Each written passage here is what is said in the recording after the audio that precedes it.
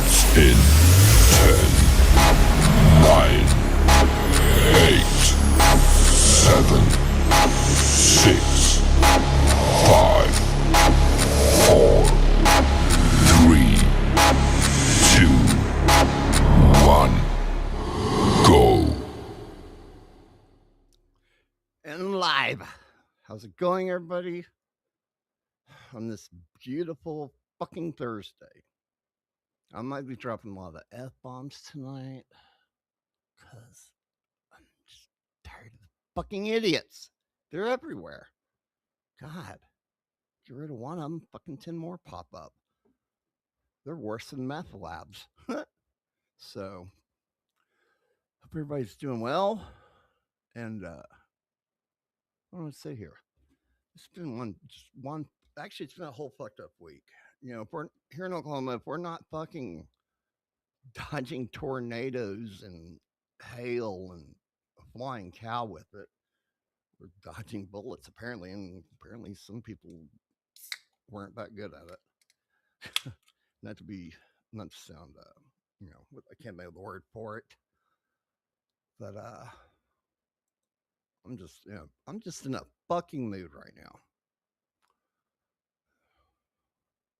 What's going on here? A friend of mine posted somewhere here. What is this? This is what I'm talking about right here. 2 women laugh at a group praising Jesus outside Rogers County Courthouse for National Prayer Day. What the fuck is wrong with people? God, fucking idiots. Let's see what this is all about. I might put it up or not. I don't know.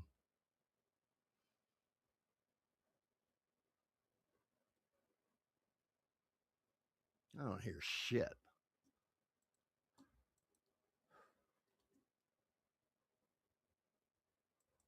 Sounds like somebody's fapping or something. I don't know. Not really. Okay. Let me go ahead and share screen here so you guys know what I'm talking about. Is that it? Yeah, that's it.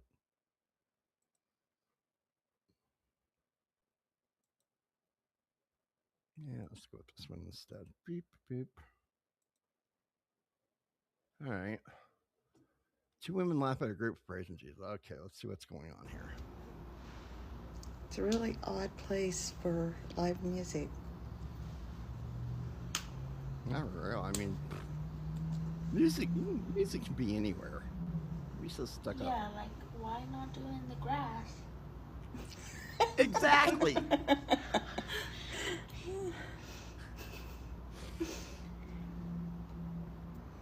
Can't hear what they're doing though.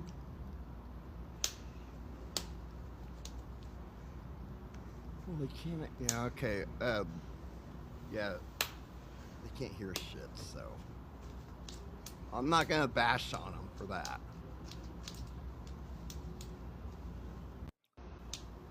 You know, they got the right to do that, and just like we got the fucking right to fucking no, we got the fucking right to laugh at them. See what else I can find on here. Oh, Jesus Christ. Ha ha ha ha. Okay, this right here. Oh boy. Oh, Jesus Christ. We'll be talking about 2 assholes here in a little bit. I promise you that. Just wait for a little bit. Wait your turn. I got enough shit for everybody right now. Fucking larynx here. Oh, Jesus Christ. Oh, old school Heather Thomas. God damn. Fuck yeah. Let's all celebrate America sooner. Let's all take a lesson from the great Merle Haggard. This song is relevant today as they sing it. If not for Trump, good times would have been over for good. God bless America. Songs are the good times really over. Okay. Moving on. Oh, God. Really? Come on, we're better than that. Okay, if you haven't seen it yet, Mark Hamill started this shit. He's I don't know what he's not using his Jedi powers very well. That's all I got to say. He poses something one of the stupid AI pics with Trump in the grave like that. So I guess they fire back with Trump actually burying his fucking ass. God. Remember when Biden was in the White House and he fucking visited and God damn the way I can't remember what he said. I don't even want to look for it. It's like Jesus Christ, Mark, why don't you just get on your knees and suck his dick already? Fuck. What's this? Breaking Evan Altman, a voting rights organizer for the ACLU and a former member of the National Democrat Training Committee, was arrested on job prawn charges. Yep. Oh, well. That happens on both sides. Hey, what's up, man? Welcome. I'm in a fucking mood.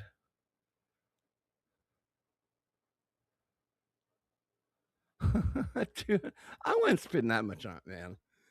Oh, I'm fucking pissed, man. They pushed a big update into Phasmophobia. And they tried to add some cool shit to it where you have more customization on your characters and shit, and it just it didn't go all that well. I mean, I respect them for what they're trying to do, but they didn't do it right, and it's just fucked up. What's this? Calls for conservatives to boycott Star Wars film Mandalorian.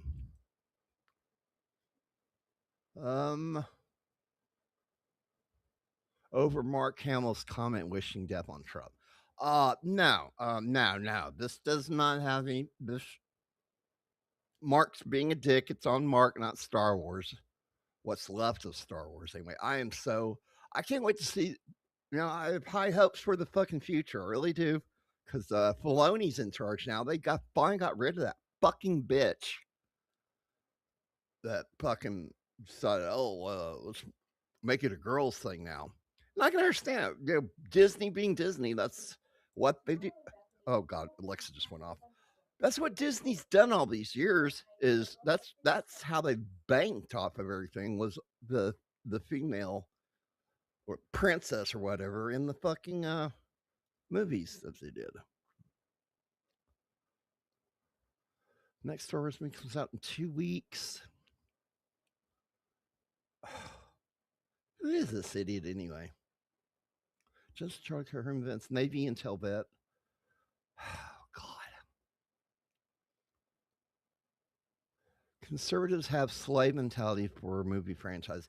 Dude, well, fuck you, dude. When you're fucking 5 years old and you see Star Wars at a drive-in movie theater, it's a double. I was telling people about it the other day. It was a double feature. And shit doesn't. I'm like 5 years old, 4 or 5 years old, and it's a double feature. And those things don't start till the sun goes down. So after Buck Rogers was over, I'm sitting there whining. Back then, didn't know too much about what the movie was or anything. And so I'm tired. I want to go home. I'm tired. Fine, I'm just going to crawl in the back seat and go to sleep. Then, and you're like, your eyes get this big around, and I'm sitting there like all night long, like, I was fucking wired when I got home. Yes, I haven't seen the trailer, but I heard all about it. And I actually was playing that game not too long ago. On a what's it on? Hell, let's look real quick. Twitch here. Oh, what's this? What's it? Guardians of the Galaxy. Hope that's one of those stupid RPG games. I'm digging a hole. I played that for a little bit. There's Alan Wake 2. Hogwarts is actually a pretty decent game. I've been having fun, especially if you're drunk and high. It's a lot of fun. I tried Bus Simulator. I didn't like that too much. Explore now. There we go. Yeah, here. I don't know. I don't know anything about the game. You see more info.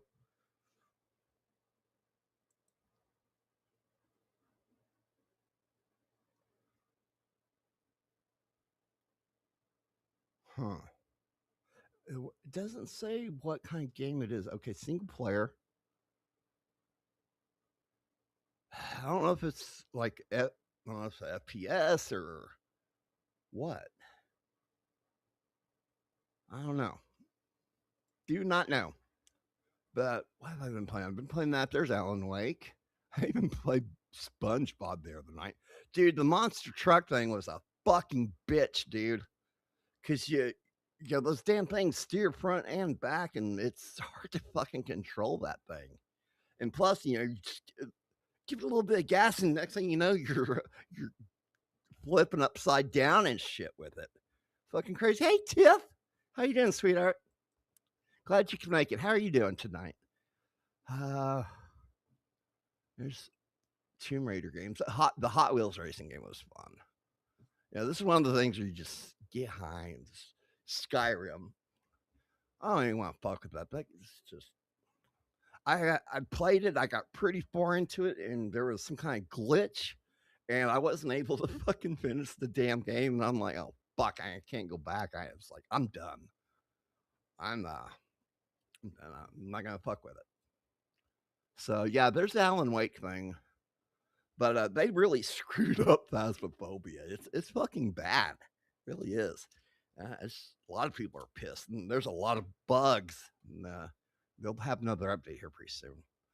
But what were we talking about? Beep, beep. Hey, honey. Sore and oh shit. I am so sorry, dear. Hey, honey. Love you. I can't remember what we were talking about now. Let me see here. What tab was I on? I don't fucking remember. God damn it. Probably on this one. Let me go back. Yeah, that's where I was at. So he calls for conservatives to boycott Star Wars film The Mandalorian and Grogu over Mark Hamill's comment. Mark Hamill's he's a fruitcake. He's done. He's not in Star Wars anymore. All conservative must. You're not. I'm pretty conservative, but you're not the boss of me. I do what I want. So did 3 loads yesterday out of the storage unit. Did you get everything out? I mean, you got more to do?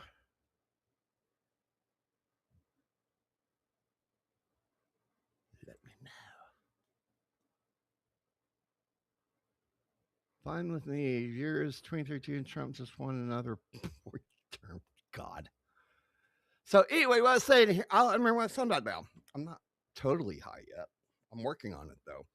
I said, okay, we had a mass shooting here in Oklahoma.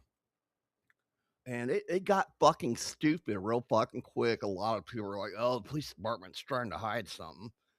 Well, we have a Lake Arcadia out here. It's not an old lake. I think the Department of Army Engineers finished it in like early 80s. So it's not that old of a lake. And it's the whole campground thing. So it's going to cost you money to go out there, but not much. So some entertainment company with DJ, let me find this shit here, decided to party out there. Mainly, it's supposed to be for adults, even though I didn't see if it said that on the flyer. I've been doing garbage filled kids cards of politicians. Here it is, right here. Come on. There we go. Sunday fun day, okay, like 6 p.m. to 12 a.m. So, they're not even supposed to be out there. They're at a pavilion. You're supposed to rent those things out, and they didn't do it. They knew what they were doing. Good vibes, good people. Apparently not. Music all night. it got bad. A girl was supposed to graduate here in 2 weeks, and she's no longer with us. People that community's like, well, we need to get together and do this. No, you need to fucking guys need to start parenting is what you need to do. So that happened. Not empty it. Hubby and I are the only ones emptying it. I wish I could help you. I would. But looks like a ghetto flyer for an underground rap concert. That's exactly what it is, dude. That is exactly what it is. And they got fucked up. So they've already somebody turning themselves in. I believe he had an AK and he had a Glock with the switch, which they're easy to put in, and it turns it into a fucking automatic weapon. So, yeah, I knew somebody that wanted to get one, and I'm like, dude, she said, get you in trouble. I'm not. Came as a key ring. I'm like, you're not. They're illegal. You can't own them. Period. I don't care if it's on a key ring or not. They're going to take you to jail. I'm telling you. Oh, there's my baby. My baby with another baby. I don't know who that is. That's pretty much what I use right there.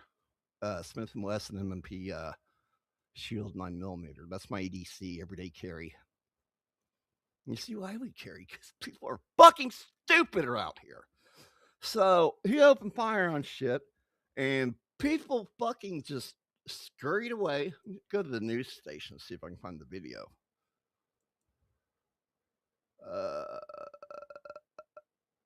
We'll be talking about you here in a little bit too, asshole.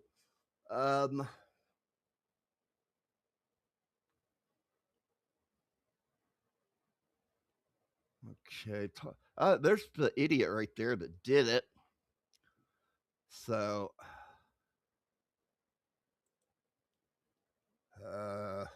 see what this asshole has to say. Arrest is not the conclusion of the investigation. Right now, here at 5 o'clock, Edmond police are sharing new details into the investigation into the deadly mass shooting at Arcadia Lake. 23 people were sent to the hospital. And that's where we begin here at 5 o'clock. Edmond police announcing today. Let's see if I can find the other videos of the party. Because it was one of those kind of parties where everybody's acting stupid, shaking their ass. They're climbing up on the roof of the pavilion, jumping on cars, and yeah, I can't find anything on that. It's one of those parties though where they're shaking their asses up and down, twerking and shit. It's one of those, and there's some gang members there. I don't know the full story. What the fuck happened? Nobody does. There's a lot of people online that was fucking assholes. Let me tell you. Oh God, you wouldn't believe this shit. It's on my Facebook page actually. On this one, this shit went racial pretty fucking quick. People were showing rumors. White people were there. It was white people in masks, and it happened at 9:30 at night. It's dark out. How do you know they were white and that? Because they're wearing masks. How do you know?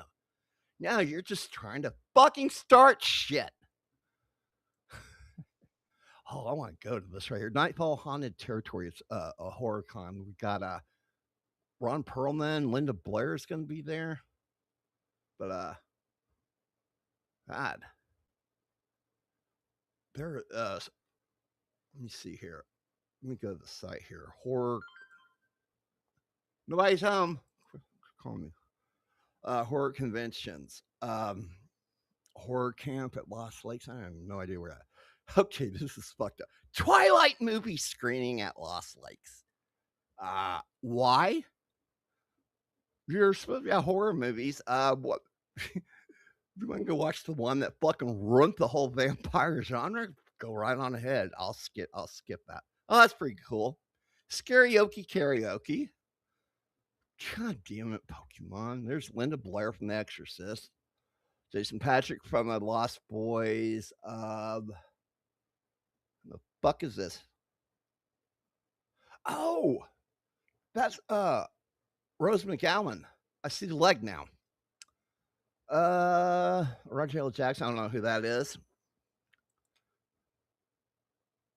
Just like Mason. Oh shit. Greg, who's this dude? From The Walking Dead.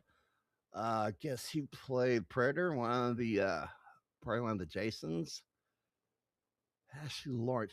Oh, damn! I haven't seen her in years from Hellraiser. What was her name? Linda? I can't remember. I care less about that shit. Fuck Twilight. Vampires are not supposed to sparkle. Jamie Presley, Ron Perlman. I don't know who this dude is. I don't recognize him. I don't recognize him. I recognize him. I've seen him in a lot of stuff before. Okay. Twilight movie screening, $80. Fuck you. VIP to watch it, $260. You guys have lost your fucking mind.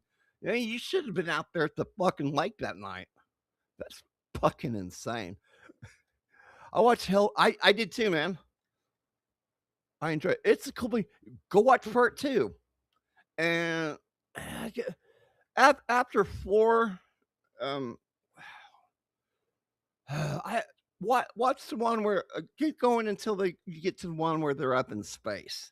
That was a pretty good one, and that's when it ends. That's after that they're complete crap. What makes you scream? Ice cream makes me scream. Whoa, look at that. I'd hit it. Hit that too. So yeah, that's just too much fucking money for fucking.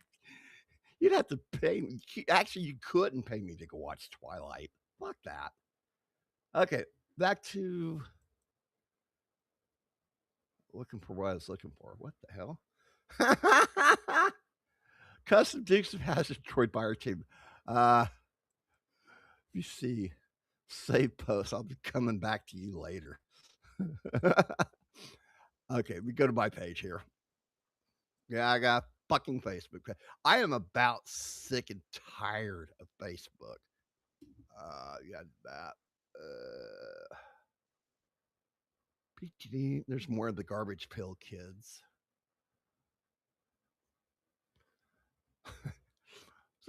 John Fetterman, the Democrat in Pennsylvania that they hate, was talking about the terrorist bullshit, mob pro Hezbollah, and how much shitheads.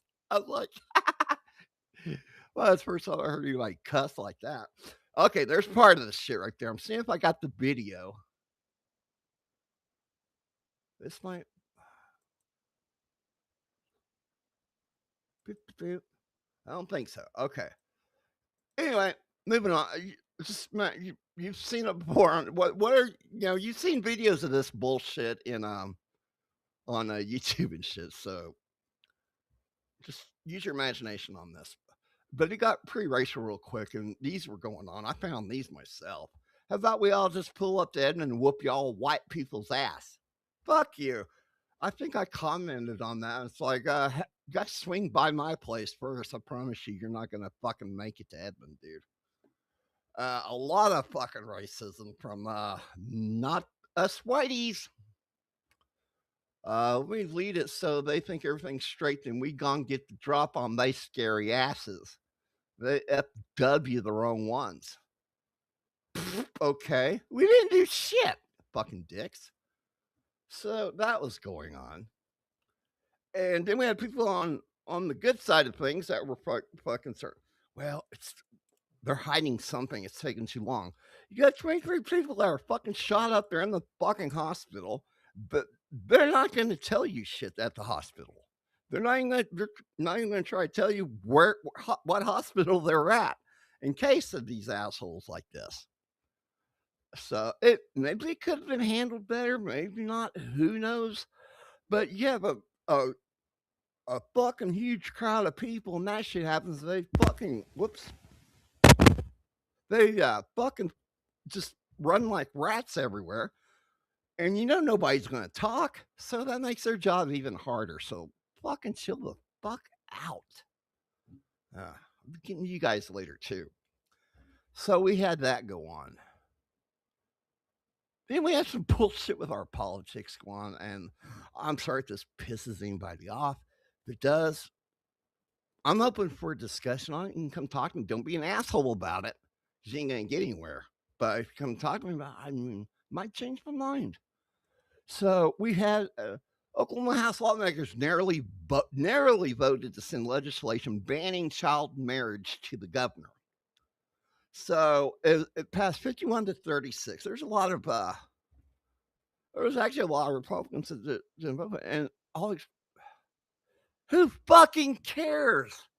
You know, there's actually a reason that with parental consent, somebody under 18 get married. Kids are going to have sex. So you knock her up. What's going to happen? A lot of times they'll know ahead of time, hey, she's not in good fucking health. She might not make it. Wouldn't you want to make sure the kid is safe and not in some fucking foster home somewhere? So it's not like in Iran and shit, and where it's 6 years old to get married or something. The legislature last session passed a law raising the age of sexual consent to 18. Okay. So, dude, you know, there are some states, I think Missouri's 15. So, they were throwing a bitch fit about that. Nah. We're evil for that. So, here's the map on this one. Is this age of consent in the United States? A lot of Democrats say 16 and up there, 18 California, 16 Nevada. I don't think some of these are right. Age of consent, legal age of consent. Let me see here. Okay, this one I was looking for. Marriage age requirements by state. Alabama 18, 16 with parental consent. Alaska 16, Arizona 16, Arkansas 17, California, guess what? No. They ain't got shit. No minimum with parental consent. How? God damn, dude. You guys are fucked. Your whole state's fucked up. Colorado 16. Connecticut and Delaware, it means they don't have it. You ain't doing it. Florida 17. Hawaii 15. Idaho. All these states on down to Kentucky 17. Louisiana 16. We're back up 17. Mississippi 15 years old for females, 17 for males, or younger with court approval. So 16, and it goes on. It bumps up and down. But they're trying, you guys are perverts and you guys are evil and this and that. And it's like, dude, shut the fuck up already. Who gives a fuck? This is one of those things too that it's like, I actually knew about it and I've known it for years, but it's never came up ever. So what's your fucking problem? Fuck. So then they'll try to use our education against us. Yeah, we're like 49th or 50th in education. We're at the bottom rung. But here's the fucking deal. Every state's got kids graduating that can't read and write and shit like that. We're no different. But there's other reasons that put us on the bottom rung of the ladder, like teachers' pay and shit like a few other things. Doesn't mean we're a whole state of fucking retards like they try to make us out to be. So, fuck them. What else did we fucking do this week? God, it's been one of those fucking weeks, let me tell you. So, let's get to the fucking Muslims. And then we're going to move on to the fun stuff after that. Because I'm fucking sick of it. I really am. God. Excuse me for. I need to find my babe because I need a fucking hit or I'm gonna fuck kill somebody. I mean it. I'm crazy. I feel better now.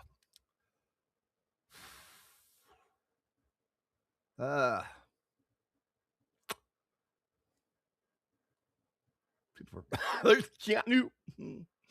So, oh my god. So, it's a fucking big deal right here. Well, actually, Florida started on the shit. The Islamification of the world, and I mean, we've watch it. It's happening over in fucking Europe and shit.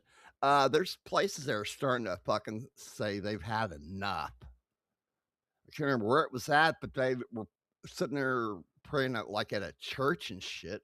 What's this right here? This Muslims in Plano, Texas are literally bragging about Islamic takeover. And oh god, Ohio fucking or it might have been Oregon that bottomed out big time on that one. Oh my god. Muslims in Plano, Texas are literally bragging about Islamic takeover. I see 3 young military-aged. Why aren't you dressed like Americans? You're wearing dresses like women. Sharia law. Police protected the mosque had to pull the men away.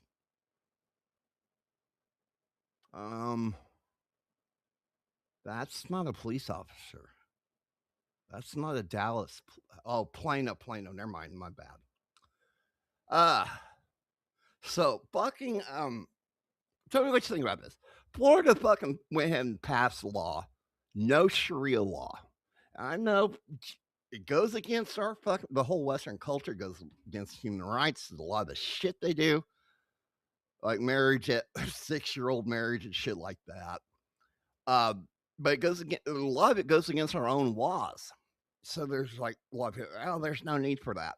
Well, it's happening, and this is sending them a warning shot. And if you ever, I'm going to get to what's going on with all this. And you'd be surprised here. What the hell is that? Black people started wearing their pants low. White people called it sagging. Spell sagging backwards. Those sneaky little white people were the white devils. There goes. For real violent speech. What the fuck is that, Elon Musk?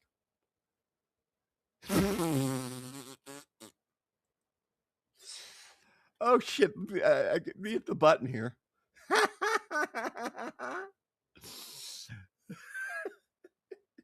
With Homo erectus grip. I am. Oh my god, that's fucking funny as fuck. I don't care who you are. Sure. Repost if I'm bookmarking it too, because I'm going to get back to that later. Oh god, I am openly. What's this now? Jewish lesbian running for Georgia State House. Hi, I'm Aaron Baker, and I am an openly trans Jewish lesbian running for Georgia State House. Hi, I'm Aaron Baker, and I am an openly trans Jewish lesbian. Anyway, moving on. Oh my god. Yeah, we've known they've been paying protest. Woo, look at that shit move. But okay, anyway, so they're pissed. Now, in fucking Texas, they've got 400 acres outside of Dallas, and it's a 400-acre fucking community for them. That goes against our housing laws. You can't segregate here. You can't deny people. You know they're going to do it, though, because HOAs do it all the fucking time and they get away with it. People are pissed. Now, you have to think about this real closely, too. Freedom of speech. We got freedom of religion here. But you know what? These people come to our country. they don't assimilate. They're bringing their country here, and they're doing it, and they're doing it on purpose. I'll show you because I got the receipts. I wouldn't be making shit up if I didn't fucking know. Oh God, this is weird. You remember this bitch? She's the governor of Los Angeles. Okay, she's being beat out. That's her. How do I make it big? I guess I can't. There it is. That top line, if you could see it, was the dude, and she's all the way down at the bottom. She's getting her ass kicked, and all of a sudden, right here, boom! Look how that shit just changed. That's like something's not right. That's kind of fucking weird, you know. Well, there's it's almost. Oh shit, that's got tits on it. So you hear all the time that they're trying to take over, and a lot of people argue that they don't. But look what's happened over in UK and shit, and a lot of other countries. Poland said "fuck you" already, and they mean business. They won't fuck around. They'll shoot your ass. So what's this? It's the shocker, don't rocker, Spocker. Ha ha. It's the shocker, the Spocker, and the all night rocker. Reason to date a Jewish chick. She knows it's small, but will tell everyone who asks. It feels like 6 million inches. Okay. Yeah, I'm just fun going down the. Hello. That's a big fish. I bet it is, baby. Come on, there's no moose knuckle or camel toe. What the hell is she doing? That's a fat boy. Holy shit! Damn! Hooks him. See those tips? Damn. That's fucking bad. Oh, we got another one here. Okay. We laugh at a fucking great white just grabs her fucking ass.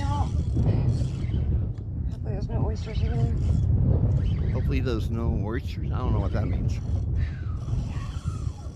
I eat the best. Nice fish. Hopefully the other rod doesn't go off. Here.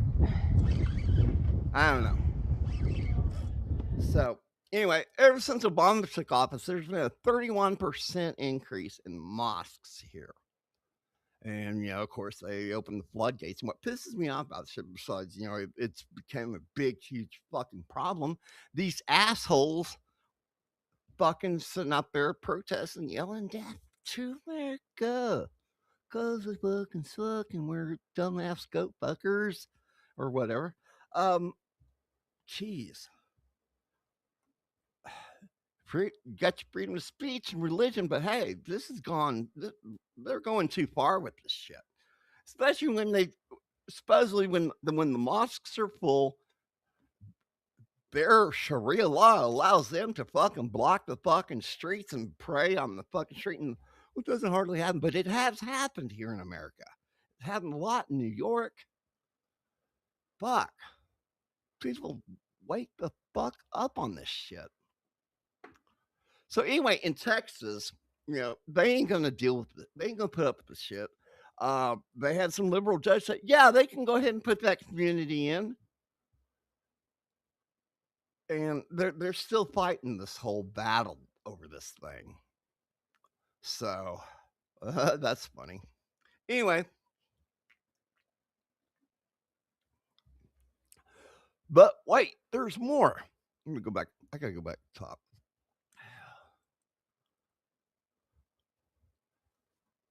Shit, why didn't it go up there? Fuck you. Okay. Oh, I should just went to profiles. That's where I was going to go. They did this week. Should be right. There it is. Okay. Texas, in Grand Prairie, Texas, I used to live there. They opened up a water park. I think they said it's like the 3rd largest water park in the world. I don't quote me on it. You have to look. But goddamn this fucking chair. Ugh. Part of this water park was paid for with taxpayers' money. It was voted on, so it's all good and everything. And they thought they were going to take over and have this event, DFW Epic EID at Epic Indoor Park, Muslim only event with food $65, without food $55. Monday, June 1st. Kids 3 and under enter free, but must be accompanied by a paying adult. Exclusive access to Epic Indoor Water Park for one day only, for Muslims only, a family-friendly environment. Where they pronounce it, food will be served with food ticket, modest dress code. Closed to the public, private prayer area is closed to public, Muslims only. No. Bad goat fuckers. Bad. That's bullshit right there. I'm not going to try to look for it because I wouldn't know where to start. By dress code? Oh, shit, dude. They pretty much, the women will be swimming in their clothes, pretty much. So, yeah, that's pretty fucked up. The governor stepped in and it's like, no, we're not going to let you do it. We're going to yank your funding, which is I think it's like, I don't know, it's a pretty good chunk of funding. And they changed it to, oh, okay, anybody can in, but they got to follow dress code. And then I think they just flat out canceled it. So hooray for us, we won one. So that's happening. I know they're trying to open up a mosque here, but ever since Obama was in office, it was, like I said, 31% increase. And you hear that shit all the time that they're here to take over the world. Oh no, no. Sharia law's not what you think. The hell it's not. Because you may or may not have heard of this, but it is a thing that I can't remember the name of it. I haven't been able to find it, but I found out what they're talking about though, which is it's okay to lie. It's okay to, in their whatever it is. They there's 3 reasons it's okay to lie, and one of them is during war, deception. And so, no, you're just misreading it. No, we're not, assholes. We're reading it right. So, see here. Sorry, I'm bouncing all over the place here. Let's take another smoke break here. I gotta quit bumping that. Wait a second. I think nope. Oh well, it'll be in my fucking history, so it ain't gone. I don't think. That's funny right there. Wait till you hear that shit. I need to close some of these things down.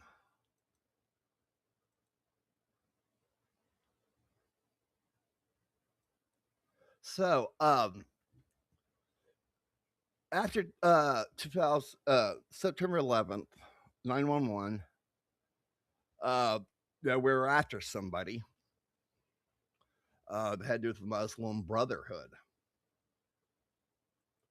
as funding that bullshit. I need to close this shit. Good Lord. What's wrong with me? Let me go to my history right here. Let me stop sharing this.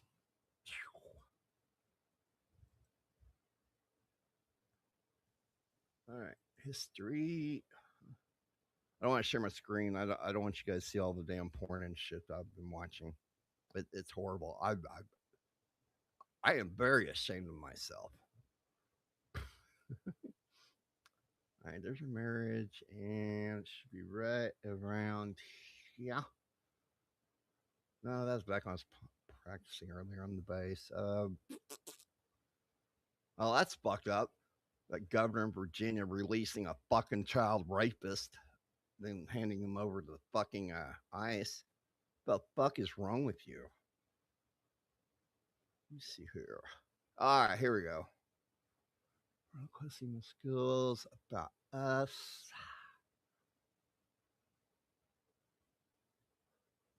Communist Party, Palestine, flag shit. Come on, it's right around here somewhere. Okay, I think I found it. The guy, they raided his place where he was living at, and they found what's called the project. I'm going to show you what that is.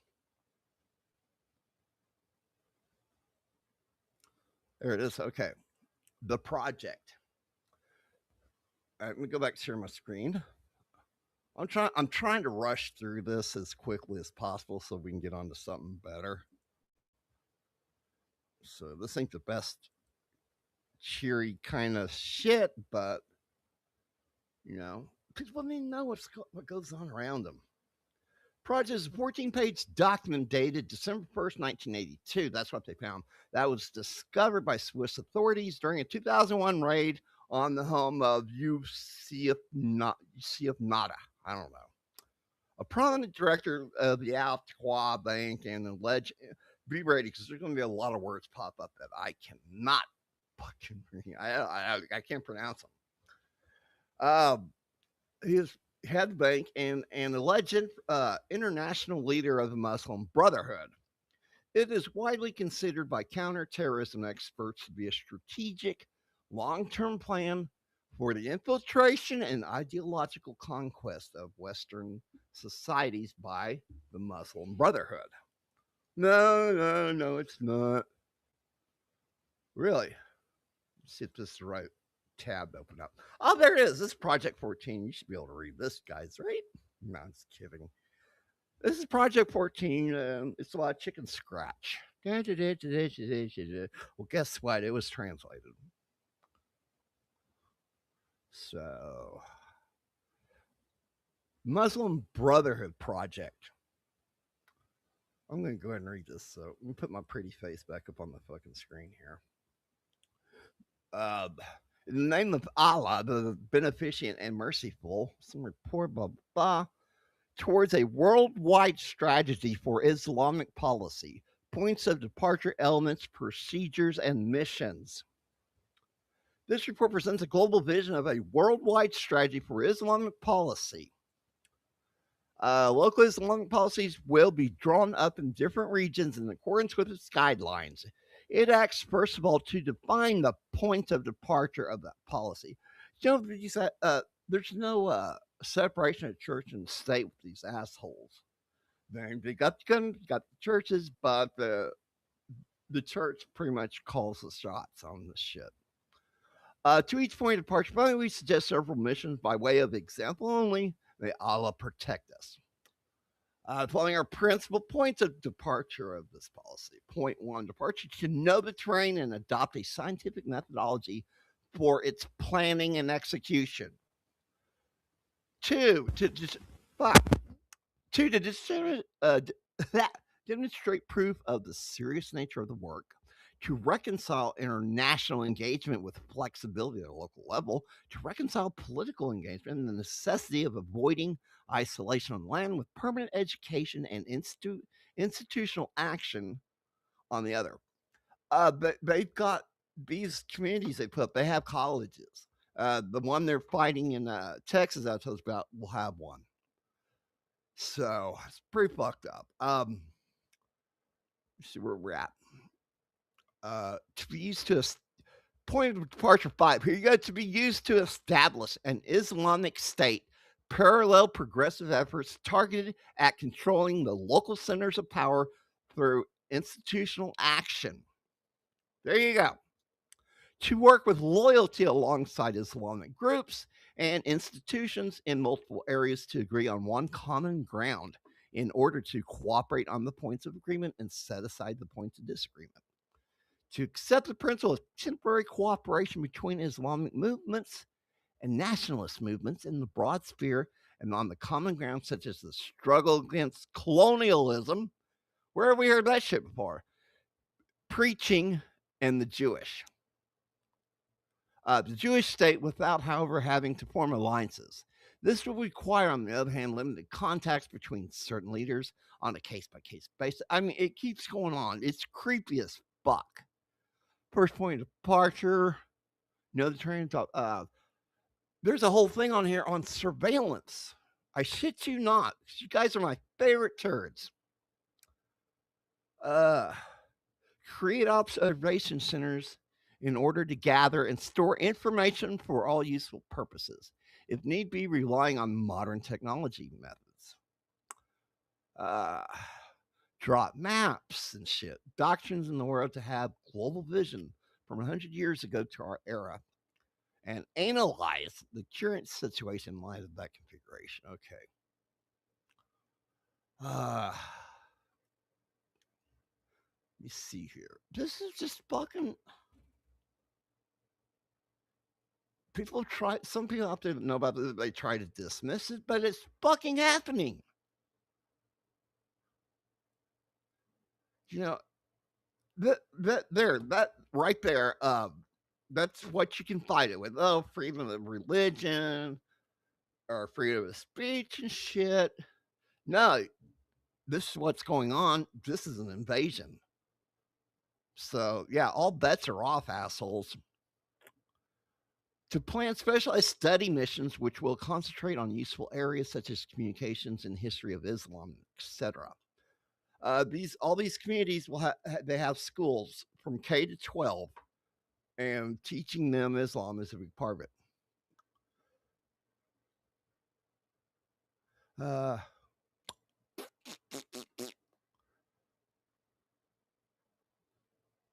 To create a certain number of economic, social, healthcare, and educational institutions using available means to serve the people within an Islamic framework. We can keep going on this, or we can go ahead and get the fuck out of here with it. Prepare scientific say they're fucking. Look up the project, and you'll find it. To accept the principle of temporary cooperation between Islamic movements and nationalist movements in the broad sphere and on common ground, such as the struggle against colonialism, preaching in the Jewish state without, however, having to form alliances. This requires, on the other hand, limited contacts between certain leaders, case by case bullshit or whatever. To combine all efforts against the supreme forces of evil in accordance with the principles that one must battle one evil with a lesser evil. That right there is fucked up.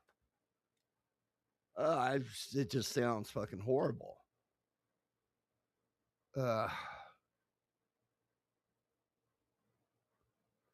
this is their whole thing about how to fucking do this, and it's already happened overseas, over in Europe and shit.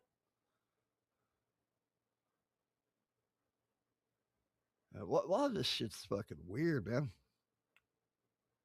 Oh, here we go. To adopt the Palestinian cause as part of a worldwide Islamic plan, with the policy plan and by means of jihad, since acts as keystone of the renaissance of the Arab world today. Jihad, okay? To provide an Islamic view on all parts, problems, and solutions relative to the Palestinian question based on the precepts of Islam. To prepare the community of believers for jihad and the liberation of Palestine, one can lead the Ummah to realize the plans of the Islamic movement. Above all, if victory is ours, if God wills it.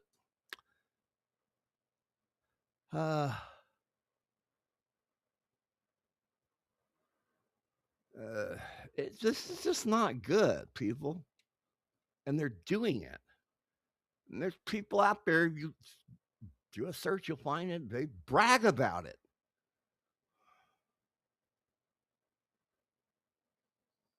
To conduct comparative studies on the Crusades in Israel, victory that will be that of Islam. victory they're talking about. Victory, that means you're fighting something. If you're going to win, you think you're going to win.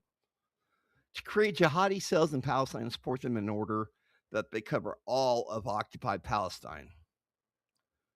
Right?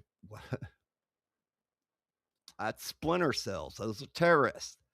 Support them more that they cover all of the occupied Palestine. That means they'll be out up and around up in Israel's asshole. So I mean, this bullshit just keeps going and going on this. Oh, we're finally at the end of it. But you can look it up and you'll see it in there.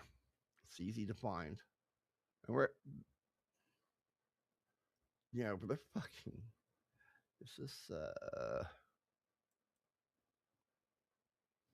see here.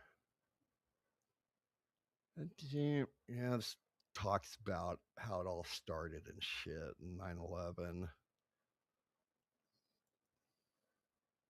So, investigative project. Oh, that's the one. Okay. The Brotherhood's westward expansion. More proof of it. So, I tell you what's funny though, when I was researching this shit, you should see what I found. It's fucking funny. I hope I didn't close it. There it is. Okay, I just did a Google search when I was doing all this because I heard, no, this doesn't happen, but it does happen. I looked it up, get my information, and I asked, do Muslims pray in city streets and block traffic? Yes, they do. Survey says a reason when mosques are full doesn't close or during major Islamic festivals. It's okay to do it if they're full. So, is power or a public display of identity, while others see it as a show of devotion. Critics, particularly in Western countries, argue that blocking roads is an unnecessary disruption that hinders emergency vehicles and infringes on public space. Such events have led to calls for bans on regulations in some locations, such as Quebec. Islamic viewpoint on disruptions. While the whole earth has been made a place of prayer, Islamic teachings also emphasize avoiding harm to others, with some scholars and clerics saying that if possible, public roads should not be intentionally blocked. In many Muslim majority regions, it's fucking common, they said. So, now the funny stuff started coming up. So, this is what we're doing. Here's Facebook about them praying in the street. What was my next thing that was coming up? Do Muslims wipe with toilet rolls? I was like, what the fuck? Yes, many Muslims use toilet paper, but is typically used to dry the area after washing with water.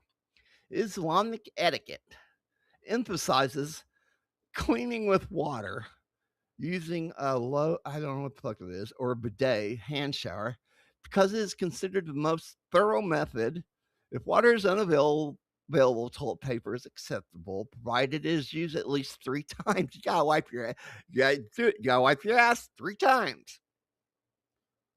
This turns out that it just doesn't work with that. Key aspects of Islam.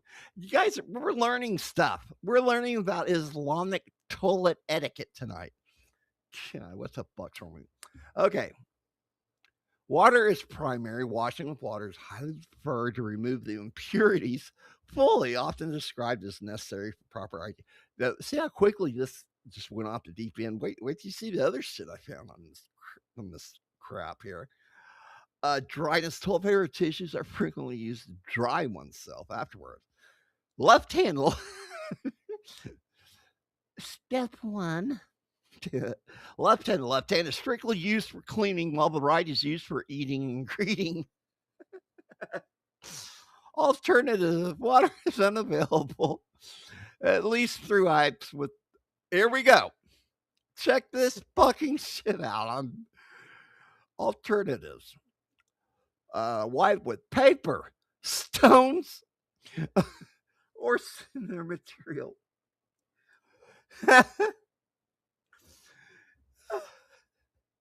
Go wipe your fucking ass on a rock, okay?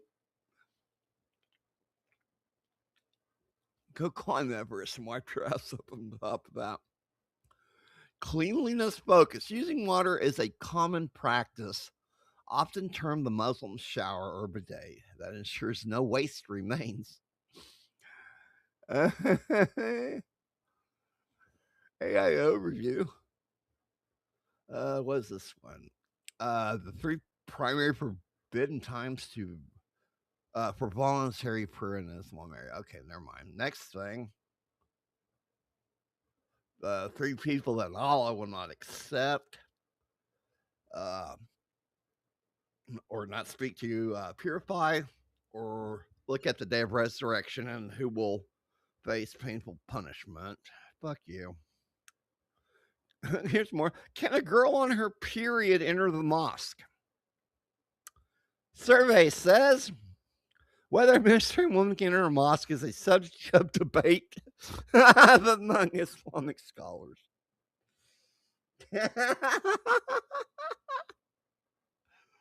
Oh my God, they debate some pretty fucked up shit. Oh my God. The majority of traditional scholars prohibit entering and and staying in the main prayer hall, while some alternative modern or minority views allow it, especially for God damn. This one asks, can husband and wife shower together? Let's keep going here.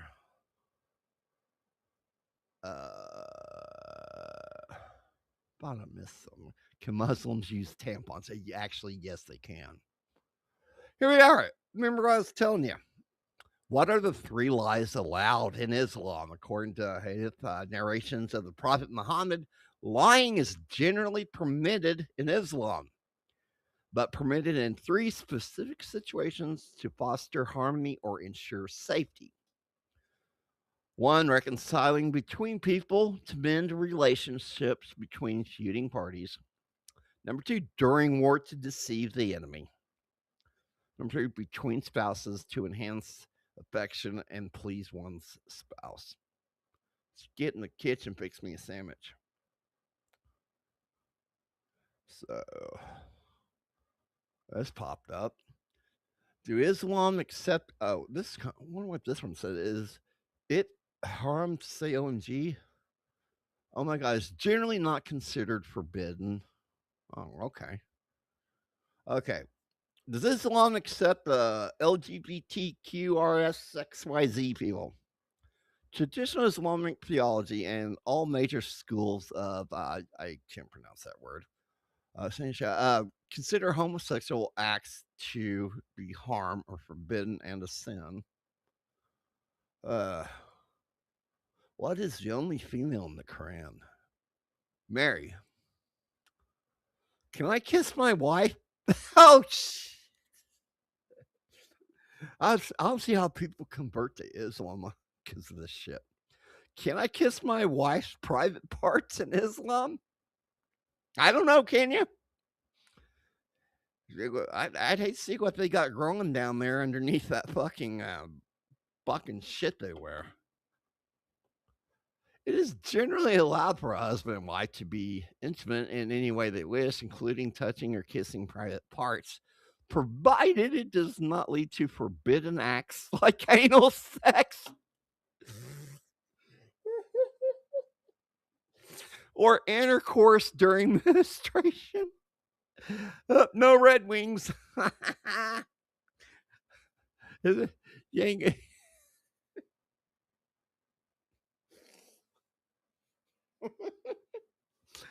It's generally allowed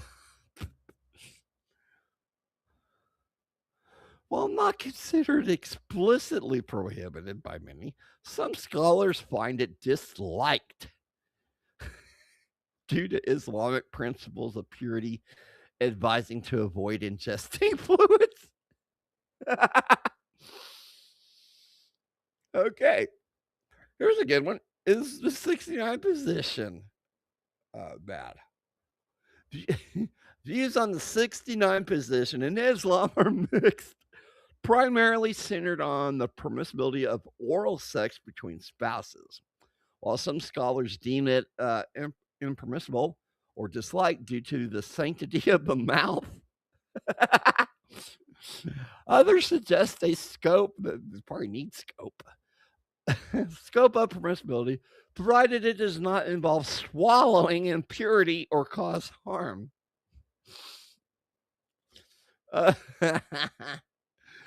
Can a husband shave wife private parts in Islam? Yeah, you can do that.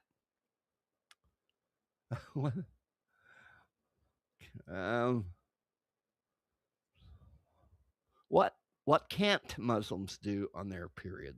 Survey says relations during menstruation are prohibited.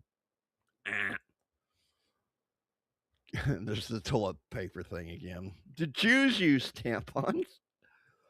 Fucking, I think the AI needs to be drug tested or something.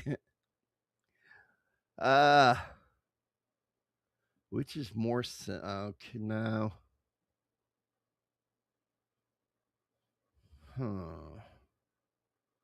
Can Muslims be lesbians? That's LGBTQRS shit. There is no simple yes or no that represents all Muslim beliefs. Make up your fucking mind, okay? What does the Quran say about lesbos? Quran does not explicitly mention lesbians or female same-sex relationships, focusing instead on the story of Prophet Lot and men's same-sex acts. Oh shit, hold on. I gotta take another hint. I can't do it.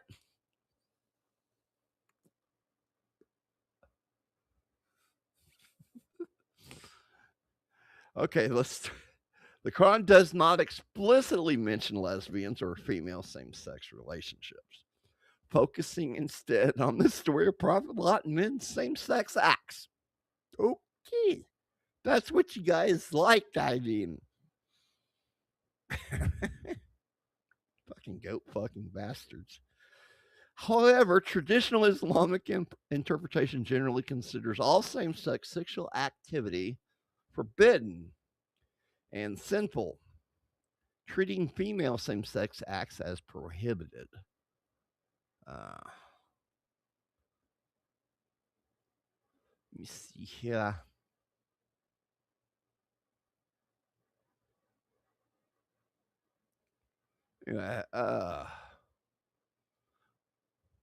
Which female name is prohibited in Islam?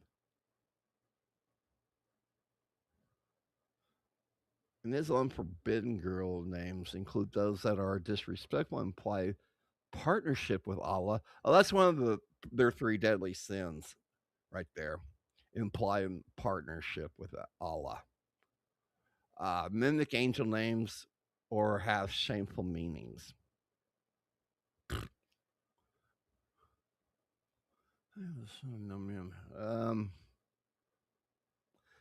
How to satisfy yourself before marriage in Islam. In Islam, sexual satisfaction is intended solely for marriage. Before marriage, Muslims are advised to manage sexual urges through fasting, especially Monday through Thursdays, lowering the gaze, avoiding temptation, and focusing on spiritual growth. You want to talk about growth? Okay. To maintain purity. Fuck that. Yank it like a monkey in a mango tree, motherfuckers. Can I kiss my wife's nipples in Islam? He may enjoy his wife in whatever way he wants, such as kissing, touching, looking, etc. Bend over, bitch. You're getting it up the ass tonight. Back up that dumper. You can't say no. Uh, well, what's forbidden to do in bed? Fuck while she's on her period. There's no particular rules and laws in foreplay or intercourse. Okay. Sexual. I don't even want. What is this? 63? Oh, 63rd chapter of the Quran. How often do Muslims shave pubic hair? Remember how I told you guys how this all fucking started? It's all about them. Do they pray in the fucking streets and block traffic? And look what this has led us to.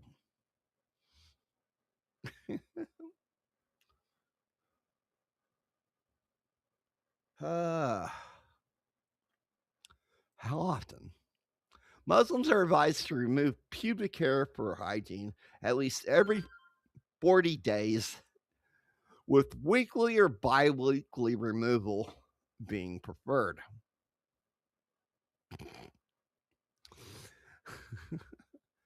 Particularly before Friday prayers. That means you're getting your ass tapped on the weekend. It's considered highly disliked to exceed 40 days. I'll tell you what. Porn now? I don't know why I'm mentioning that part because that. The way it looks good now. High def. Man, they missed a couple days of shaving, and it looks like somebody just dumped a bunch of pepper down there in the crotch. You can see every little bump and see it starting to grow out, and it's like, dude, fuck. I'd rather have the VHS version, so you can't see that shit.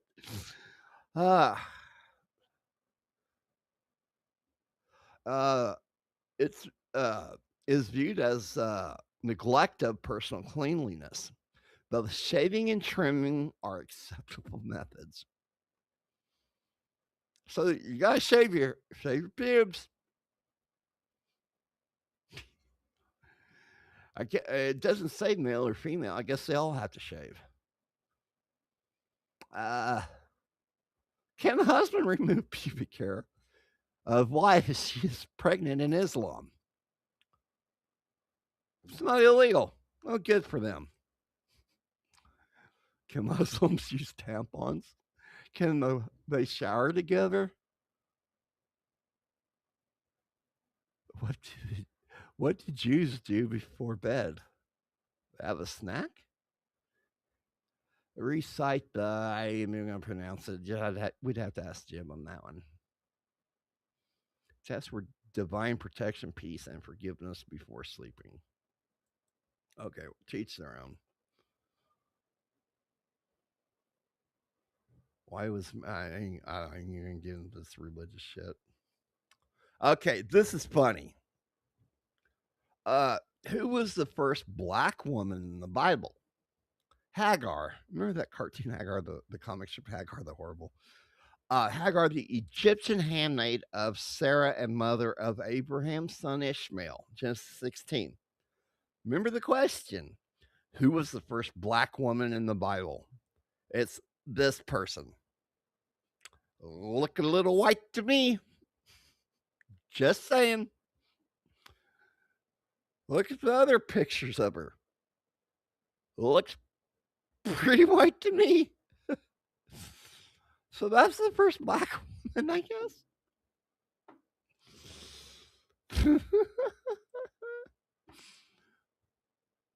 Oh, what's this? Oh. More white people.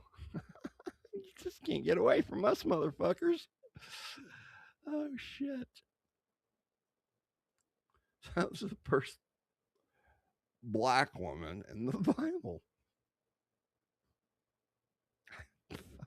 Don't look Black 3. Okay, what else is there on this?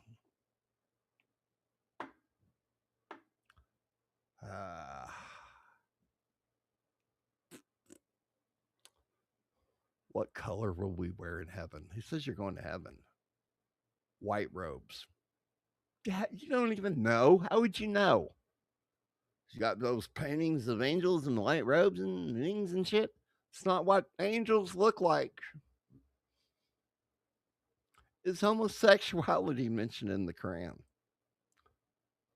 It does not explicitly mention homosexuality as a modern concept or identity. However, it condemns specific same-sex acts, primarily through the narrative of Prophet Lot, whose people are described as engaging in sexual acts with men rather than women. Maybe it's got tired of the bitching, which the text labels as abominable and transgressing act. All right. Okay. White religion's declining the fastest. Christianity's declining big time. And I think we're almost at the end of this right here. I'm not saying anything too stupid.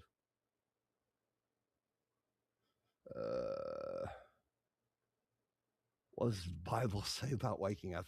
Who knows? I didn't even look at them.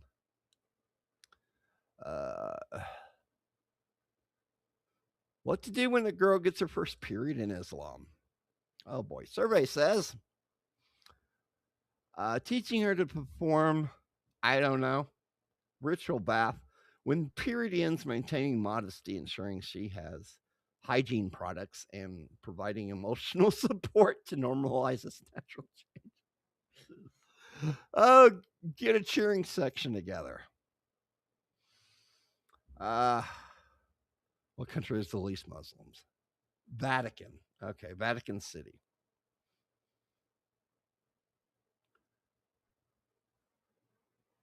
Huh.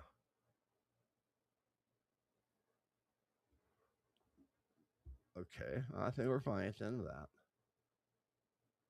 So, yes, they pray in the streets. Right? On spaghetti night?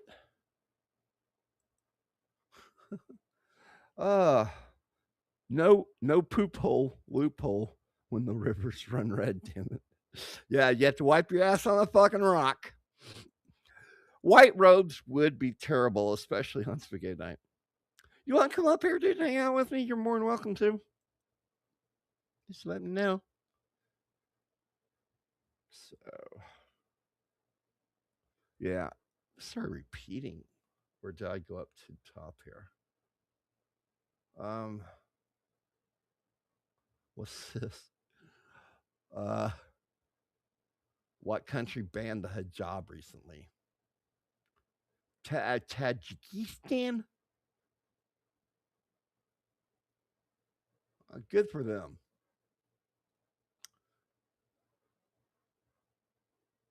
All right.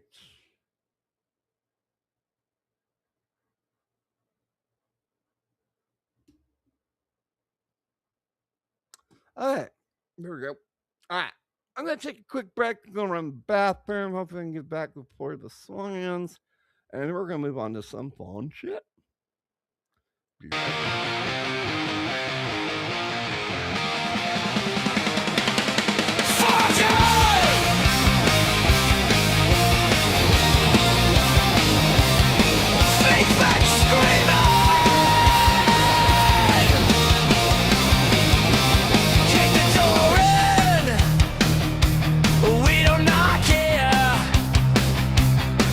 Chris Thompson on the mic, make it crystal clear.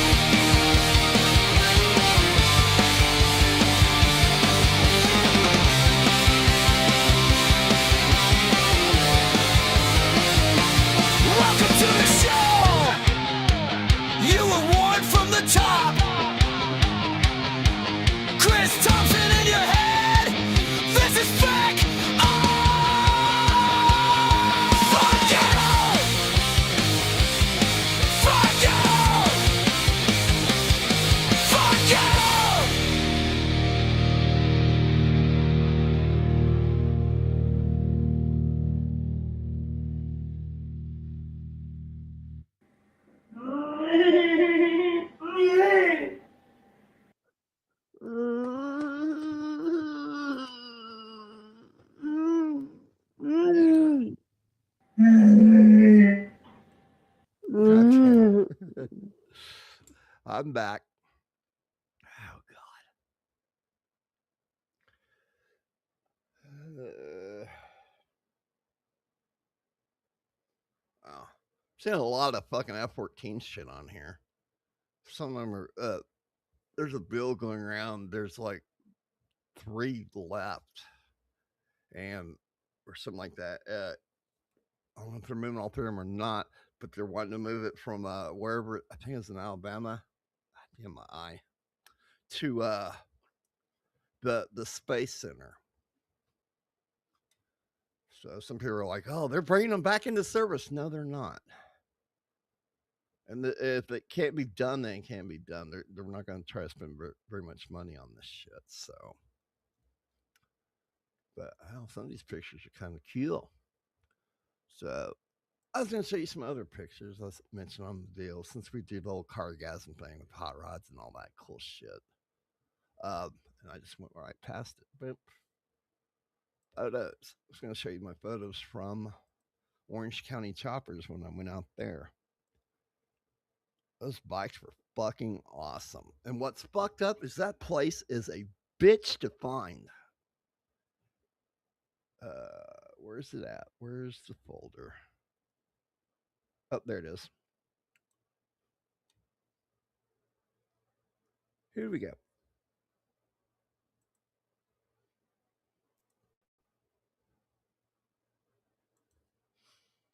Okay, over there. So, me and my friend, we were working together. His name is Jason Cochran, great guy. I missed you, Jason. Hell. There's the front of the building. Stuff. It was a pretty cool trip. Little Christmas bike they built. I remember when they were doing. Remember when they was doing those biker build offs, and they had God damn, what was his name? Was it Jesse James or whatever? With West Coast Choppers, you know, being a fucking dick, which he is a dick, but he proved he had a valid point. His bikes are meant to be ridden. Orange County Choppers aren't. They're just show bikes. Those gas tanks don't even hardly hold much fuel in them. So, I remember exactly what that one is. I think it is having something to do with the Dallas Cowboys. I think that, you know, Papa Tuttle is just about, I think they said he almost ended up having to file bankruptcy because he would go back and do these bike builds for people for whatever, and he would buy them back. I can't remember what that one is either. That's the Gillette bike. It's got a hit. It's pretty cool because there's no gas tank on it. There is, but hard to find. It's somewhere up in there. That is fucking wicked, though. If you look at these bikes, they just don't look. That your ass is not gonna like that. I can tell you that already. That was pretty cool. Even though the movie sucked, that was the Aragon bike. There's the Black Widow. That thing was fucking awesome. There's me with short hair and a fucking Spitfire shirt with the pentagram. Oh shit! Remember what bike that? Oh, that's still the Black Widow. That's Aragon bike. Lance Armstrong, the bike, the bicyclist or whatever. That's the Cherokee, the Army bike. God, I haven't looked at these in years. I'm surprised. That's my buddy Jason, man. I love that dude. They usually paired me and him up together. We kicked ass. He had this fucking, I don't know what it was. He had to steal my bike flashlights. You know, we'd go check out a place. He might have bought one or not. I don't know. But it's the weekend. We're chilling. He's talking to his wife. And she can hear me in the background. This is Cochran. Jason bought another flashlight. I tried to stop him. That's funny as hell. That bike, I can't think of the name of it. These are the bikes that they actually sell. Not bad. I think that's Mikey's. No, not Mikey. They had that one guy, that one mechanic. I can't think of his name. Even Junior's bike is up in there somewhere. There's the Newark police bike. God damn. Oh, Vinny. That's it. That's Vinny's bike right there. Vinny, he was fucking cool as shit, man. New York bike again. Cody Project, old school. I can't think of what that one is. Don't know. Easy Rider. That's what that one is. Indian. Don't know, but it's kind of cool. A wooden chopper. But yeah, these things are fucking cool. The one they did for, what is it that does bowling? Fuck, I can't remember the bowling organization. Whatever. That's the guitar. This is where it gets a little emotional on this part of the tour. That's the memorial bike that has a piece of the World Trade Center on that bike.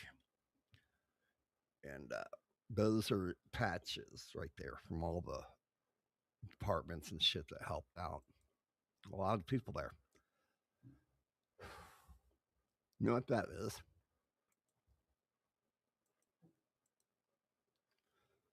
So, yeah. That's a very expensive paint job. God damn.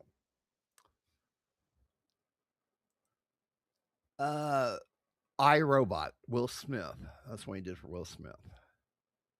Same one.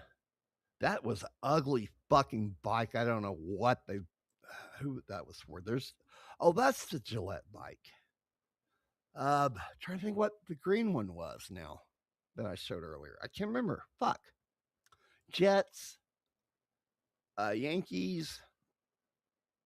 Whoops, almost lost control of my mouse here. Yankees. New York Giants. I cannot tell. I had to do with that aircraft, I think, because there's a bomb that it had the bullets. I can't think of the name of it. So that's the end of the tour for this. Okay. So let's find some fun stuff to do here. Find some videos. Oh boy.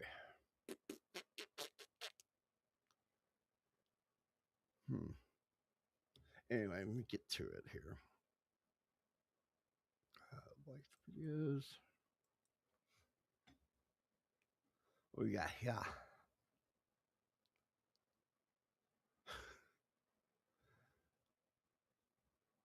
Where do we want to start? That's something fun to do right there. Since we had Star Wars Day, I wanted to play this the other day and I forgot about it. I didn't want to look for it. There is this guy, I think he's some kind of engineer, lives over in the UK that builds a lot of shit. Some Star Wars shit. There's a whole variety of stuff. So he decided to build the AT-AT walker in his backyard.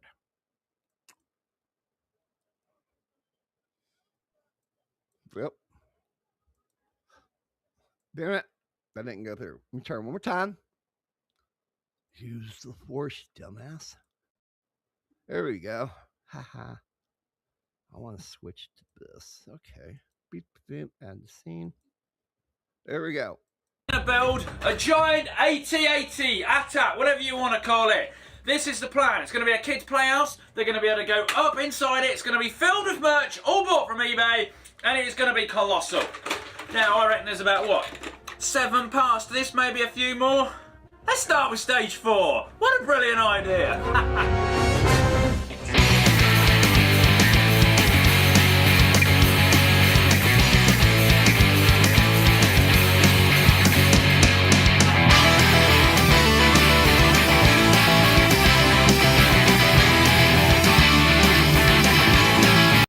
That factory is in full swing. Rick on the vendor, we got Rico cutting stuff in the background. Basically what we're doing there is the feet of the AT-AT. We've got these little frames, look. So you can see there, that one's kind of nearly made up. And then we've got these other two here, which are coming on rather nicely. And then we're going to kind of clad them in wood, because you can't do it in metal, it's going to take ages and weigh an absolute ton, we'll never be able to pick it up. But yes, progress is good! Now then, where's my other little apprentice? Tell me what to do.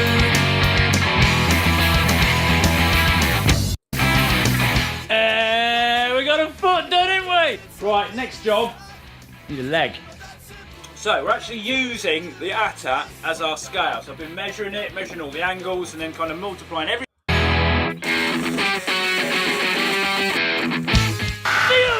I hope this fucking music ain't gonna give me any more trouble.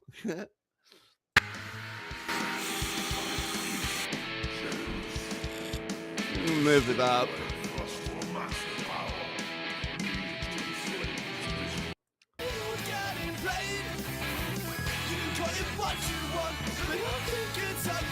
Wow, that's cool. Now, let's not forget, this is actually an eBay project. And unlike other builds where I just buy a few things off the site, with this, I'm trying to buy everything. Now then, it's not practical, of course, to get that much steel and wood online, but everything else, they've got us covered. Getting all the paint, screws, fixings, got these little louver things to screw on the outside to make it look a bit more ATAC-like, and to proper get in the spirit of things, look at this, look. Stormtrooper helmets, like proper decent ones. Nice. Here we are, look, the Imperial Beast is taking shape. Legs, detail, got a platform, got some steps, look. I'll come this way. These all work off a winch, so it goes up automatically. And you're going to come up here, out, and then you come out to the top. And there we are. All it needs now is a body and a head.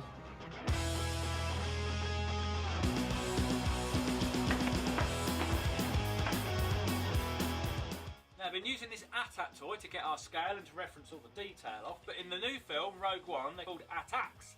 ATACTs, and now we're on to the top bit. This is where it gets slightly different, because they've got like this little orange cargo door on the side. I liked Rogue One. Rogue One was a hell of a movie. Different shape, and it has got a little bit of a different face on it. So, Mr. ATAT Toy, you have served us well, but you are no longer required. Here we are, look. We've got the centre of our ATAC. We'll come in here. It's all right. You can just have a about stand KV up too. in it, but it's for kids, remember. We just got to apply it. Take it to bits, put it up, screw it off, boom. But you ain't gonna see that because it's a surprise. There we are, made it a little bit more child friendly. Added a little safety rail. It's not normally the sort of thing I'd do, but you know, probably best.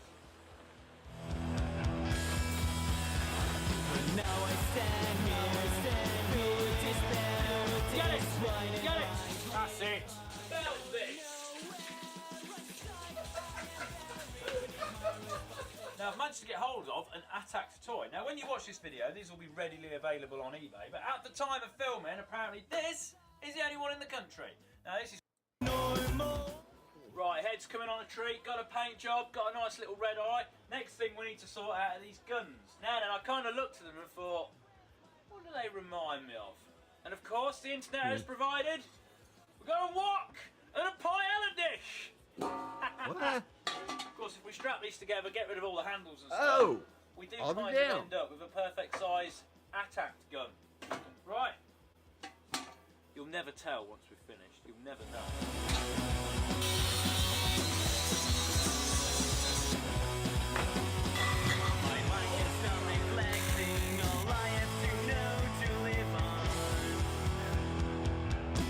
That's a pretty cool idea of using that.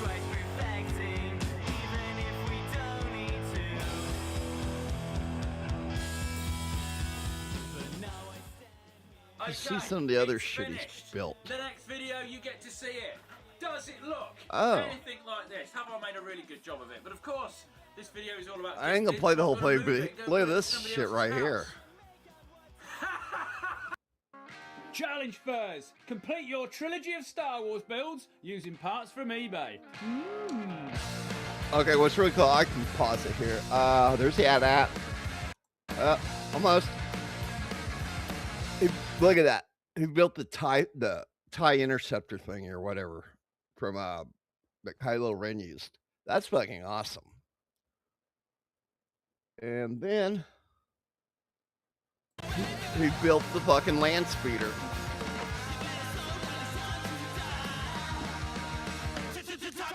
So, yeah, that's fucking awesome.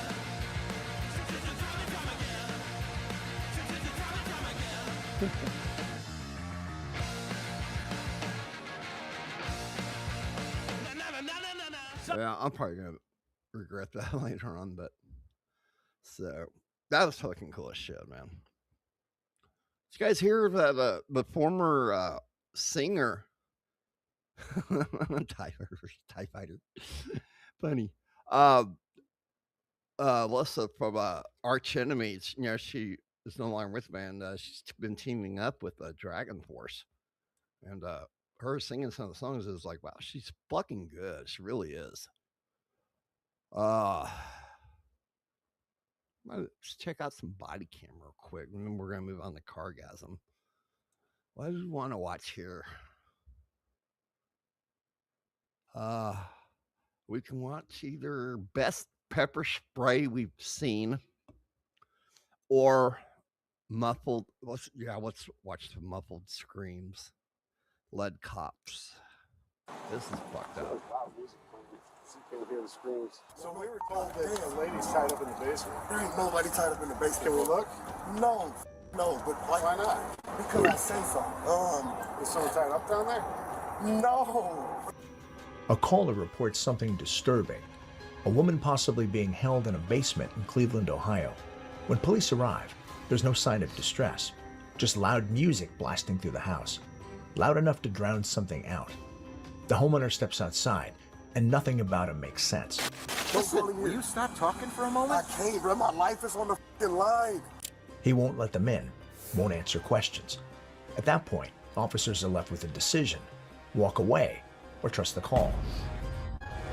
Because if someone really is inside, they don't have much time. And that decision almost cost someone their life. You hear it? Twin, please. Where are you at? She's under. There's a thing under. Remember I shot last night? Do you need help? All right. Oh my gosh. I'm terrified. This is fucked up.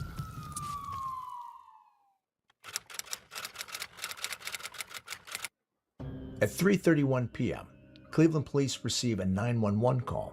A woman reports something disturbing, something she heard from a stranger. That's what's going on. A girl just ran out to me out the house. She said that it's a lady in there. The guy's beating her with a gun and stuff, an older lady. She said that she physically seen the lady. Officers are dispatched to West 97th Street. They arrive at house number 3177. Police.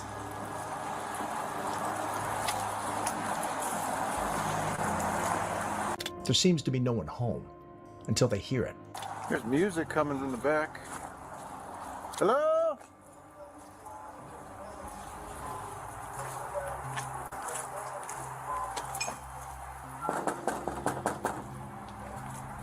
Loud music blasting from the back of the house. The officers don't read into it, not until the homeowner appears. Bro, y'all can't be here like this. The Kool-Aid Man's crackhead brother. I'm just knocking on your door. I understand that, but you making me hot. What? You're making me hot. What does that mean? I'm about to all right, come on out. Yeah. Buy me dinner first, bitch. How you doing, sir? Turn those cameras off, please. Well, what's going on? Can you please turn the cameras off? You have to give me a reason, and I can't. You guys are making my spot hot. I work for you guys, okay? Long story short, I work for you guys. Please get out. You guys are blowing the spot out. All right? Who do you work for? I can't tell you that. Why? I cannot tell you that because I'm not allowed to tell you that. Okay, so just understand that. His behavior catches them off guard. The situation changes from a welfare check to resistance. Hey, Sarge, can you come over to this address for a minute? What was your call about? Did you have a female here earlier that was a white female in a black coat? Hell no, bro. The man appears nervous, almost afraid. Considering the 911 call, officers find his behavior entirely suspicious. So they tell him why they're there. What's the complaint? She made a complaint that says somebody was in the basement and they were injured. Right. Look, I gotta ask. I mean, because you're making me... No, sir. No, sir. Well, you're making me a little suspicious now. Man, listen, you Right? need to leave. Do you live here? Y'all need to leave. The resident doesn't even acknowledge the complaint. He's focused on one thing. The officers have to go. Was anybody in your house injured? No, sir. All I right. live by myself. All right. I'm a business owner. All right. You feel me? Like, I apologize about your call. Trying to make my spot hot. You know what I'm saying? Did you do me a favor and take your hands out of your pants? I mean, my hands are out of my pants, so Listen, bro, you can put your hands down. Just yeah, I ain't got nothing going on, but y'all need to leave. For all real. right. Please leave. The man refuses to identify himself. He claims he's a confidential informant. There's only one problem. He has no proof, just words. Right. The sergeant arrives on the scene. It does nothing to persuade the man to cooperate. I'm Sergeant Aaron, Police Department. Nice to meet you. We're doing these. Nice to meet you. All right. So what are you rehabbing this place? Yes, I rehab. I built houses. This used to be all full of trash. Trust me, right? And there's all And this some lady kept commenting on. Oh my God, there's too many people here. And it is a big deal. What? I'm trying to tell you guys about this shit. The sergeant attempts a normal interaction. It quickly escalates to the resident becoming frantic. So we were told that the lady's tied up in the basement. There ain't nobody tied up in the basement. Can we look? No, but like, why not? Because I say so. Because I say Someone's tied so. up down there? No. Because you're racist. I can't tell you that, bro. What do you mean you can't tell me that? Is this your truck? My dump truck, that's my company truck. That's Yeah? It's in my, yeah, there's nothing going on with Is it in your name? No. Well, why don't you want to tell us who you are? I'm trying to tell you I'm a confidential informant. That's all I have to say. You guys are bugging right now. You guys are No, that's not all you have to say. Who told you that? I can't say nothing else. Well, if there's something in the basement, we got a There's problem. nobody in the basement. I just what I So really, why can't I look? I'm about to give you my social security number. Oh, yeah. God. Please don't That's do all that. right. Please We're don't. not going in. Trying his Yeah, damnedest you should do that. here. Tell him please not to do that. Do what? I'm not going in your All right. That's fine. That's fine. Sergeant, please tell him not Back to up. do that. He offers personal information, his social security number, anything to keep them out. Anything except opening the door.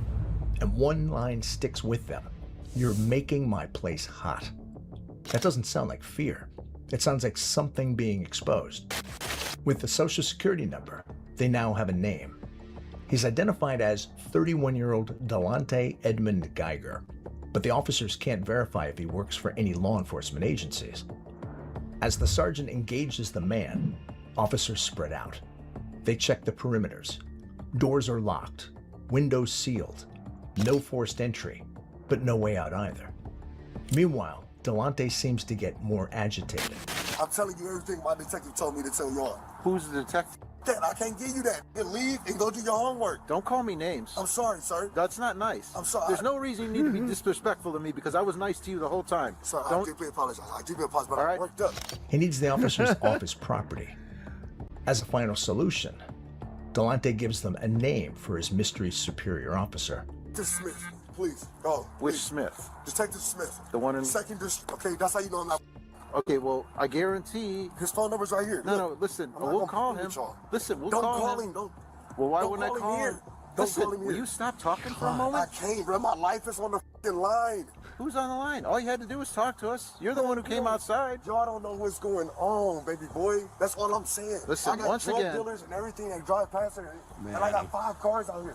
I'm trying to tell you, I work for you guys. That's what I'm trying to tell Then this you. guy would be calling us. Who? Detective Smith? Detective Yeah. Smith? He don't know you here. I'm about to call him and tell him to get all these cop cars from the Well, regular he's house. not really in charge of us. Man, I know he ain't, but I'm trying to tell you, I'm working with y'all, bro. All right. One thing is obvious. Not your bro, fucker. This is an attempt to downplay the reported incident. The responding officer rebukes with one simple question. Why did the caller give out his specific address? You think I'm... Oh my gosh, you're gonna take a crackhead's word over Detective Smith's word, right? I haven't spoken to Detective Smith. Well, you're gonna talk to him. He's gonna let you know what's going on. Why would somebody Because say they're crackheads. But why would a They're crackhead crackheads. say that about They're you? crackheads, but probably because they want more crack, bro. Do you have crack? No, I'm not gonna. Why would I say that? Why would I say that on camera? I don't know. I kind of wondered that myself. Crack. It's my job. Well, why would the crackhead be here then? Wow. But the officers aren't buying it. Because if there's danger here, it isn't outside, it's inside, down in that basement. And whatever's behind that door, it's there for a reason, and it isn't good. The confidential informant usually has the policeman or officer or detective with them when they're working. That's kind of how that works. I understand what you're saying, but what I am saying. And the most confidential informants don't come screaming out the back door, "I'm a confidential informant," do they? Faced with growing interest from the police, the informant gives them the big reveal they've been waiting for. I'm gonna let you guys know this. I want you guys to know what's going on in my backyard. Okay, this is what happened. This is what's going on. Okay. Okay, listen. I'm not doing nothing illegal, but I work for you guys. It turns out to be yet another dead end. However, the sergeant knows how to make Delante talk with a warrant. I have to go inside, bro. I cannot be out here. I don't be out here like that. All right, we're gonna hang out a minute. I'm gonna talk to the detectives and see if they want to get a warrant to come in. All right, you're good going. You got any weapons in there? Oh. All right. Why would y'all do me You got like people this? tied up in there? Please don't do me like this. I cannot go.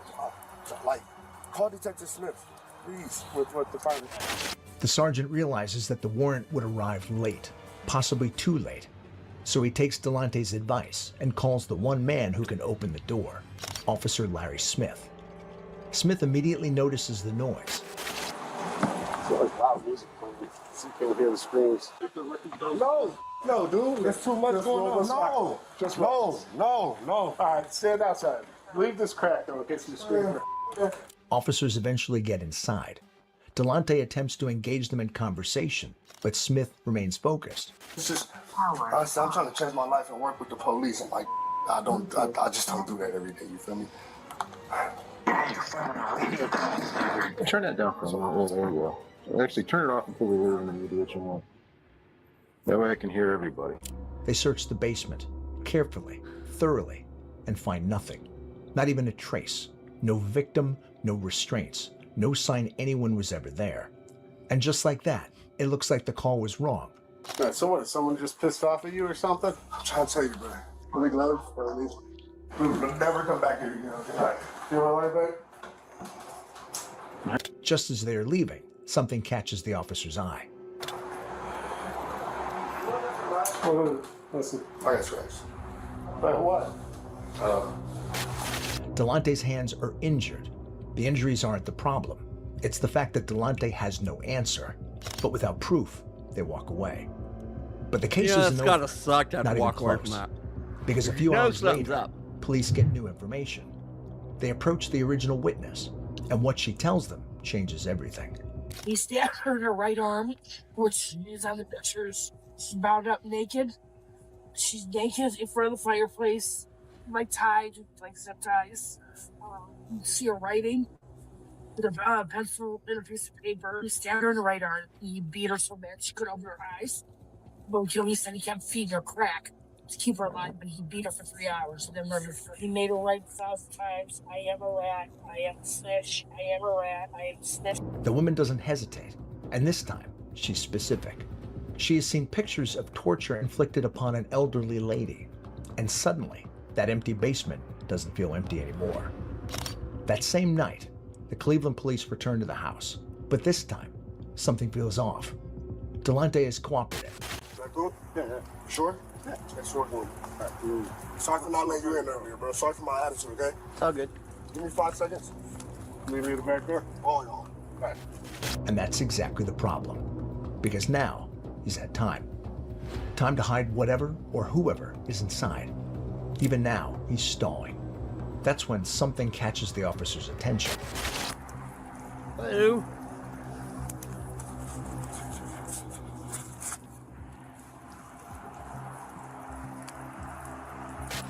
He can hear strange sounds coming from the front of the house. Something heavy is dragging across the floor. The reason Delante wanted them to go around back soon becomes obvious. Eventually, he lets them in. This time, the officers don't hesitate. They split up and move quickly. Outwardly, there are no signs of captivity until one officer noticed something suspicious. There's some blood right here. There's some blood, like dried blood, I think. As they investigate the stains, Delonte randomly blasts loud music. All the way down. Please turn it all the way down. Yeah, there's something on the floor, but Yeah, I know that. I know you see something. I don't have to turn the music down. okay, good. Can you turn the music down? Yeah, stay right, so. I want to turn this on. Okay. I'm gonna put some handcuffs on you. This time, the officers don't ignore it. Some handcuffs on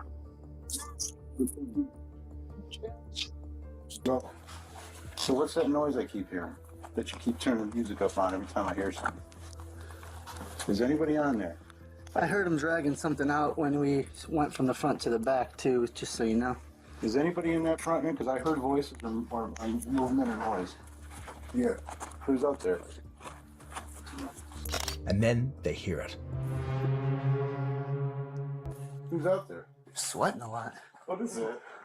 Can you hear it? Oh, please. Who's out there?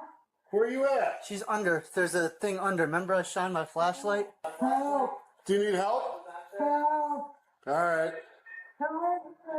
Muffled cries for help.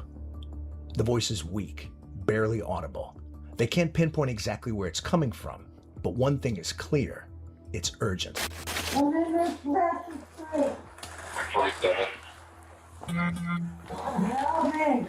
right.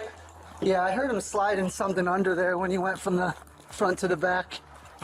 Where are you at? Where you at, man?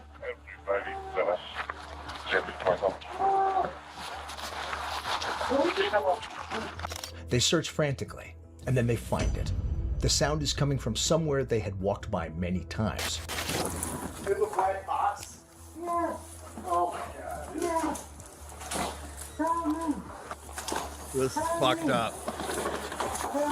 The noise is coming from a small 3x3 container right in the hallway. The officer lifts the lid, and for a second, he doesn't understand what he's looking at. Because inside is a woman, barely alive. I'm paralyzed. All right. Okay. How old are you? Around 60. 6-year-old female. Oh my God. Yes. Are you injured besides that? I'm paralyzed. You're paralyzed. I'm paralyzed. What's your name? Cheryl Cyrus. Is she like Carol? Carol? All right, Carol. No, Cheryl. Cheryl. Yeah. My legs out. She identifies herself as 60-year-old Cheryl Cyrus. The officers want to make her comfortable, but they can't move her. Not yet. Her spine appears broken. Delonte had brutally folded and stuffed her into the tiny container. I'm paralyzed. You're paralyzed.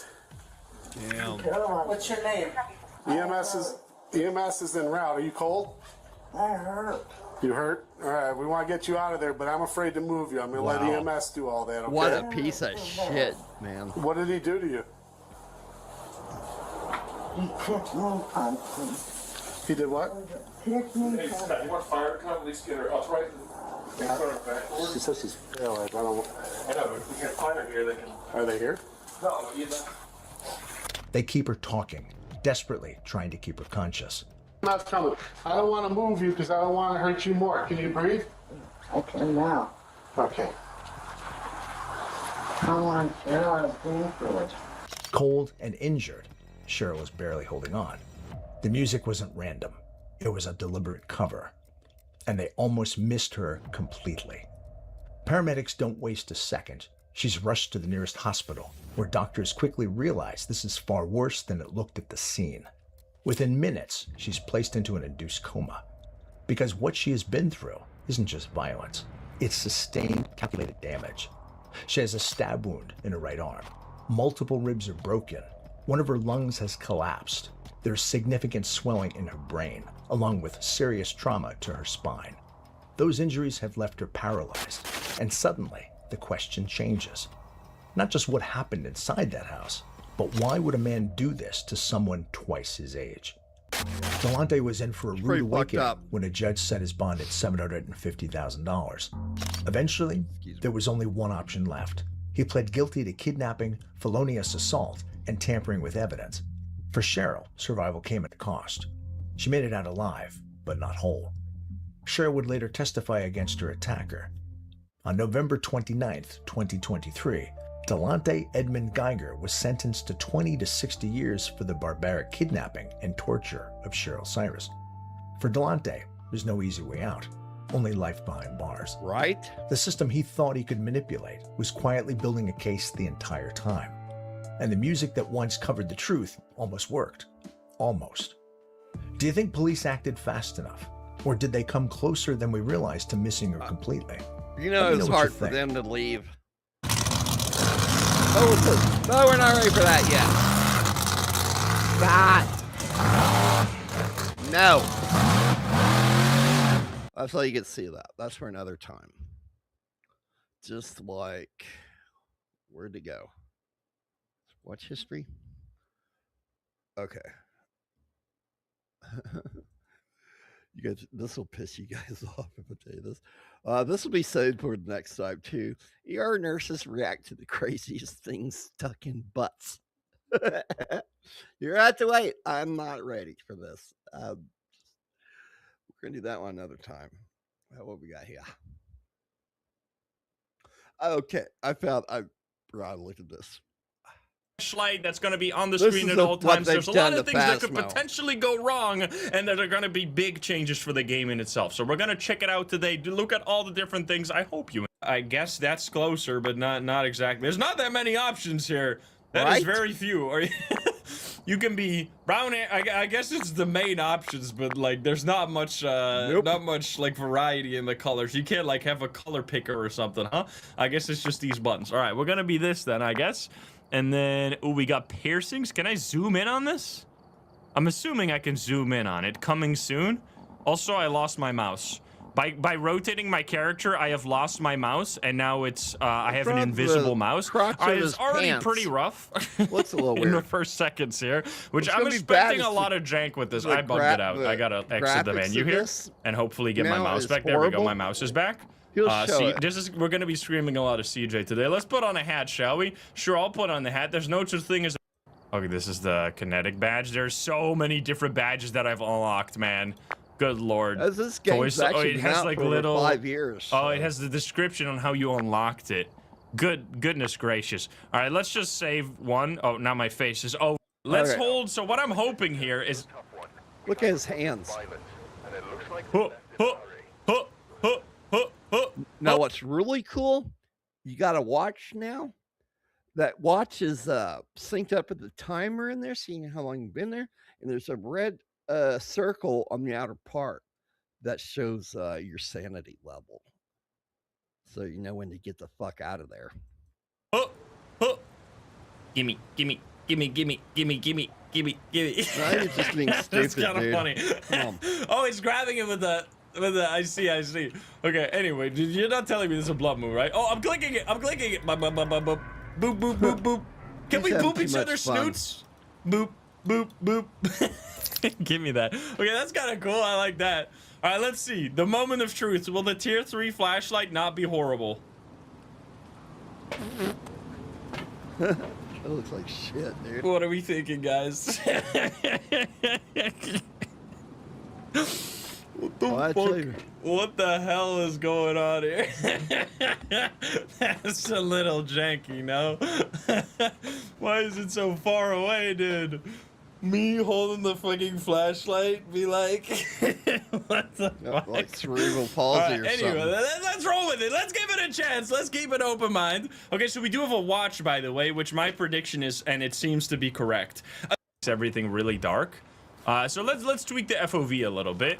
Now, obviously, I'm currently on 90 FOV. We haven't even entered. Why is this bar so? This is how we're gonna try it out for the first time here. See, I feel definitely like they should just have some kind of adjustments for FOV rather than doing it this way. It's definitely. I mean, my first impression, which is gonna sound very rude, is it straight up looks horrible compared to what it used to look like. You can see how they At move least the around 90 and FOV view. it's Like a I don't know what's dumpster going on with fire these right there. hands. This is very bad looking. Did I grab the key? Let's just get going here. Okay, the shadows are actually kind of sick. The shadows They are redid because the this first flashlight's map. now They did a like hell of a coming job at an on the map, angle. but that was a It couple actually months ago. creates more like immersive feeling shadows, which is kind of cool. You seeing that? That's kind of cool. It does feel a bit zoomed in. No, I mean, that's just the nature of it right now. Let's turn on the breaker and stuff, and let's look around. Now, there's animations for all the different items. There's the breaker. So we're gonna be like using items and seeing how that goes. All right, let's take a picture, guys. Let's turn on the light so we can see it properly, and let's take a picture. I'm assuming you're just gonna click a button and that's it. Beep. Yup, there you go. And then we're gonna check the journal. Oh god, that's so weird. Yeah. Oh, dude, that's so fucked up. now. You can't move with the journal anymore. No more, like, well, I guess, could you ever? I'm sure you could do that before. I don't think or maybe so. you could open it really quick.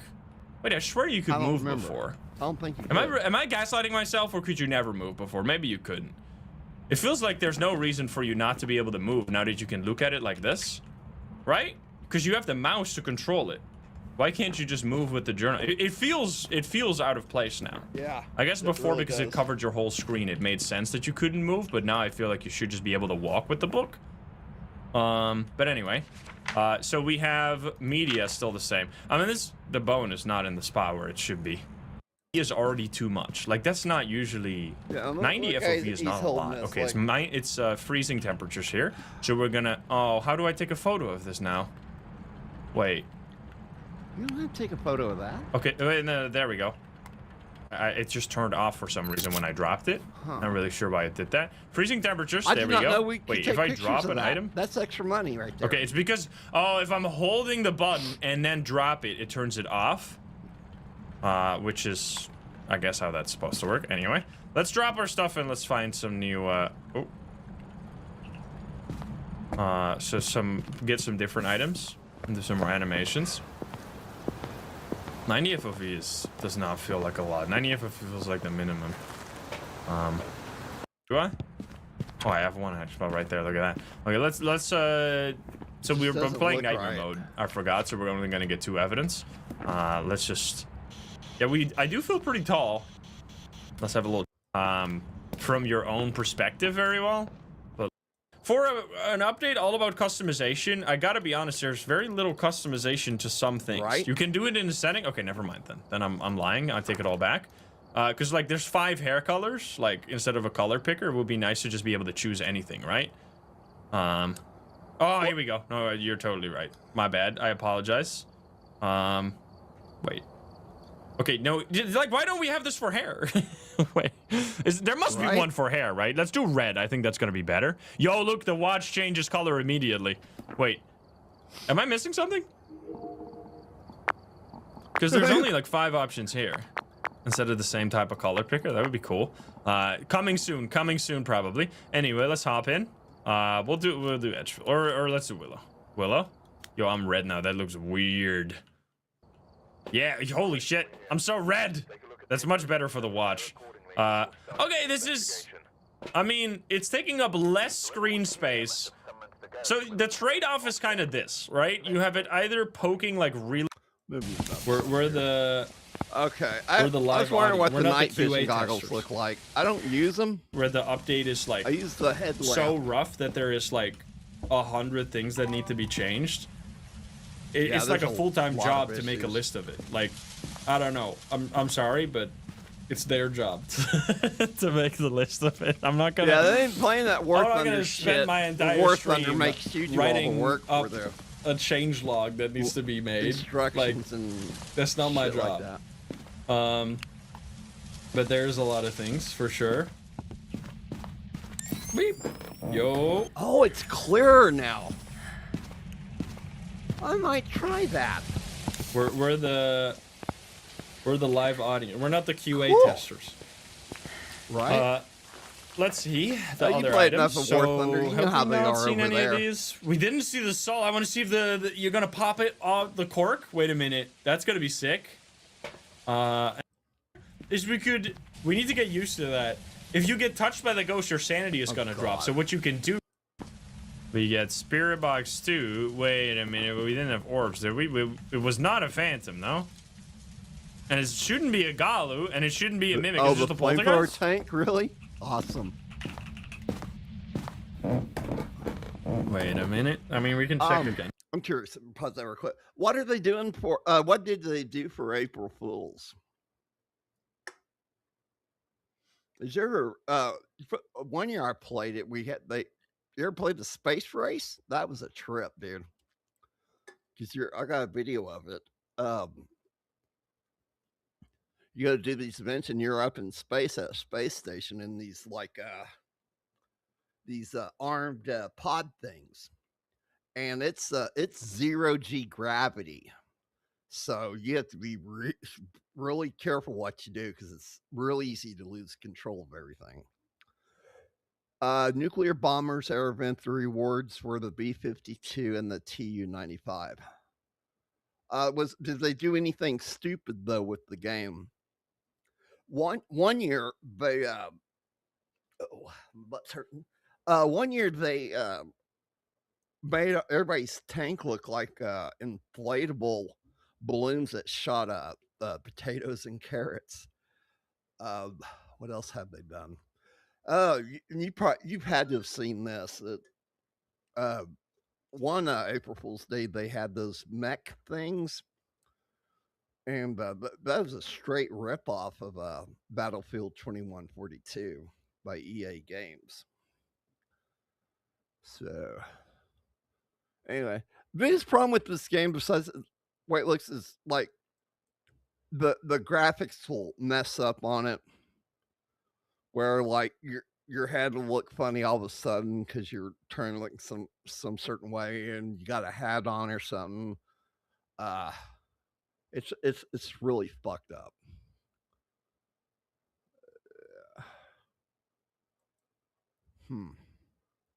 So yeah, they did a really fucking shitty job on this. So,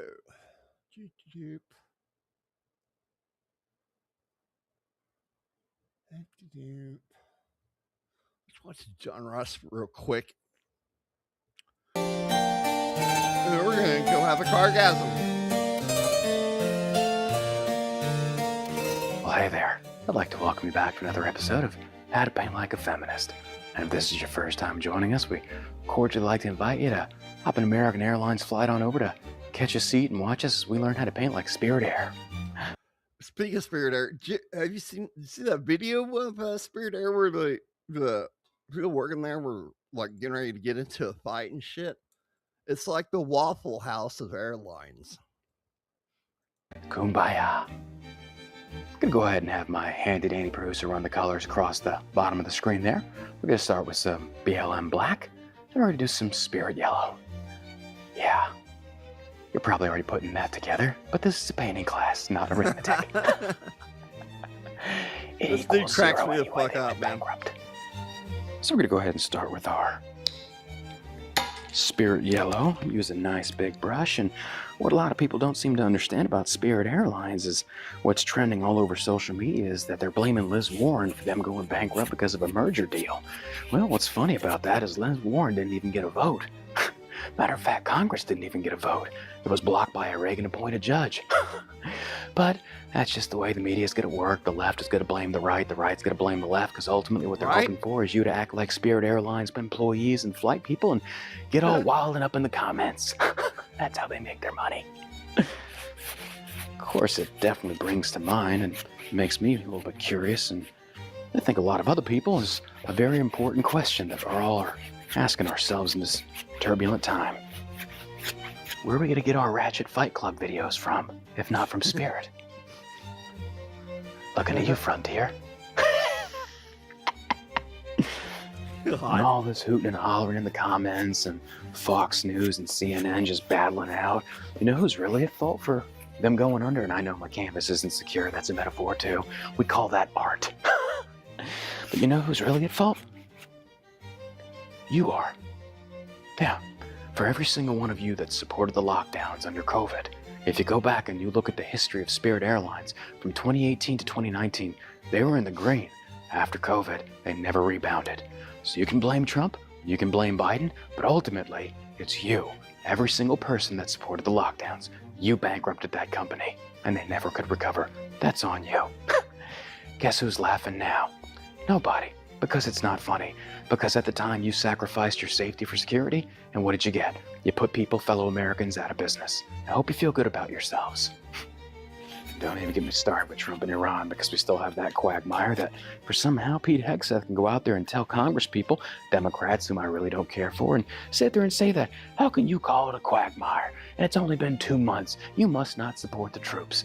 Easy there, Goebbels. That's not what people are criticizing. We're not criticizing the troops. We're criticizing ineffective strategy on this strait.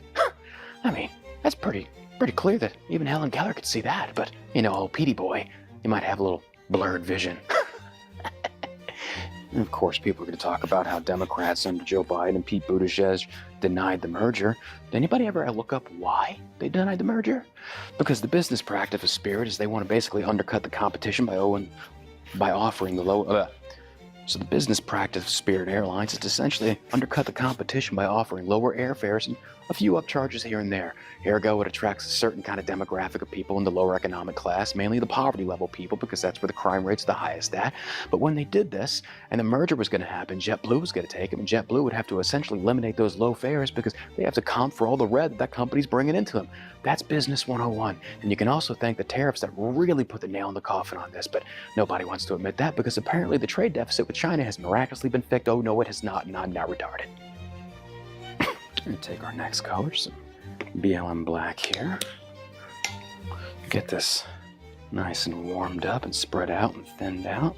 There we go. You don't want too much on that brush there. Too much of the BLM is just, it's a little much. You always want to thin it out and take it in small doses because after that, it's just a little too much. So we're going to go ahead and start right here. And of course this is now going out of business. Another little issue with that company is that when you lower the rates to the level you did, you attract a certain type of demographic, and that demographic certainly did not help you and your company's reputation. But, of course, we can never say that because if you do, you're a racist, even though the videos are pretty self-evident as to why a lot of people did not want to fly Spirit Air. Yeah, they pay the extra, almost like in real estate. Let me ask you a question. Why is it that if any other minority wants to live in its own community because they share the same culture, values, and background, it's okay. But if whites want to do it, it's racist. Right? Weird. There we go. Still wondering how those BLM mansions out in LA are doing for that content creation. Did they ever give that up? No, I don't think they did. Maybe they did, who knows. But there you have it. I guess the BLM Black's gonna have to shift over to Frontier Airlines or JetBlue. Good luck, guys. All right, here we go. Let's go ahead and get some freedom powder on this one. Oh, yeah. That was pretty much the nail in the coffin for these guys, and matter of fact, a lot of small businesses. But hey, anything to prevent Iran from having a nuke. Although the head of the NSA said otherwise, but, you know, what do we know? Weird. Well, hey there, if you enjoyed this video, do me a favor and hit that little bell. Wherever it is, I'm blind with these on anyway. In fact, I don't even know where the camera's at. But if you want to purchase this painting, go down below and give that link a little click. We also have some companies that represent. We have Shell Shock and kbarsoapco.com. Go check them out. Great people. Until next time, stay weird.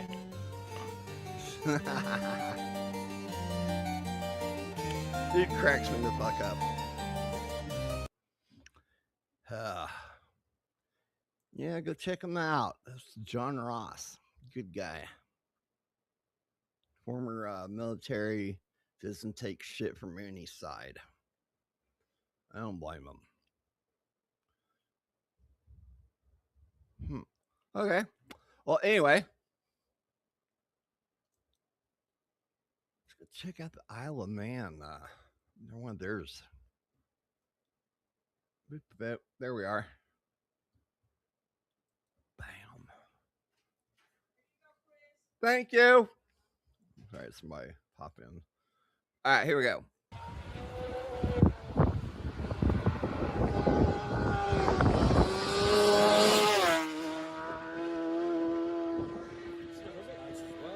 Two lines of river but now on different lines.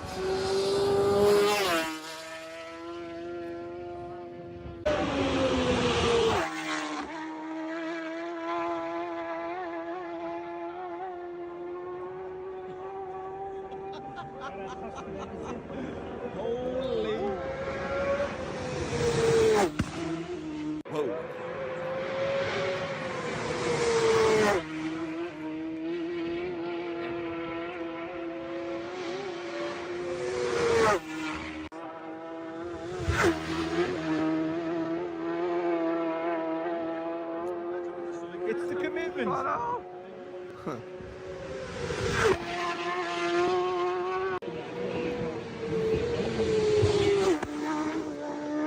Damn. That's fucking nuts.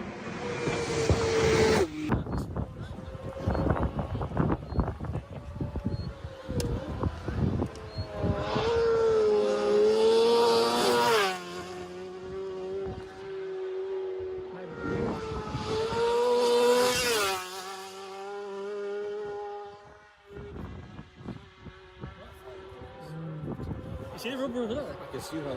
Yeah.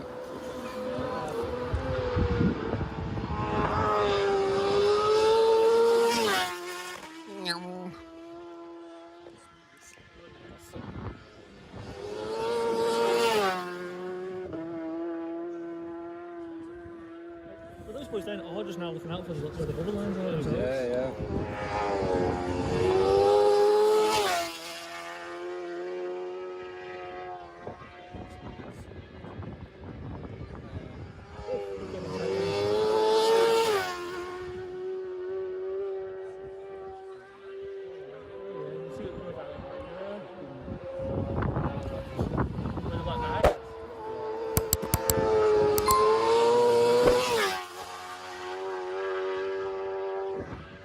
Nuts.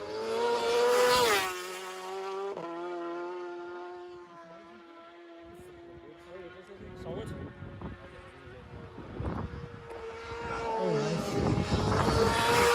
Damn. All on match through there. I thought Dom looked at them.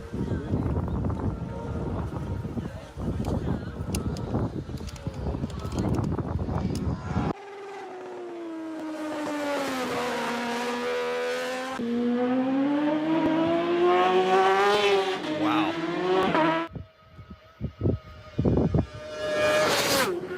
Damn. Oh, shit. That's fucking fast as fuck right there.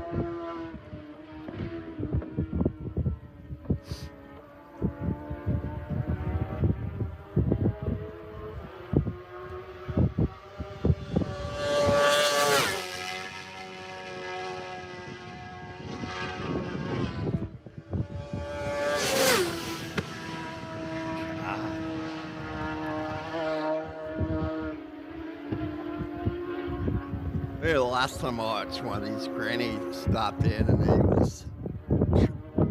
was tripping out about it, I think. Yeah, kind of sounded like he was.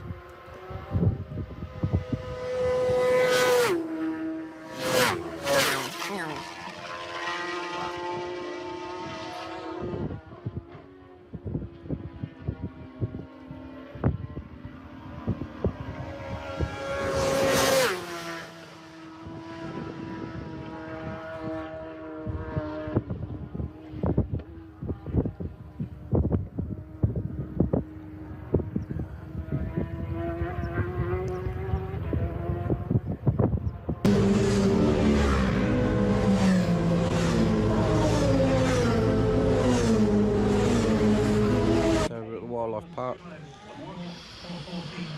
So that is my first sector, John McGinnis.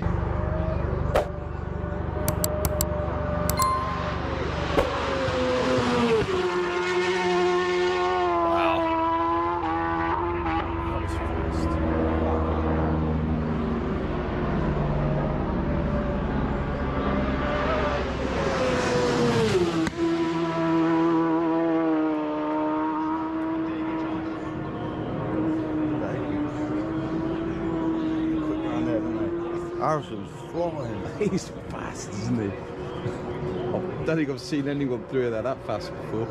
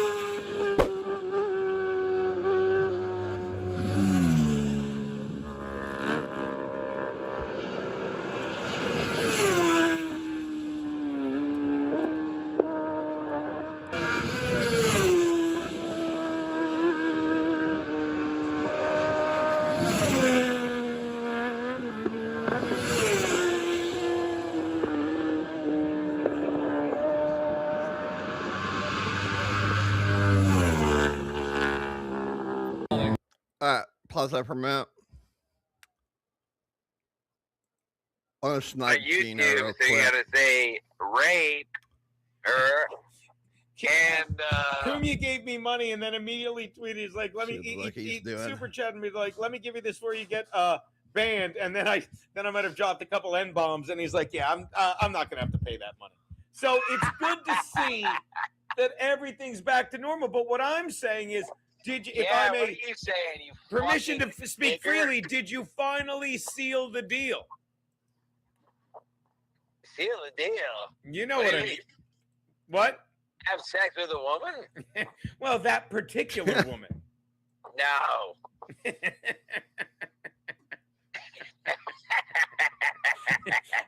does that mean? No. Come on. I'm a faggot. I'm a faggot ass nigger. I'm a fart nigger. It's been done. It's been done. I don't know why I can't stay All monetized. right. I don't know why I can't called stay me, monetized. For the record, you called me. You didn't have to call me. You didn't have to ruin your YouTube channel. Oh, please. I'll do it again. Like, So what's going on? These guys are all faggots? Is that what's going on? I was just gonna watch the Flyers. They're tied 1-1 there in a must-win. You know, the Knicks took the first two from the Sixers. The Phillies are fucking turning it around. They got killed tonight, but your Mets are still awful, aren't they?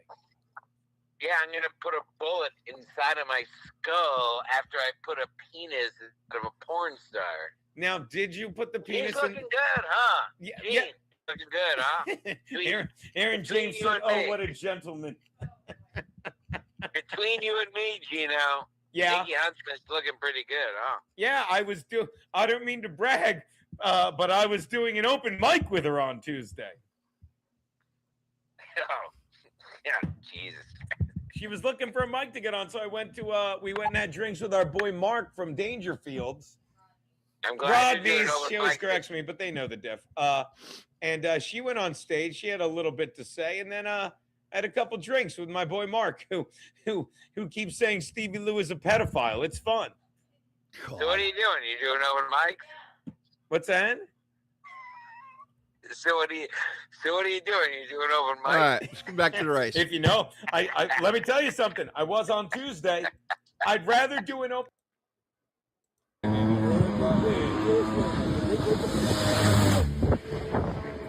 Damn.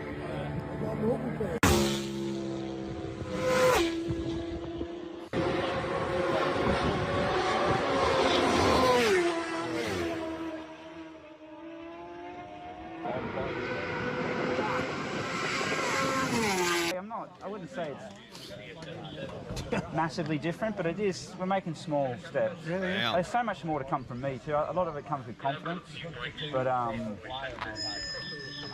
so it's a little bit like, yeah, you can complain about the bike, but at the end of the day, you got to get to a point where you're like, well, you're just going to have to pull finger out and get going.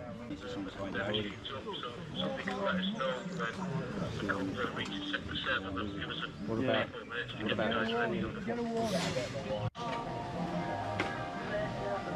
He had a. I guess we missed it. He had a wipeout.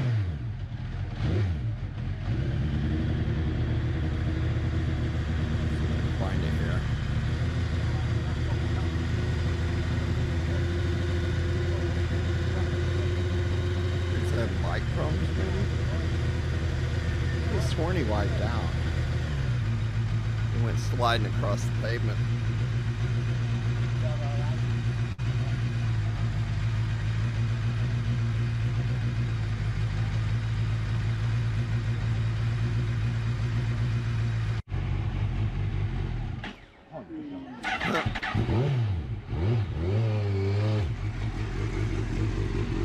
There's no way in hell I could ever do that shit, man. Fuck that.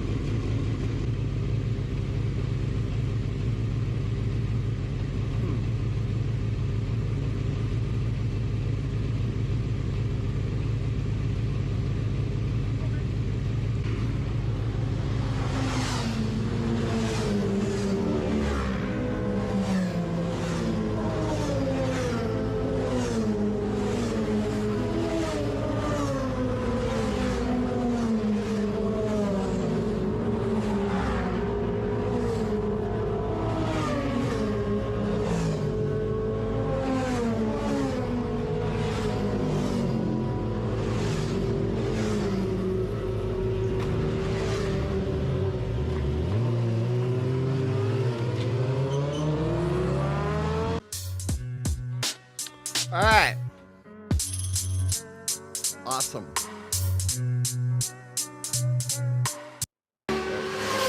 Shit. All right, it's time.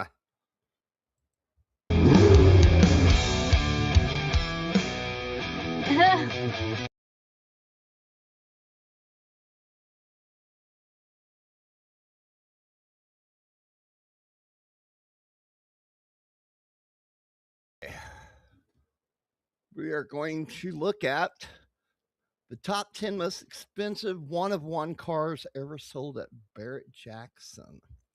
Barrett-Jackson is a big fucking car auction. Man, I've seen some fucking crazy shit roll through there. Let's check this out. Carroll Shelby built one car so powerful, so dangerous, that he called it the Cobra to end all Cobras. Only one exists, and it's sold at Barrett-Jackson for a price that would make your jaw hit the floor. But here's the thing. That's not even the weirdest one-of-a-kind machine ever sold under the Barrett-Jackson hammer. We're talking coffin-shaped hot rods, golf carts shaped like Bob Hope's face, and the actual Batmobile from the 60s. These aren't replicas. These aren't tributes. These are the originals. The only ones. And today, we're ranking all 10 of them from the quirky to the absolutely legendary. If you love rare cars and insane auction prices, hit that like button and subscribe so you don't miss our next deep dive into automotive history. Number 10, 1964, custom Gilligan's Island golf cart. Wow. $16,500. We're kicking wow. things off with something that won't break the bank, but will definitely break the ice at your next backyard barbecue. This is the custom Gilligan's Island golf cart, and yes, it's exactly what it sounds like.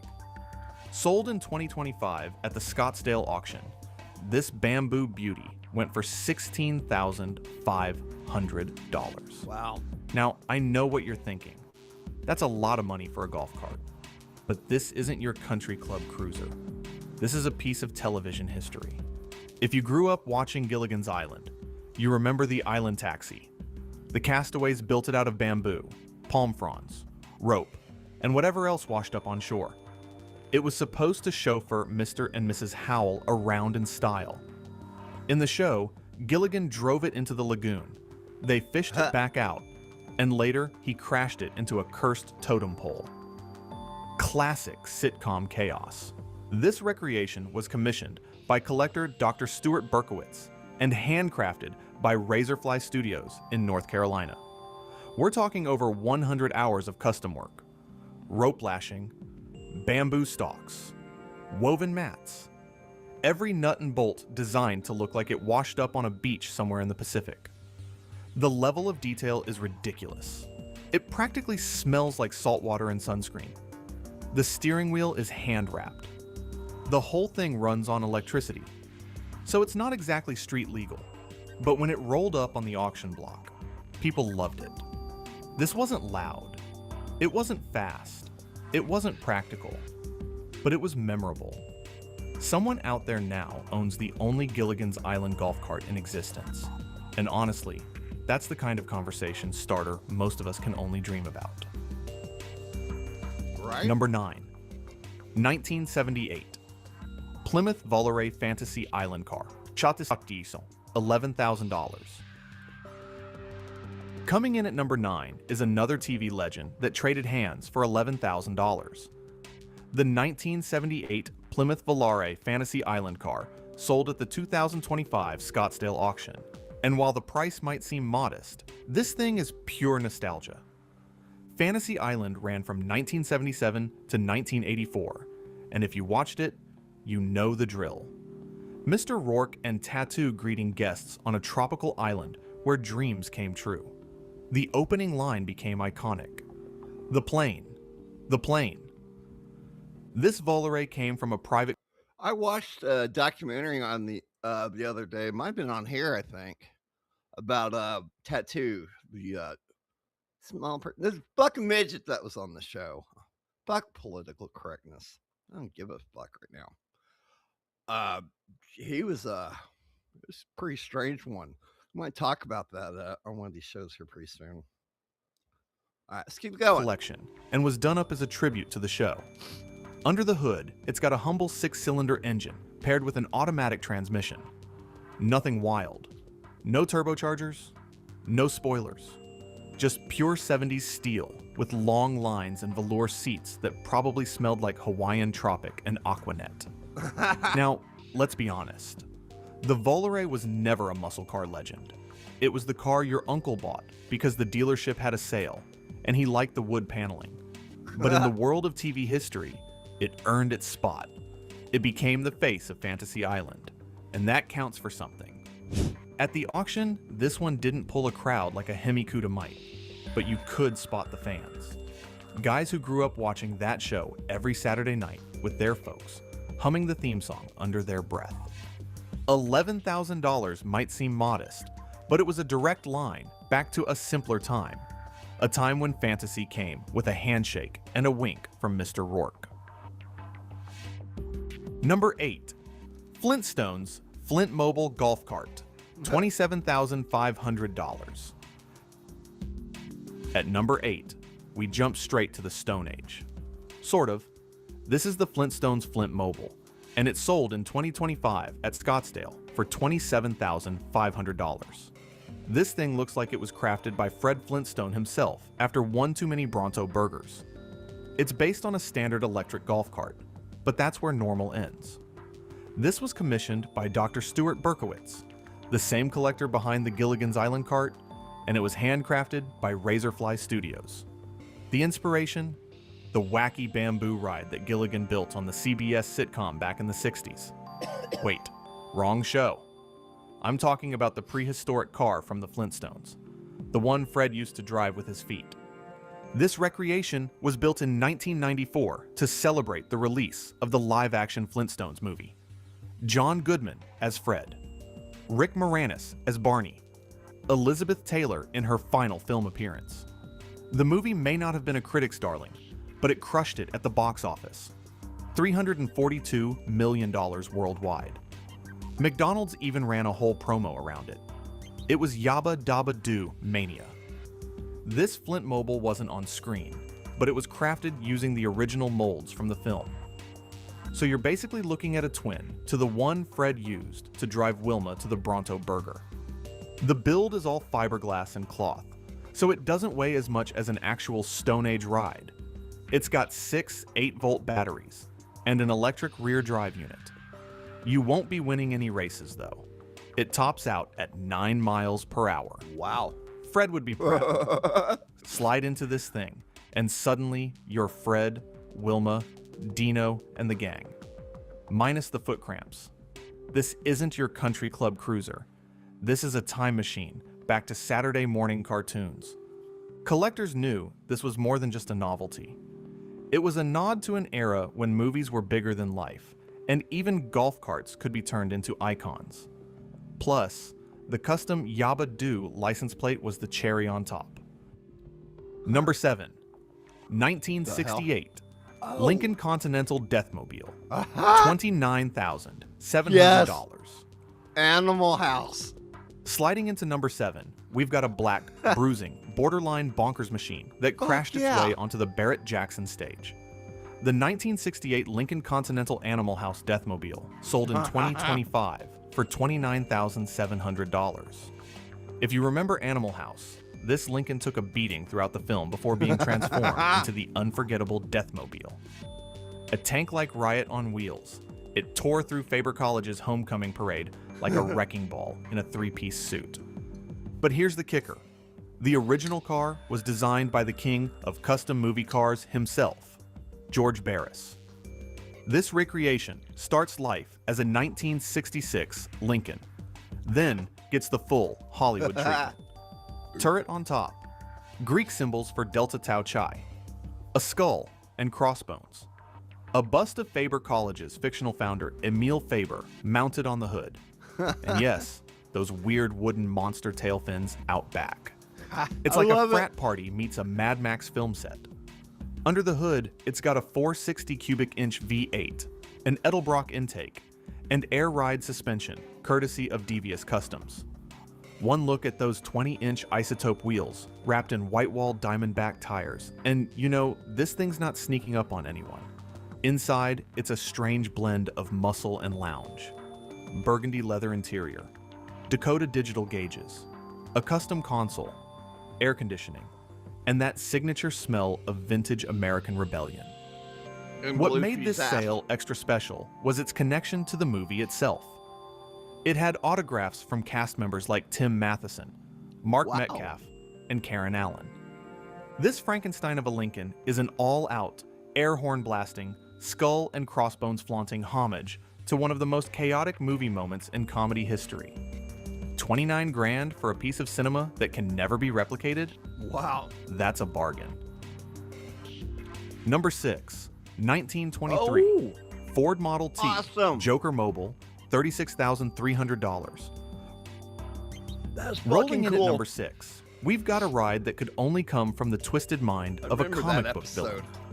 The 1923 Ford Model T Joker Mobile sold at the 2025 Barrett-Jackson Scottsdale auction for $36,300. This wild machine started life as a 1923 Ford Model T, Fucking cool the as shit. very icon of American mass production. Then it got hijacked by TV nostalgia and custom car royalty. The origin story of the Joker Mobile is as chaotic as its paint job. Originally, it wasn't even for Batman. It debuted in the 1967 Elvis Presley movie Easy Come, Easy Go as the Mongrel T, featuring a big block Ford FE engine, channeled bodywork, vintage drum-style headlights, and even a Cadillac Batwing air cleaner. Pure 60s hot rod flair, surfboards for seatbacks, and shag carpet inside. But George Barris wasn't done. When ABC's Batman series needed a wild set of wheels for Cesar Romero's Joker, the Mongrel T was given a villainous makeover. The final form included a Rolls-Royce-style chrome grille up front, Raider wheels, and a dash of absolute lunacy that only the Joker could love. Fast forward to 2017. The car was revived again, this time by Dr. Stuart Berkowitz, a collector with a flair for the fantastical. The build was handled by Keith Dean of South End Customs, who kept it true to Barris's original chaos. Authentic 1920s Rolls-Royce headlights? Check. Rare wheels? You bet. And to top it off, Keith even drove it in the 2019 Hollywood Christmas Parade with Dr. Berkowitz in the back dressed as the Riddler. This is the kind of car that makes people stop and stare. It's loud, it's purple, it's got the Joker's face grinning from every angle. 36 grand might sound like a lot, but you're not just buying a car. You're buying a villain's ride, the only one in existence. Number 5, 1923, Ford Model T Dragula, Fuck yeah. $61,600. Damn. Now, we're getting into serious territory. Yeah? At number 5, we hit the gas on one of the most ghoulish hot rods ever built. The Dragula Coffin 23. You're buying a villain's ride, the only one in existence. Number 5, 1923, Ford Model T Dragula, $61,600. Now, we're getting into serious territory. At number 5, we hit the gas on one of the most ghoulish hot rods ever built. The Dragula coffin car sold in 2025 at Barrett-Jackson Scottsdale for $61,600. Wow. Inspired by the Munsters, that offbeat CBS sitcom that aired from 1964 to 1966, Dragula wasn't just a wild concept. It was cooked up right in the twisted genius lab of George Barris himself. Built on the bones of a 1923 Ford Model T, this replica faithfully recreates the show's original ride, which was supposedly built by Grandpa Munster. The plot twist? Herman Munster, our Frankenstein-headed hero, loses the family's other custom car, the Munster coach, in a drag race. Grandpa steps in and conjures up Dragula from an actual coffin to win it back. Wild, you bet. Yeah, it is. Under that casket-shaped hood lies a 289 cubic inch Ford Mustang Vi, 8 snarling with twin reverse-mounted carburetors. It's got a funky throttle layout to save cockpit space, because the driver sits way in the back under a plastic bubble canopy. Think coffin meets rocket ship. Organ pipe-style exhaust headers shoot up like something out of a Gothic cathedral, while carriage lamps and a front-mounted headstone seal the whole funeral home on wheels aesthetic. The craftsmanship on this replica is next level. Built by Barris Custom Industries with Keith Dean and Jim Johnson, this monster of a machine stayed true to the original with the help of George Barris himself. Fucking car. That's like having Elvis supervise your Elvis impersonator. Owned by Dr. Stuart Berkowitz and acquired from Southern California's legendary Galpin Motors, this car carries the legacy of the original right down to its bones. $61,600 for a car shaped like a coffin might sound crazy, but when it's the only one in existence, and it comes with the Barris seal of approval, that's a steal. Number 4, Bob Hope's Custom Golf Cart by George Barris, $66,000. I haven't seen that shit since I was At number 4, we've got one of the strangest celebrity rides ever to roll across the Barrett-Jackson auction block. Wow. Bob Hope's custom golf cart shaped like his face sold in 2020 for $66,000. Let that sink in. Someone paid $66,000 for a golf cart shaped like Bob Hope's head. It almost looks like Quagmire. Rewind to the groovy 1970s. While most of us were still figuring out how to work a cassette deck, George Barris was crafting cartoonish one-off rides for celebrities. And for Bob Hope, he didn't hold back. This wasn't just a comfy cart to scoot around the back 9. Barris turned a basic Cushman golf cart into a rolling caricature of Bob Hope himself. It had a baseball cap roof, a ski jump nose, and a comically exaggerated jutting chin. It was basically Bob Hope's face on wheels. If that's not enough to make you shake your head in amusement, get this. It was rigged with a TV, a stereo system, a loud horn, and even a rear-mounted camera, so Bob could film his own golf swing. The cart actually made its public debut in a 1973 ad for the all-new Ford Galaxy 500. Picture this: Bob Hope cracking jokes, climbing into a cartoon version of himself, and cruising away like it's totally normal. He's in his own head. That ad alone secured its place in pop culture weirdness. Fast forward to 2020. Dr. Berkowitz, collector of the wacky, the wild, and the wonderful, adds this rolling punchline to his garage. By that year, it hit the Scottsdale auction block with no reserve, and the gavel came down at $66,000. The crowd got a kick out of this one. You could see folks chuckling, reminiscing, snapping pictures like they were meeting an old friend. This wasn't just a golf cart. It was a tribute to one of America's most beloved entertainers, brought to life by the king of custom cars. 66 grand for a golf cart? Made a shitload Sure, for the troops but 66 in grand USO. for the only Bob Hope-faced golf cart ever built by George Barris? That's priceless. Yeah. Number 3, 1921. Wow. Oldsmobile model, 46. Beverly Hillbillies truck, $121,000. Damn. Coming in at number 3, we've got a bona fide piece of hillbilly Hollywood history. The 1921 Oldsmobile Model 46, better known as Jethro's Hot Rod, sold at the 2025 Barrett-Jackson Scottsdale auction for $121,000. Now, if you were watching TV in the 60s, you know this jalopy.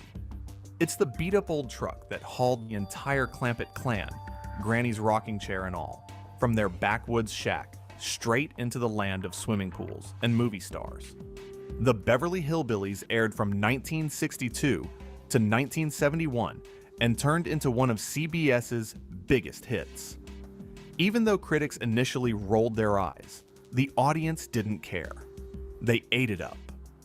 Built and signed by George Barris, the same genius behind Dragula.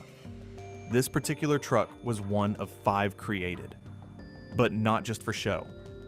This one was used for stunts and exhibitions in the original TV series and the 1993 Beverly Hillbillies movie. The base is a 1921 Oldsmobile riding on a vintage Ford truck chassis.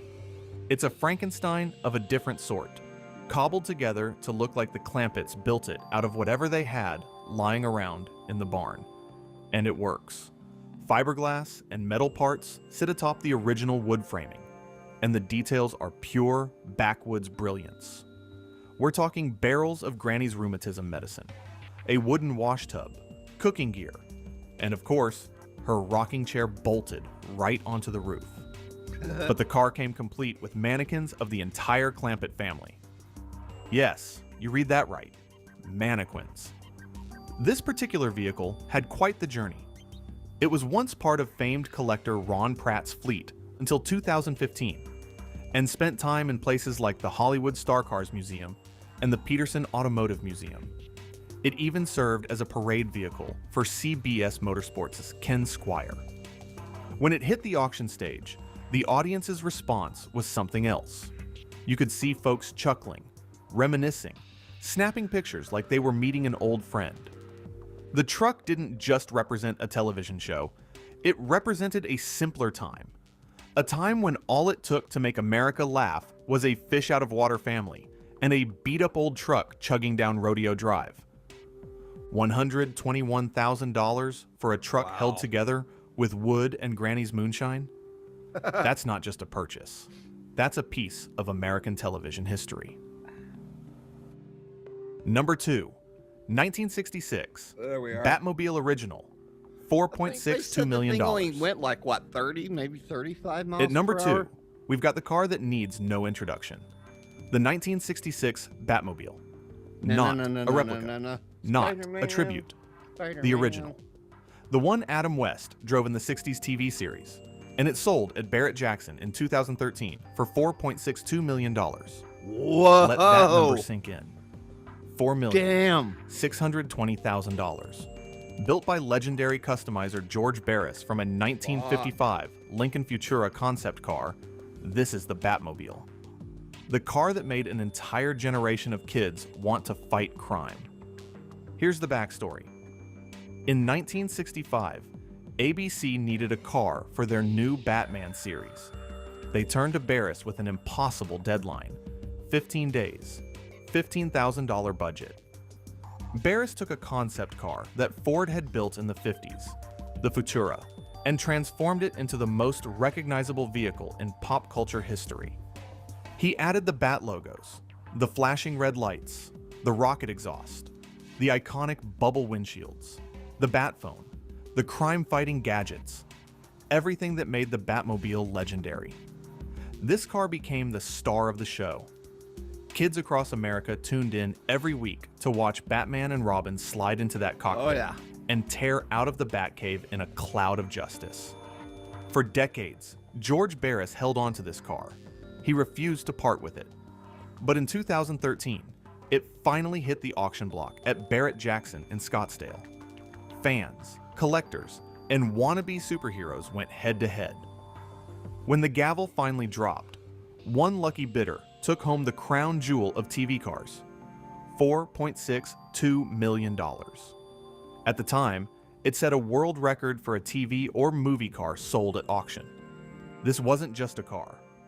It was a time capsule, a piece of childhood for millions of Americans.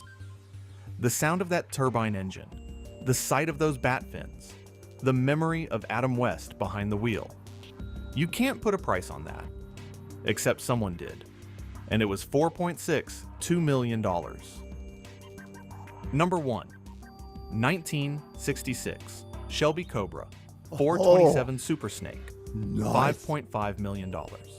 Oh, fuck. Here it is. Number 1, the most Wow. expensive one-of-a-kind car ever sold at Barrett-Jackson. The 1966 Shelby Cobra 427 Super Snake. Sold in 2007 for $5.5 million. Let me say that again. $5.5 million. This wasn't just any Cobra. This was Carroll Shelby's personal car. The one he drove. The one he called the Cobra to end all Cobras. Under that long, aggressive hood sat a 427 cubic inch V8. But Shelby didn't stop there. He added 2 Paxton superchargers, twin superchargers, on a Cobra. The result was a car so powerful, so dangerous, that only 2 were ever built. And here's the thing. The second one, it crashed. The driver was killed. That Damn. Super Snake prototype was destroyed, making Shelby's personal car the only one left in existence.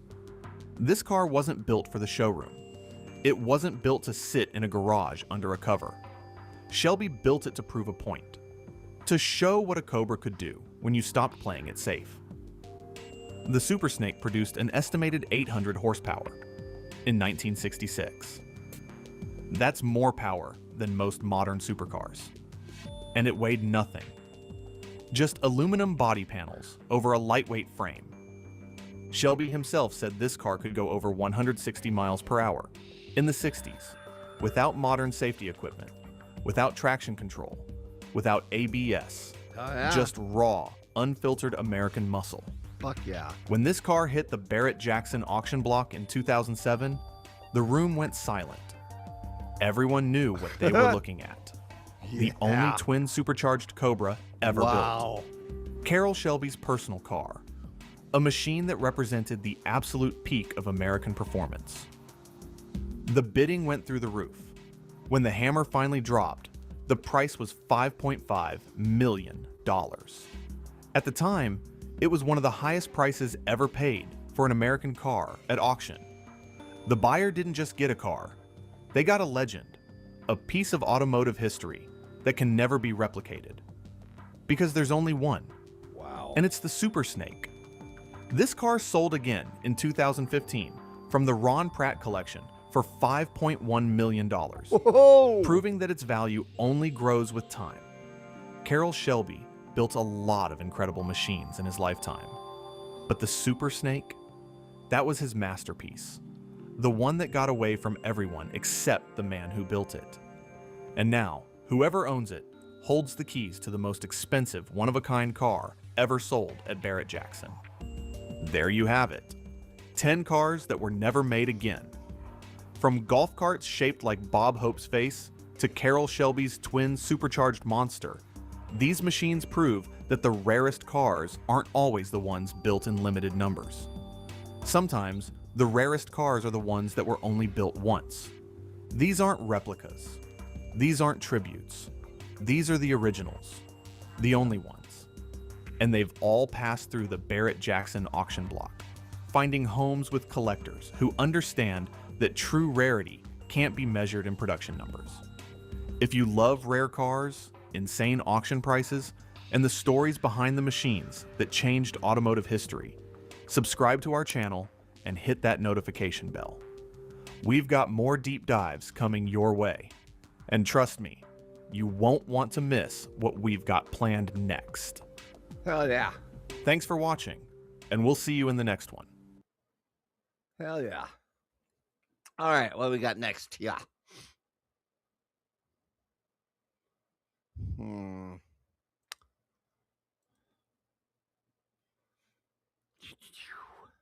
What's this one right here? 60s. Oh, already watched that one. Got another weird one for us here. Oh, derp. I fucked up.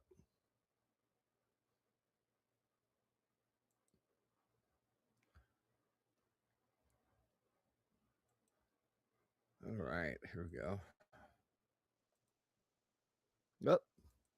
Messed up. All right, here we go. Outrageous cars on the planet. But every now and then, something downright bizarre rolls across that stage. Oh, wait a second. We're talking coffin-shaped hot rods, TV famous hillbilly trucks, and machines that look more like Hollywood. Wrong one. Derp. That's why I gotta start closing these goddamn things. Let's close this tab real quick.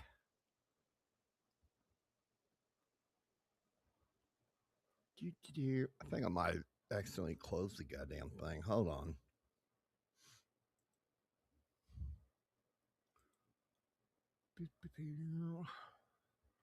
It'll be in my watch history, so I ain't worried about it. Oh, that's gonna be fucking hilarious. We're gonna watch that here in a little bit.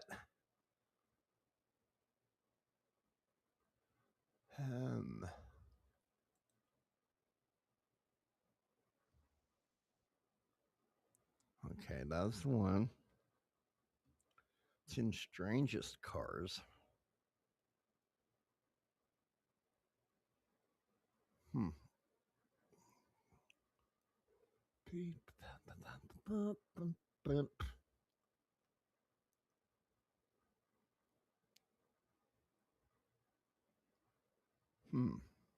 the hell? Okay.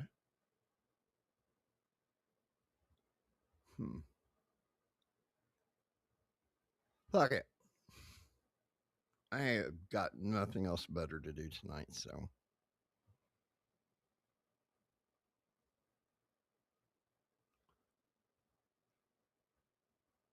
Oh, that'd be cool, but that's like 40 fucking minutes long. I don't want to do that.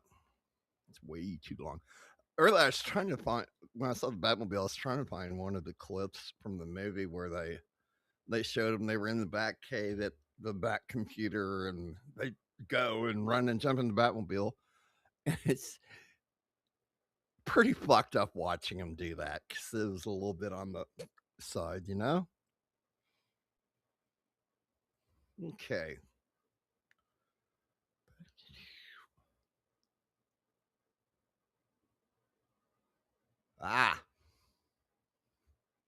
Here we are. Michael Jackson had a strange car collection. Let's see this one instead. I like this one. 10 rarest. 10 most rarest cars ever auctioned off at Jackson Barrett. Here we go. Folks, someone just dropped $3.5 million on a Plymouth convertible that Chrysler only built 11 times. That's not a typo. 11 total, and every single one is worth more than most people's houses. Today, we're counting down the 10 rarest American muscle cars ever to hammer down at Barrett-Jackson. And trust me, these aren't the Camaros and Mustangs you see at every cruise night. 1971, Plymouth Hemi Cuda convertible. Nice. Let's start with the holy grail of Mopar muscle, the car that makes grown collectors weep when it crosses the block. Plymouth built exactly 11 Hemi Cuda convertibles with the Torque Flight automatic in 1971, and every single one is accounted for today. That 426 Hemi under the shaker hood makes 425 horsepower, but the real story is what didn't get built. Plymouth killed the convertible program after '71, making this the last year you could order a topless Hemi anything. When one of these 11 Hold on. We already watched this one. Damn it.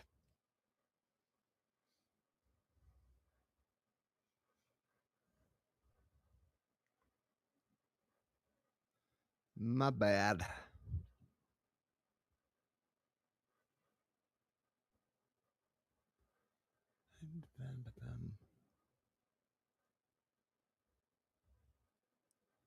think we watched that one. Imagine a car so expensive. Hold on. Folks, someone just dropped $3.5 million on a Plymouth convertible that Chrysler only built 11 times. That's not a typo. 11 total, and every single one is worth more than most people's houses. Today, we're counting down the 10 rarest American muscle cars ever to hammer down at Barrett-Jackson. And trust me, these aren't the Camaros and Mustangs you see at every cruise night. Imagine a car so expensive, it could single-handedly bankrupt an entire nation. This Ferrari costs more than Malta's entire GDP. But hold on, car number 7 will blow your mind. Its price tag, higher than Monaco's annual budget. And car number 10, you'd need 200 years to afford it, even if you made $100,000 every single day. This isn't just luxury, this is pure insanity. These are the 10 cars that cost more than a country's GDP. Let's find out. Ladies and gentlemen, buckle up, because we're starting with a car that redefines the word expensive. Meet the Mercedes-Benz 300 SLR Uhlenhaut Coupe, a $142 million masterpiece that holds the title of the most expensive car ever sold. Let that number sink in. This single car costs 65% of Palau's entire GDP, a nation of 18,000 people. Now let's talk design. This isn't just a car. It's a 1950s racing icon reborn as a road monster. The exterior, pure aggression. Those gull-wing doors aren't just for show, they're a nod to its racing DNA, designed for drivers to leap out during pit stops. The sleek silver body, handcrafted aluminum, polished to mirror perfection, and that 8-cylinder engine, a roaring 3.0-liter beast that dominated the 1955 Mille Miglia race. But step inside and prepare to time travel. The cockpit is a vintage dream. No touchscreens, no flashy tech, just raw, analog luxury. The steering wheel, wrapped in thin, crackled leather, the same material used in 1950s race gloves. The seats, bucket style, stitched by hand, because back then, ergonomic meant hold on for dear life. Here's the kicker. Mercedes built only 2 of these. One sits in their museum, the other, owned by a shadowy billionaire whose identity is locked tighter than Fort Knox. Rumor says even Elon Musk tried to buy it, and failed. But why $142 million? Because this isn't just a car, it's a time capsule of engineering genius. A machine so rare, even most billionaires can't touch it. And guess what? This is just car number 1. If you thought the Mercedes was shocking, meet the Bugatti La Voiture Noire, the black car that's darker than your ex's soul, priced at $19 million. This isn't just a car, it's a rolling nightmare for accountants. How expensive is it? This Bugatti costs more than Tuvalu's entire GDP, a nation drowning in debt, just like you'll be after hearing this. But here's the twist. This car isn't just rare, it's forbidden. Owners need special permission to drive it, because its 1,500 horsepower engine could literally outrun the law. The exterior, pure carbon fiber villainy. Every curve is hand sculpted to slice through air and bank accounts. And that obsidian black paint, it's coated with crushed diamonds, because Bugatti thinks glitter is for peasants. Inside, a vampire's paradise. Hand-stitched leather, 18-karat gold switches, and a speedometer that goes up to 273 miles per hour, a speed so illegal it's practically a crime scene. But who owns this beast? Rumors say it's a tech titan who wears a mask to test drives, or maybe a drug lord who uses it to smuggle. Well, let's not ask. One thing's clear, this car isn't for the rich, it's for the ruthless. And guess what? We're just getting started. If you think $19 million was outrageous, brace yourself. The Rolls-Royce Boat Tail, a $28 million masterpiece that makes yachts look like bathtub toys. This car isn't just expensive, it's Sao Tome and Principe's GDP on 4 wheels. Yes, an entire African nation's economy, crushed under the weight of one car's price tag. Let's break down this floating palace. The exterior, handcrafted aluminum, polished for 2,000 hours, because Rolls-Royce thinks time is just a number. The rear, a built-in champagne chest with crystal flutes, because picnics should always come with the side of bankruptcy. And that parasol, it's stitched with gold thread, because shade is for peasants. Inside, a dashboard wrapped in mother of pearl, seats upholstered in leather so soft it's illegal in 12 countries. But here's the kicker, only 3 exist. One's owned by a secretive tycoon who demanded his initials be engraved in platinum, another by a Middle Eastern royal who uses it to tow his private jet. And the third, it's rumored to be buried in a Swiss vault, guarded by lasers and lawyers. Why $28 million? Because this isn't a car, it's a declaration of war against logic, sanity, and every budget ever written. And guess what? We're just warming up. Hold on to your wallets, because we're diving into a car so legendary, even God would need a loan to afford it. The 1963 Ferrari 250 GTO, a $70 million symphony of speed that makes Dominica's entire GDP look like pocket change. Let that sink in. This car's price tag equals 12% of Dominica's economy, and it's not even street legal. Let's decode this Italian beast. The exterior? A time capsule of 1960s racing rage. Every curve was hand sculpted to cheat the wind. And humble millionaires. That iconic rear, pure aggression. The quad tailpipes, they don't just roar, they scream wealth. Inside, a cockpit soaked in vintage adrenaline. No airbags, no touchscreens, just a wooden steering wheel, cracked leather seats, and a gear stick worn raw by racing gloves. Why? Because in 1963, safety was for losers, speed was religion. But here's the twist, only 36 were ever made. One sold for $70 million, another sits in the Louvre of Cars, the Ferrari Museum, and the rest, owned by phantom billionaires who'd rather die than sell. Rumor says Jay Leno begged for one, and got laughed out of Maranello. Why $70 million? Because this isn't a car, it's automotive royalty, a crown jewel of greed and glory. And trust me, the madness is just gearing up. Prepare for a car so rare, so unapologetically insane, it makes diamonds look like gravel.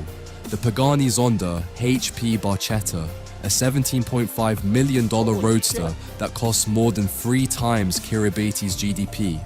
Let that sink in. 3 of these cars could literally buy an entire Pacific Island nation and still have change for a private jet. Let's unravel this mechanical unicorn. The exterior, carbon titanium madness, a material so exotic NASA uses it for Mars rovers. Those swooping curves, hand sculpted by Italian artisans who probably drink espresso laced with rocket fuel. And the rear, a triple exhaust setup that sounds like Satan's symphony orchestra, tuned to destroy eardrums and bank accounts. Inside, a cockpit carved from alien dreams, bare metal gears exposed like surgical instruments, seats wrapped in leather tanned with unicorn tears. The steering wheel? Naked carbon fiber, no buttons, no screens, just raw, unfiltered speed. But here's the kicker, only 3 exist. One's owned by Pagani's CEO, another by a crypto king who paid in Bitcoin and lost the password. The third, buried in a Swiss bunker next to the Ark of the Covenant. Why $17.5 million? Because this isn't a car. It's a middle finger to physics, finance, and anyone who thinks reasonable is a word. And guess what? We're just hitting ludicrous speed. Man, that's fucking awesome. Buckle up, because we're about to unleash a car so ferocious, it makes hurricanes look like gentle breezes. The Lamborghini Veneno Roadster, a $4.5 million beast that costs more than Montserrat's entire GDP. Let that marinate. This car's price tag could rebuild an island destroyed by volcanoes. But Lamborghini said, nah, let's make it a toy for billionaires instead. Let's dissect this carbon fiber predator. The exterior? Aerodynamic insanity. Every angle designed to slice through air and your life savings. Those jagged edges? They're not just for show. They're to remind you that beauty is pain, and so is bankruptcy. The rear? A triple exhaust system that growls like a T-Rex on espresso, and a spoiler so sharp it could file your taxes. Inside? A cockpit stripped down to bare bones brutality. No cup holders, no touchscreens, just Alcantara racing seats and a fire extinguisher. Why? Because in a car this wild, safety means don't crash, and luxury means you're still alive. But here's the kicker, only 9 exist. One's owned by a Middle Eastern prince who races it against his pet cheetahs, another by a tech mogul who uses it to test AI algorithms, code for midlife crisis. And the rest? Locked in climate-controlled garages, next to dinosaur fossils and Elon's hair plugs. Why $4.5 million? Because this isn't a car, it's a natural disaster with a warranty. And trust me, the chaos is just shifting gears. Hold on to your sunglasses, because this car doesn't just shine, it blinds. Meet the Koenigsegg CCXR Trevita, a $4.8 million diamond-coated monster that costs more than 4% of Nauru's GDP. Let that sink in. This car's price could fund an entire phosphate mine, but Koenigsegg said, let's bedazzle it instead. Let's crack this crystal-clad enigma. The exterior, diamond weave carbon fiber, yes, actual diamonds crushed into its body. Why? Because Koenigsegg thinks paint is for peasants. That pearly white finish, it reflects sunlight like a rolling supernova, and lawsuits from jealous jewelers. Under the hood, a 4.8-litre V8 pumping out 1,018 horsepower, enough to outrun your regrets, and Interpol. The rear wing, a satanic spoiler that generates more downforce than a Boeing 747 and more envy than a billionaire's Instagram. Inside, a cockpit dripping with Arctic opulence, seats stitched with platinum thread, a gear knob carved from Swedish crystal, and a speedometer that maxes out at 245 miles per hour. Because death is just a minor inconvenience. But here's the twist. Only 3 exist. One's owned by a tech genius who paid in Bitcoin, then forgot his crypto wallet password. Another by a Middle Eastern royal who traded 10 oil wells for it. The third, locked in a vault, guarded by AI robots and a dragon named Steve. Why $4.8 million? Because this isn't a car. It's a walking jewelry heist with a turbocharger. And guess what? The insanity is just shifting gears.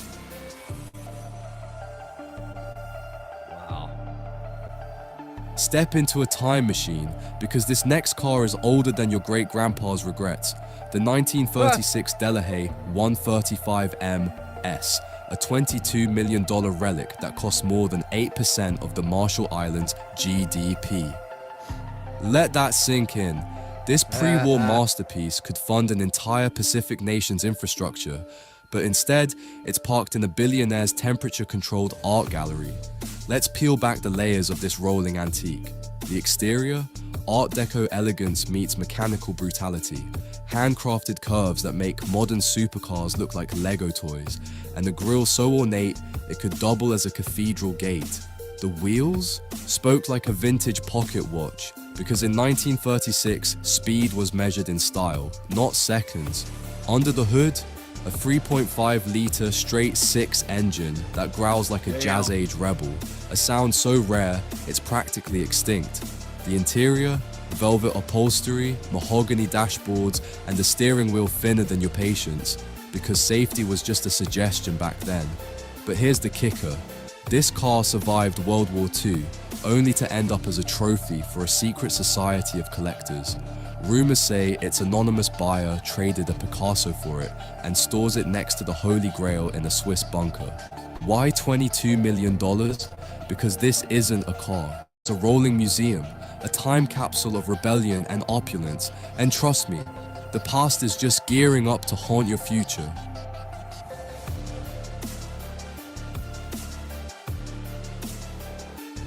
Strap in, because this next car doesn't just break the rules, it annihilates them.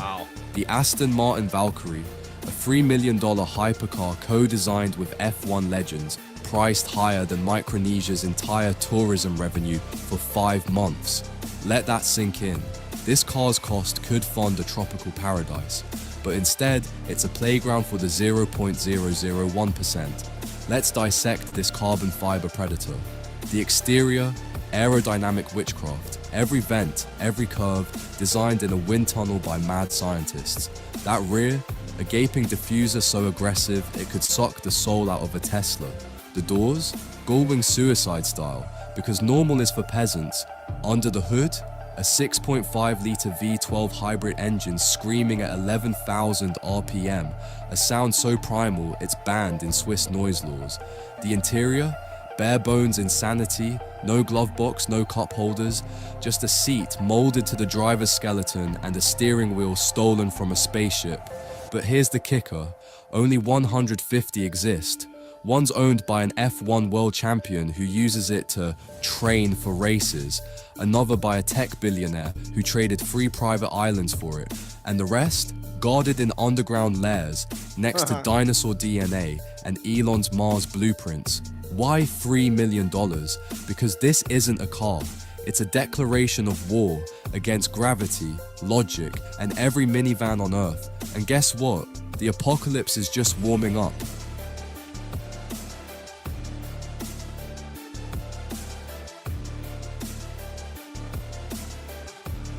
We've saved the most cursed for last. The 1954 Oldsmobile F88, a $3.3 million ghost from the past, priced higher than Tonga's entire GDP. Let that sink in. This car's value could bail out a Polynesian kingdom, but instead it's collecting dust in a billionaire's secret vault. Let's unearth this forgotten nightmare.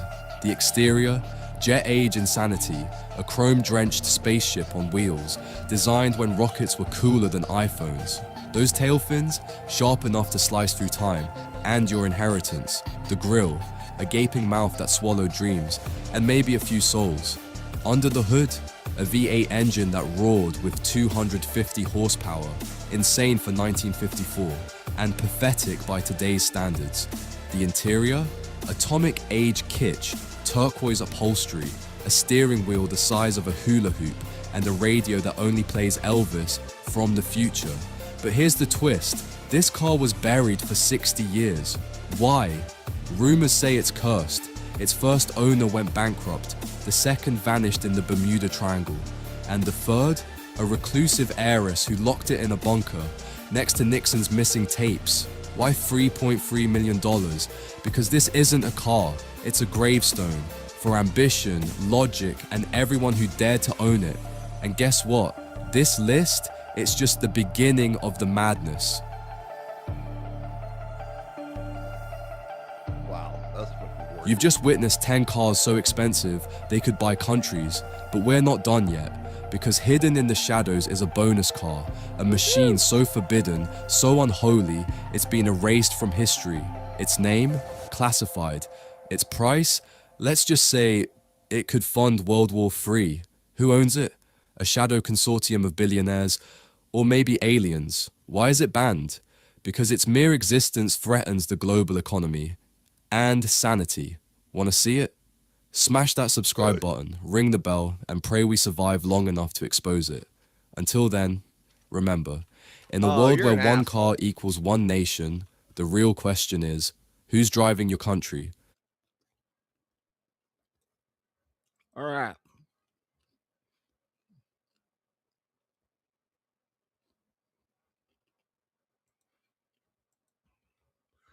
Okay. What the fuck?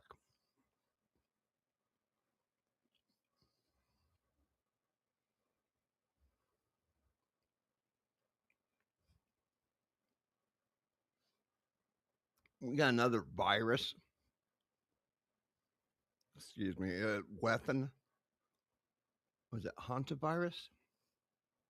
On a outbreak on a cruise ship. Huh.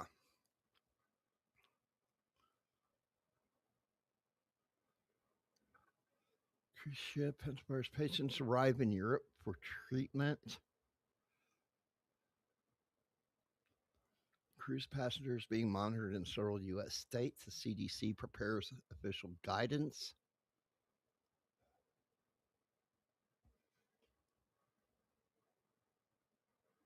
Huh. Let's deal with this shit. Huh. Let's take a look real quick.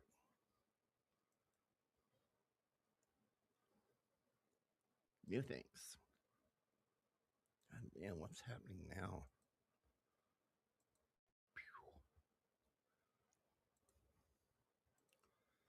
Okay, infected cruise ship. America not prepared for possible outbreak. You know, nobody can be 100% prepared for that shit. I'm sorry. Health experts have expressed concern for the readiness of the United States to handle a widespread outbreak after it revealed a number of passengers have returned to the U.S. after disembarking a cruise ship before they realized a contagious and deadly disease was circulating on board.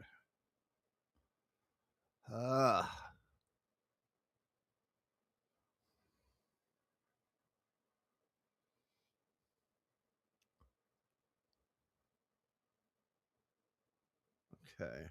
CEO of the Infectious Diseases Society of America says the United States is not prepared.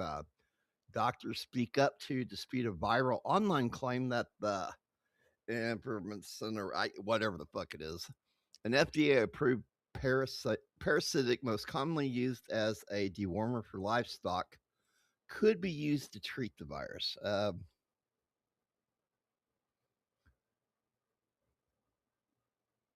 The cruise ship's saying at least 29 living passengers from 12 countries disembarked the ship and went home after the death of the first passenger on board. Those countries are Canada, Denmark, Germany, Netherlands, New Zealand, Switzerland, Sweden, Singapore, St. Kitts, and Nevis, Turkey, United Kingdom, and the United States. Of course, we're on there. Texas is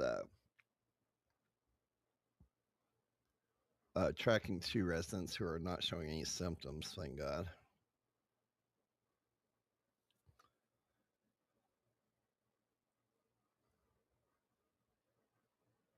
Huh.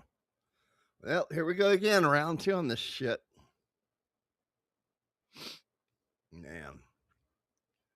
You ain't gonna be able to get anybody to fucking do anything you want this time around. Fuck that. Okay. Let me see here.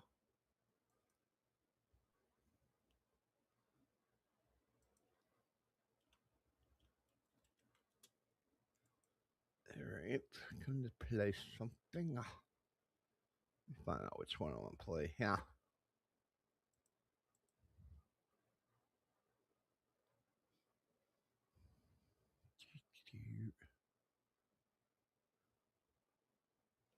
Okay, we got the third tab here.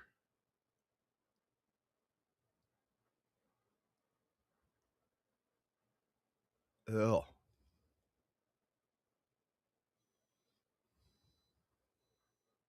Oh shit, I got some microwave going off.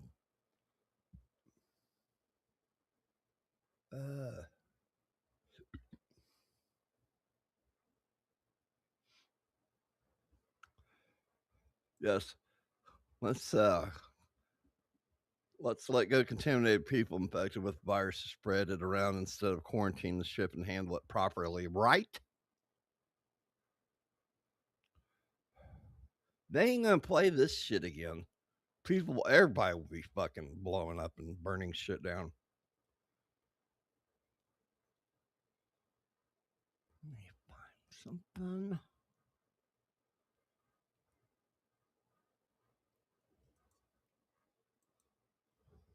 Okay.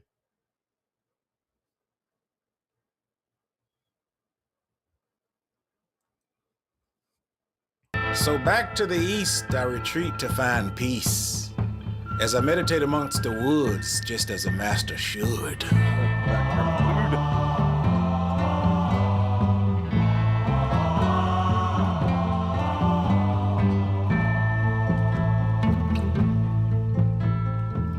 My solitude was disturbed by a sucker who was trying to sneak.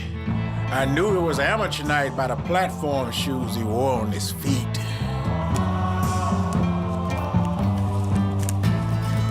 I tossed a pine cone to distract his ass as I moved into position. startle that motherfucker so I can make the acquisition.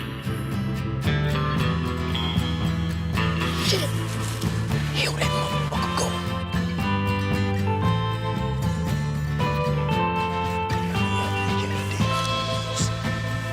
Flies and mosquitoes. Got your bitch ass! Hell! Ain't no help for you up here. You came all this way just to die, sucker. Ow! Help! About to help you meet Jesus in 3, 2, 1. Tell him I said hello. I choked that motherfucker and sent him straight to heaven, but he came right back in a split second. Oh, you ain't dead yet? Well, I got more where that came from, sucker. I didn't die. He said it wasn't my time yet, so he sent me back. Well, I'm sorry to tell you, Jesus done sent you back down the wrong motherfucking path. Return to sender, bitch. I killed his ass for the second time and sent him to the pearly gates. But this Josh sucker came back again with a quick reincarnate. Boy, heaven must don't want you because they got me and Jesus damn ping pong with your dumb ass. Wait, I came for help.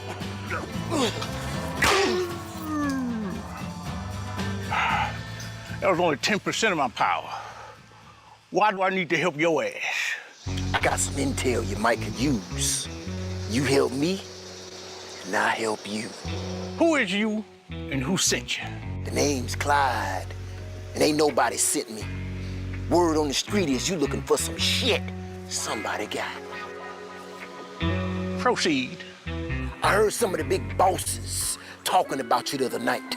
One of them was saying how much money he been making off of Larry Dickel. Making money how? Something about some songs. I think the name of one of the albums was Chicken Gizzards. Chicken Gizzards? Chocolate River? Yeah, Chocolate River. I thought it was Chicken Gizzards. There's not no goddamn Chicken Gizzards. They was trying to sell one of your songs to one of the other bosses, Jack. How you know all this? I work part-time as a bartender down at the Fat Dragon on William Street. So I hear a lot of shit I might not supposed to hear. Okay. What's in it for you? I've been getting robbed for my tip money every night for the last 2 weeks. I could use your help taking them out. Okay, I got that for you. But I need something else from you. I need more intel from the Fat Dragon next time you go to work. Right on, Jack. Now, back to the mainland. So in a true Eastern tradition, I accepted the mission. Scurried back to the mainland to destroy my opposition. I made haste with leaps and bounds quicker than any normal man would. The motherfucker with no sleeves on was trying to keep up as best as he could. With the determination of a panther and the perseverance of a honey badger, my destiny was calling me to unleash the master.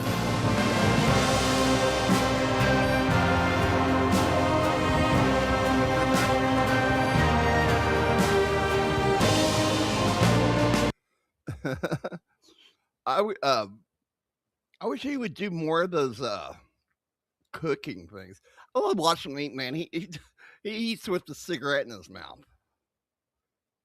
What the fuck's this one here? Hold on.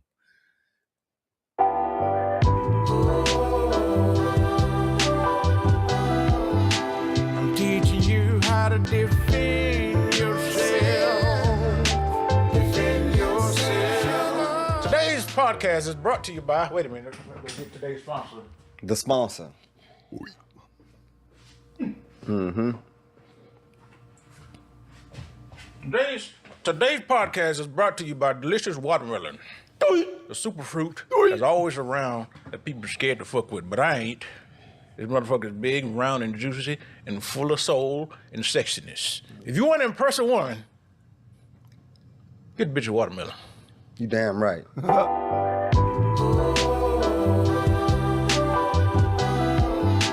I'm teaching you how to defend yourself. Wow. Defend yourself. Okay. Yeah, if there's if this gets bad, there's no way in hell they're gonna get people to fucking do all that shit from last time. Shut down businesses and crap like that. Fuck that shit. You ain't gonna be able to get anybody to do that this time around. That shit fucking killed us. Well, damn near. So I came across something new. Here we go.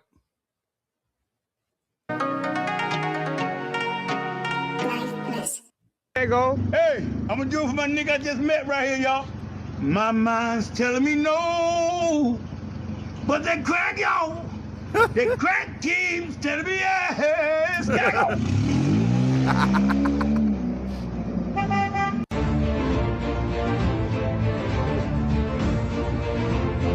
Captain Crack Sparrow.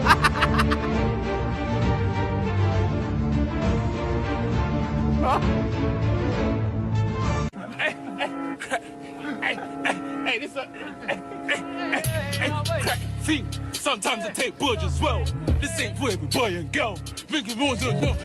Inject it left, inject it right, inject it left, inject it right, inject it left, inject it right, inject it left, inject it right. Crack fiend, I'm a crack fiend. Sometimes I take budge as well. This ain't for every boy and girl. Best be on point, I got skills. Yeah. Cut that, cuz. Cop it. Trust me, on the house. What the fuck? What that for? Missing. What's that for? What? Huh? That for missing. That medicine? Yeah. Yeah, no, you don't want that, man. What that for? That's for sex. Huh? That's for sex. Oh. Hey, nasty. Nigga, I'm telling you, I've been locked up at Willy Wonka's place 300 million times. Is that Cat Williams? What's going on in the wonderful world of crackheads this morning? Oh, okay, you're gonna try to pick the whole fridge up. You don't want no help. You don't want somebody to get on the other side. You just gonna. Okay. Whoa. Crackhead strength is. Where is you at when I need help moving? Always find you a crackhead to help you move, cause they cheap and they do stuff like this. He gonna get on the. He getting on the bike with the whole fridge on it. Crackhead strength is real. He riding the bike with the fridge.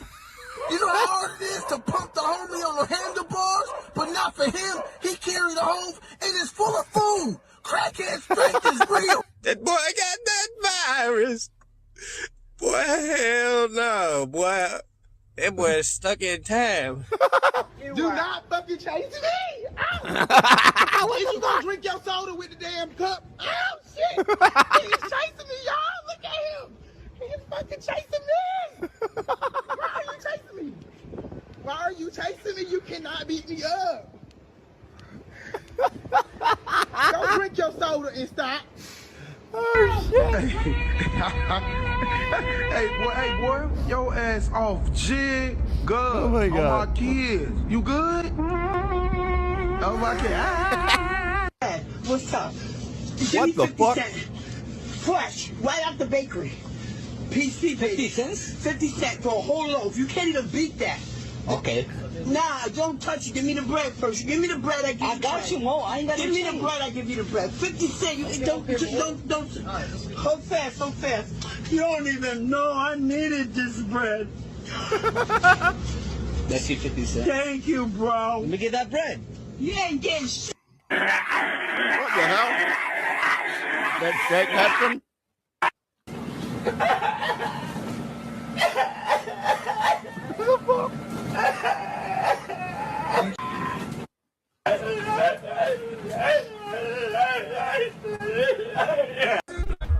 I got the pigeon. She fits in close to panties. And them things that she knows just what she cares to do. She wanna live life your money. Girl, you know I got just the place for you. So let me bring on the lights and hey. Your tights and we can Ranger, go Power Ranger. Mighty Muppet Power Ranger. Crackosaurus. Hey, you need help? You got it? That's the same guy with Are you sure? the fridge.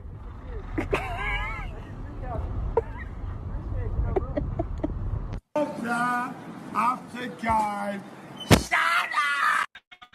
Hey, brand new, how are you? Here I am, haha!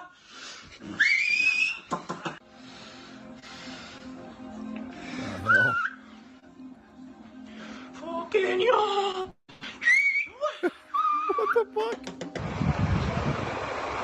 Dewey Sanders, the mad bastard.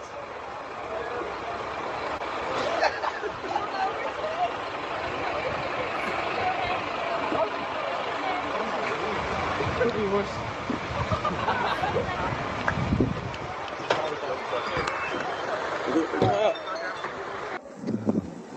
You know it. Move it. Fuck. Fuck you. Fuck him. Look at him, deal. What's good? Oh, he wasn't pooping down the chimney. Put your hands behind your back. You got any guns on you? No, papi. No, papi. No. I ain't your papi. Put your head down.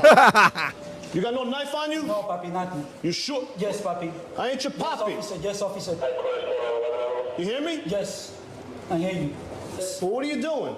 I was smoking that. He's fucking high as fuck. Tobacco? Yes, You officer. sure? Yes, officer. I'm sure. Yes, You want to go home, papi? Roll up. Are you calling me papi again? But officer, Mr. Damiano. Again, you call me that. Don't call me papi again. All right, papi. All right, officer.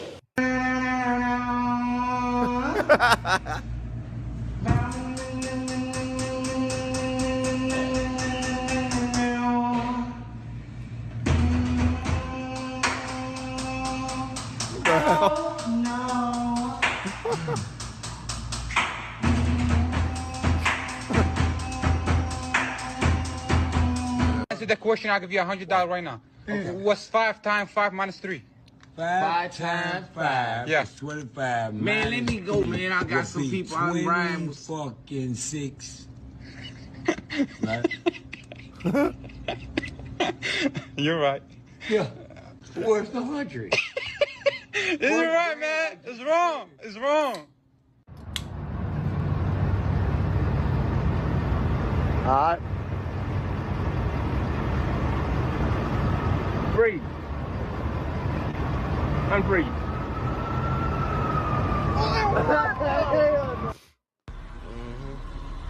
It ain't much, but it's something. Thank you very much. Hey, you have a good one.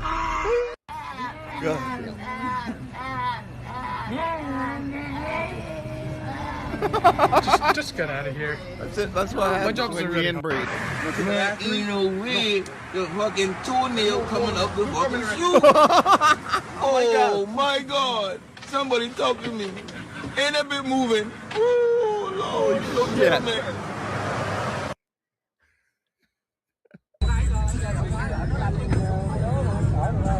What's he doing? Dry humping the airbag?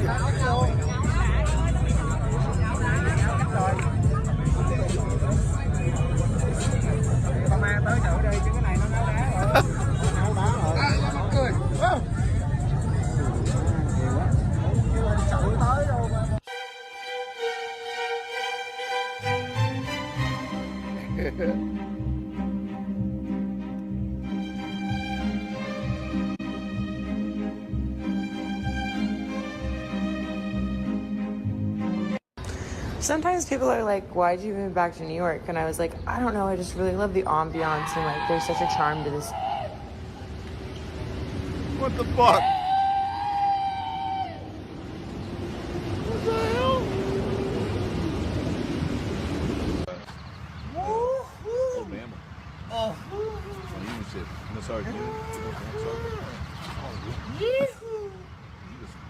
they got the guy handcuffed. 3 of them had to fight with the guy getting handcuffed. Sergeant told them down. They can't just Like 24/7 in Seattle and shit. I mean, I got hit. What the fuck? He's like, his legs are just going like this. Like, wow. Where's your shoe? Where's your shoe, dude? What? Where's your shoe? What happened? What the fuck you talking about, motherfuck you? Hey, dude, guess what? Dude, seriously. Yeah. Calm down. What? What's happening? What'd you do last night, man? What? What'd you do last night? What'd you do? Out. Look. Bro. Can I get the toilet? Bro, you are faded. God.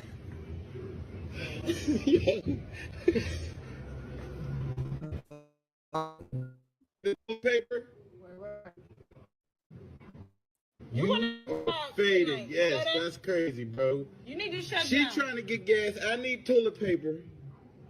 Yeah. And that's what you do. Yo! She need gas and I want toilet paper. The fuck is he on? I'm calling the cops on you. Yeah, you gonna get robbed, bro. You getting robbed. I'd rob him first and then call the cops. Alright. Yo, my man is out.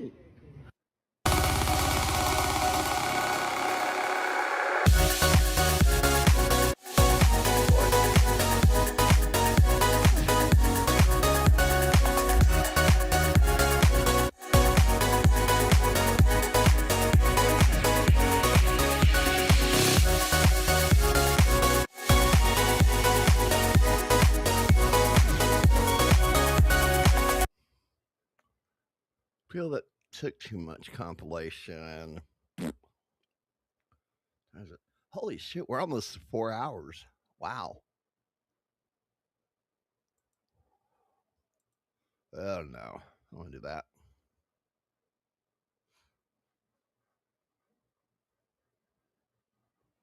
Huh, let me see here. I'm not ready to quit yet. Still with me, buddy? Oh. Guess this, guess that. No, I'm not up to that tonight.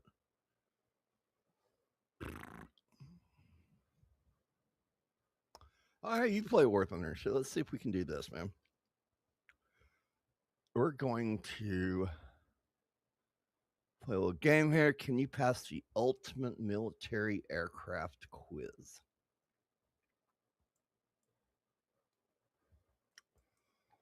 Okay, boop. Oh, there it is. Let's do it.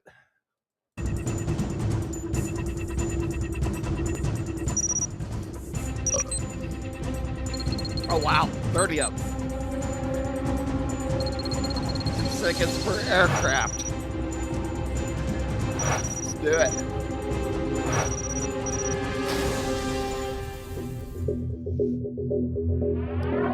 F-15. That's the easy one. Oh, it gave us multiple choice.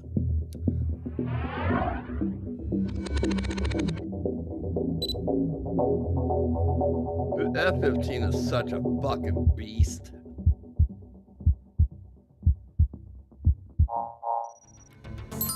Alright, let's do this now.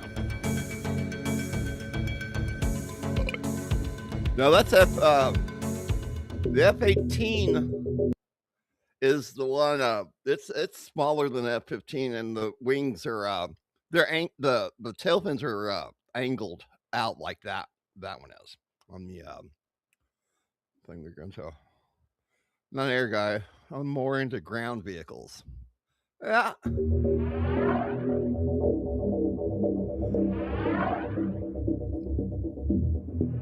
It's twin engines will be the Raptor.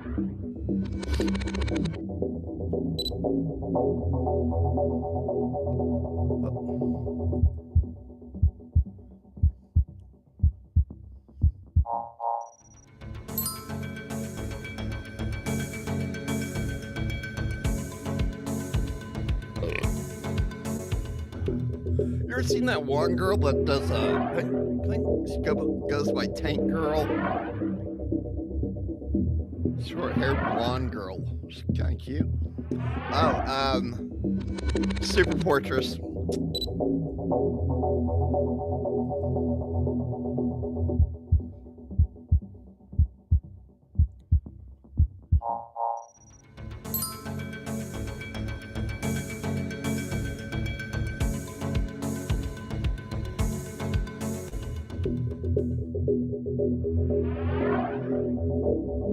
That is Harrier.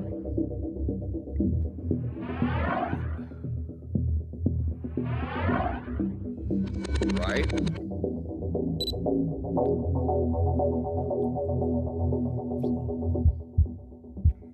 Trying to.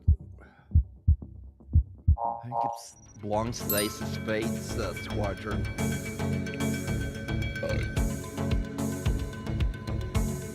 No, it's definitely not the Black Sheeps. Oh, fuck. Oh, it's definitely not P-38 Lightning. I love the Lightning. It's not the Aardvark. So it's the C5 Galaxy. That SU-57, I think that's a big-ass piece of junk right there if they can get them to fly.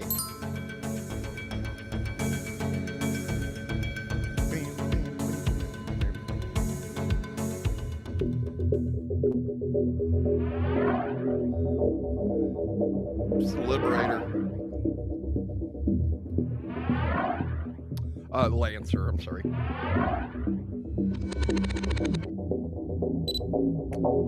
Spirit's at one of those wedge planes.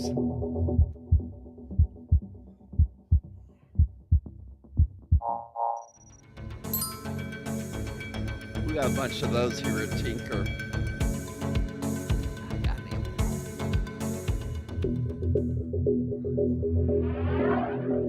B-52.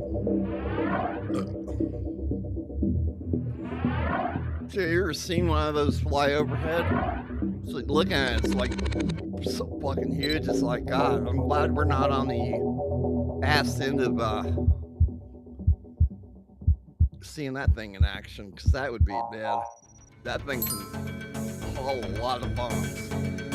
You see that overhead, you know you're fucked.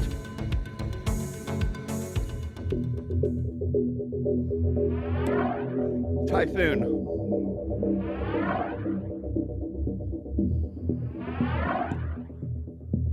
That's what she said, dude.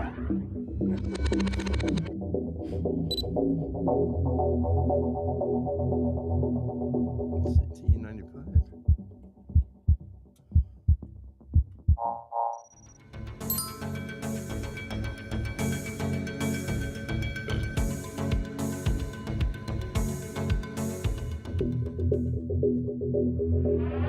B-17 Flying Fortress right there.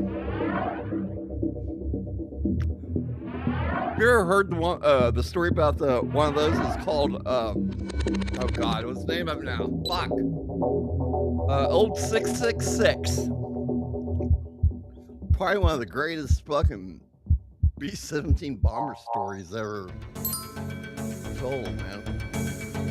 I actually had the skin for the Lucy, which is also the name of the old 666 on War Thunder. Mighty Dragon.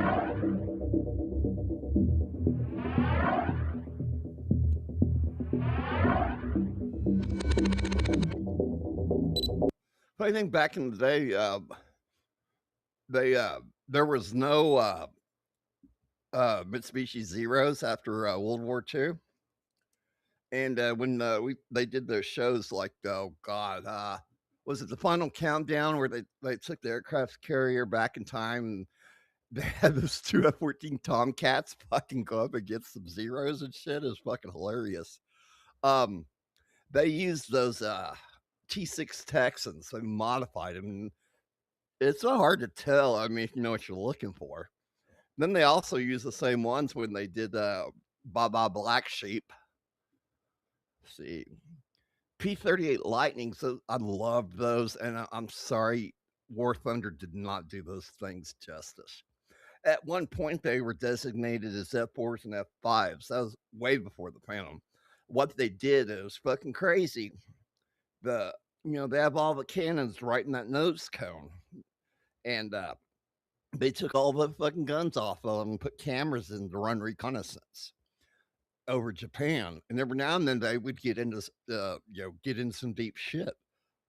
They didn't even need guns on them. Without all that extra weight on there, there's nothing that could catch those things. They were so fucking fast.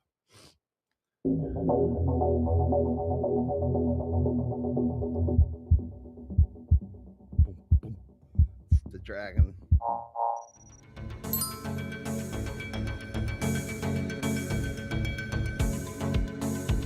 That T-95 is fucking huge, dude.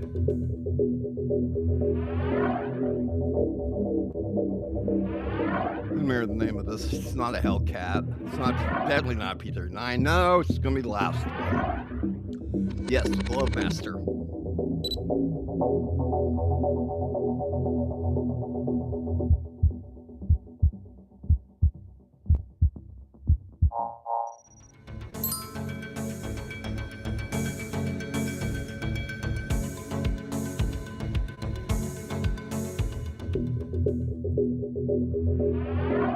Oh shit. Fuck. Aardvark, there it is.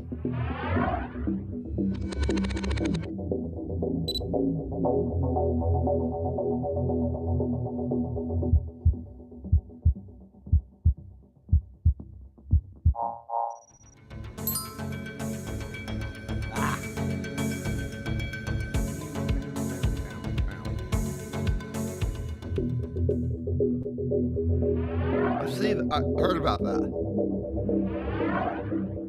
It's a C-130 Hercules.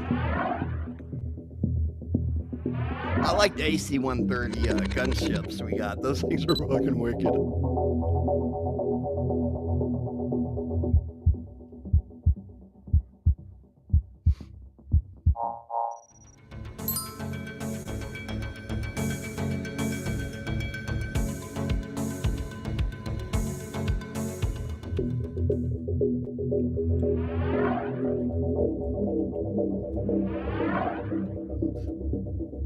Oh, it's 18.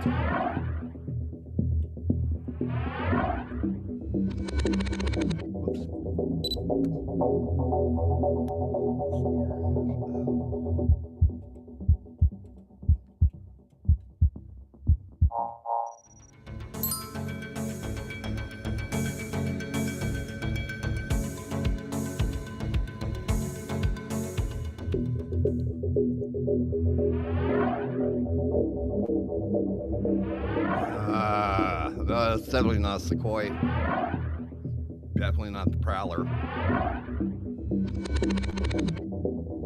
KC-10 extender, I guess.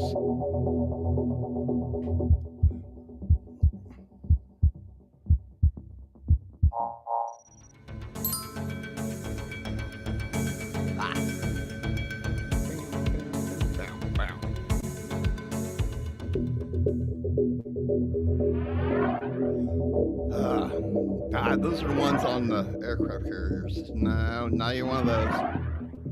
Hawkeye, maybe? I'm gonna go with the Hawkeye.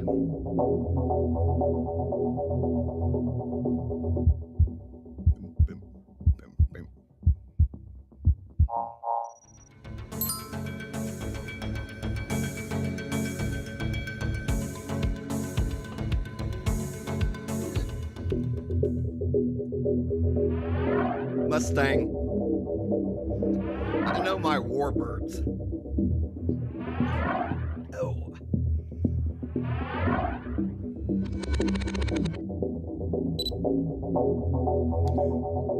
I mean, it look kind of like a Spitfire, but Spitfire doesn't have that air scoop underneath there.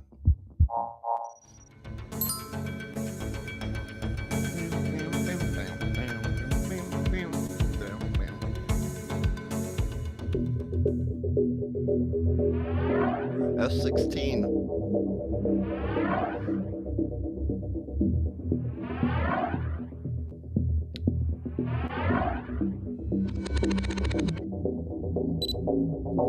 How many aircraft have we gone through? Oh, we're still over halfway there. How much time we got? Oh, not that long.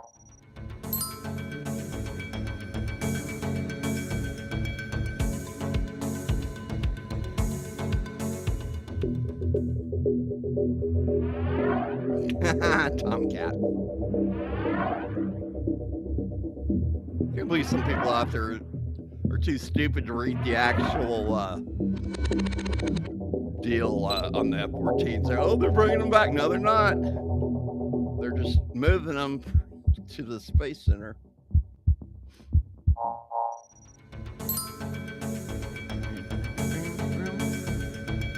I mean, oh man, that's no, because they were pieces of shit. To be honest with you, that's the 57, the Sequoia, and they're like, oh, it's fucking got all stealth. No, it don't. Look at that piece of shit. There's nothing stealthy about that motherfucker.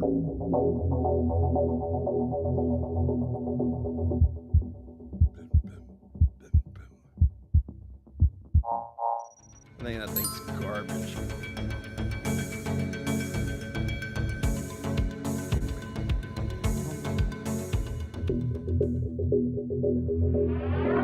Oh shit.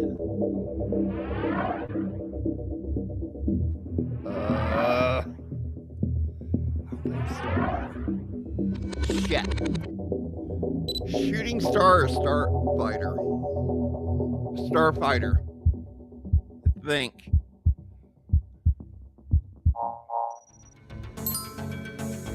Shooting star. Damn it.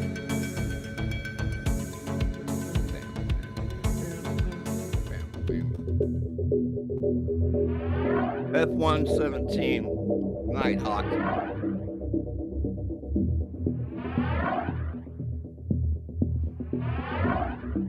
There it is.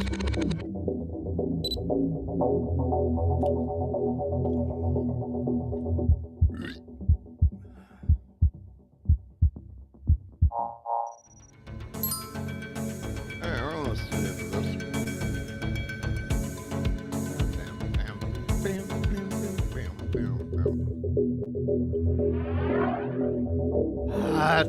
Maybe.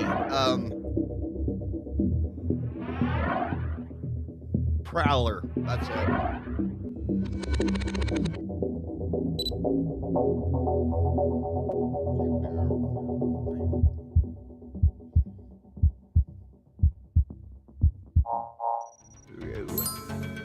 Ah! I was not sure of that one.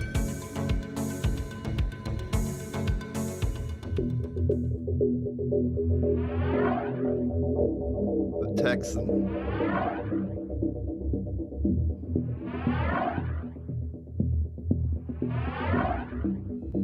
It's not the Hornet bot. The ones I was talking about, they customized and made them into zeros. Texan.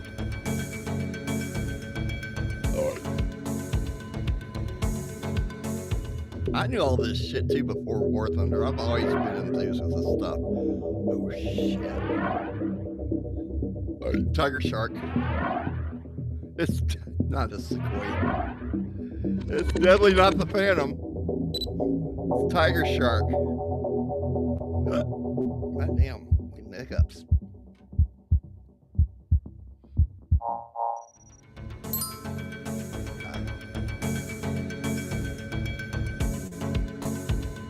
These things are pretty much worthless.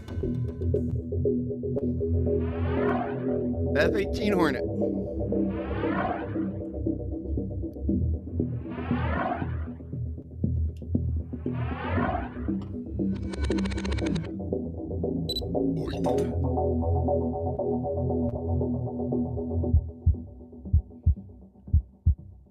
Oh, let me see if I can find that tanker.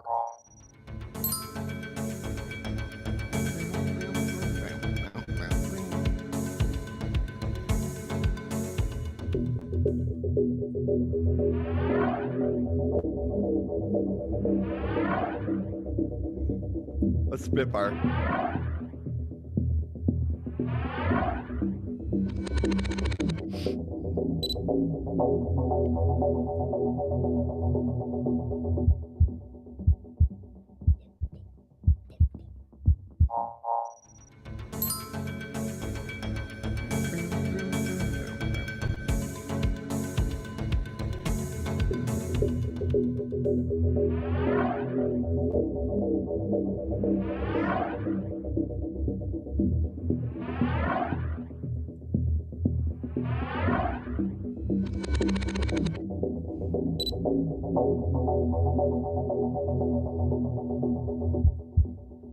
Oh, fuck. Top one. I think. Yeah. Woohoo.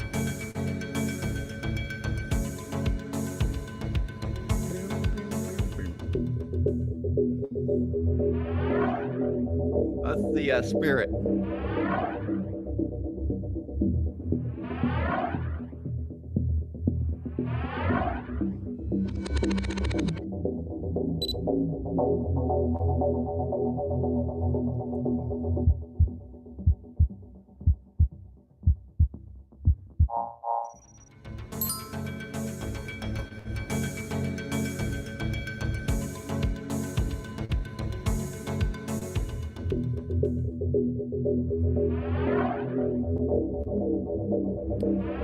F-35. Lightning too right there.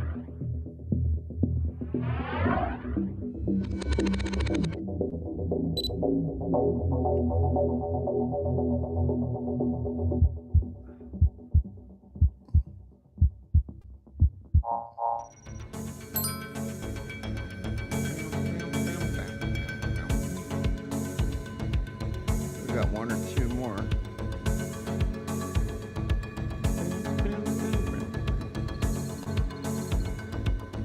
Oh, we're done. All right, cool.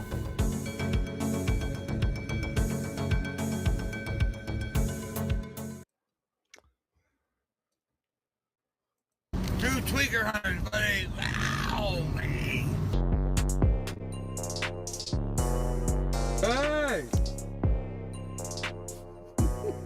Crack or tweet? The fuck is this? Tweaker hunters.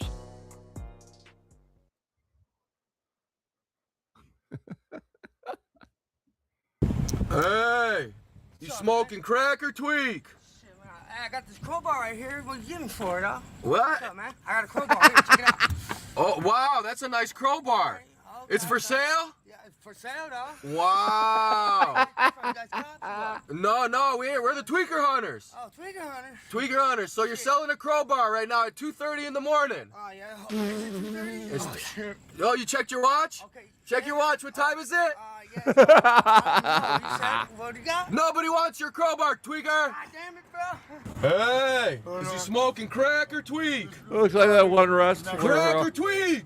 Hey, they're brothers. That one of them passed away. Are you speaking Martian? Are you from Mars?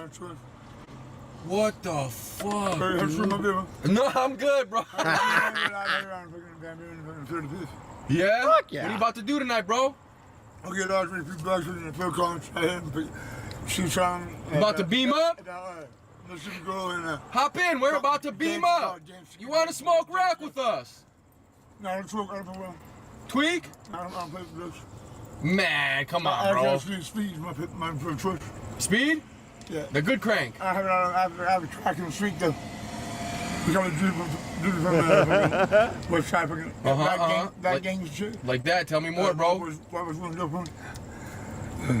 I appreciate you, dog. Thank you. That's the whole 20 right there. No, you're good. I'm good. No, I'm good. You're good, bro. I don't even smoke. Thank you, though, brother. No, just keep that $20 bill, bro. You good. Appreciate you, dog. He's got his tweaker mobile, homemade bike with the lawnmower engine. I heard a lot of people do that in California. Hey, does the tweaker mobile go fast?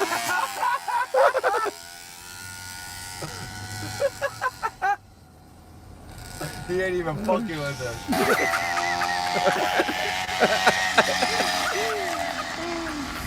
Oh my God.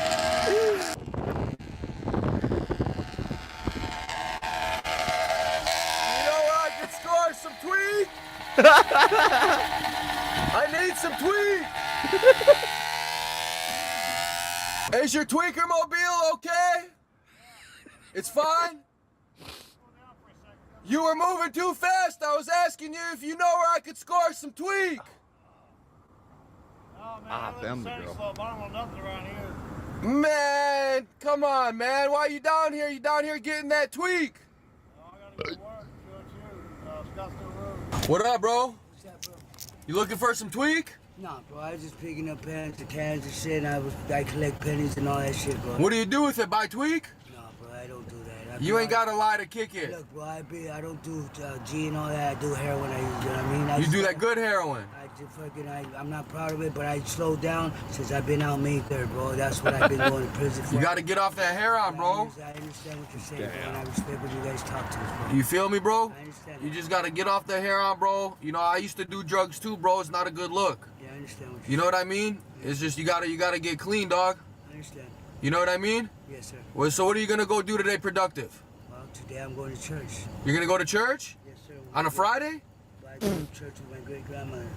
Okay. We go to Matthew Hart. All right, just get off the drugs, bro. Like I said, I'm trying to do my best, you know what I mean? And I respect everything you guys tell me. Appreciate you. I don't go through one ear and out the other. So no crack or tweak, man? Oh, no. This show is not for you, man. But pretty cool. I'm 62 years old. I've been doing it since I was 12 years old. Bro, I was shooting. But I don't know. Oh, you chill now? You just drink? I don't know. I smoke a bowl of Bowl of what? Bowl of tweak. Bowl of tweak? Oh, yeah. Tell us about the first time, man. Yeah. I went. Oh, Jay. I was 18. I joined Carnival. And, man. You were a carny? Yeah, I'm carny. You're a carny? Explains a lot. There you go. A lot of years. But the first time, and then I asked the person for a quarter. Then I didn't know how to do it. I said, give me a point. They gave me a point. What's a point? What's a point? Okay. A needle? Yeah. A point is a needle. Yeah. To shoot dope. Yeah. Shooting dope! God. Right. You get close to shoot dopes. But I went and sat in the porta potty. They got them porta potties. I probably fell asleep in it. And you're reliving it right now. Oh yeah, I'm getting that. Yeah, well, it was good. But like I said, I'm 62 years old. I've been doing it. I've been doing it ever since. And I got it. It's great. But well, I'm not addicted. I can stop it if I want. Yeah? Yeah. Oh yeah. Okay. Yeah. All right, but he's at that point in life that he wants to just go ahead and keep doing it. I mean, you're pretty much at rock bottom, and I don't see you getting up anytime soon.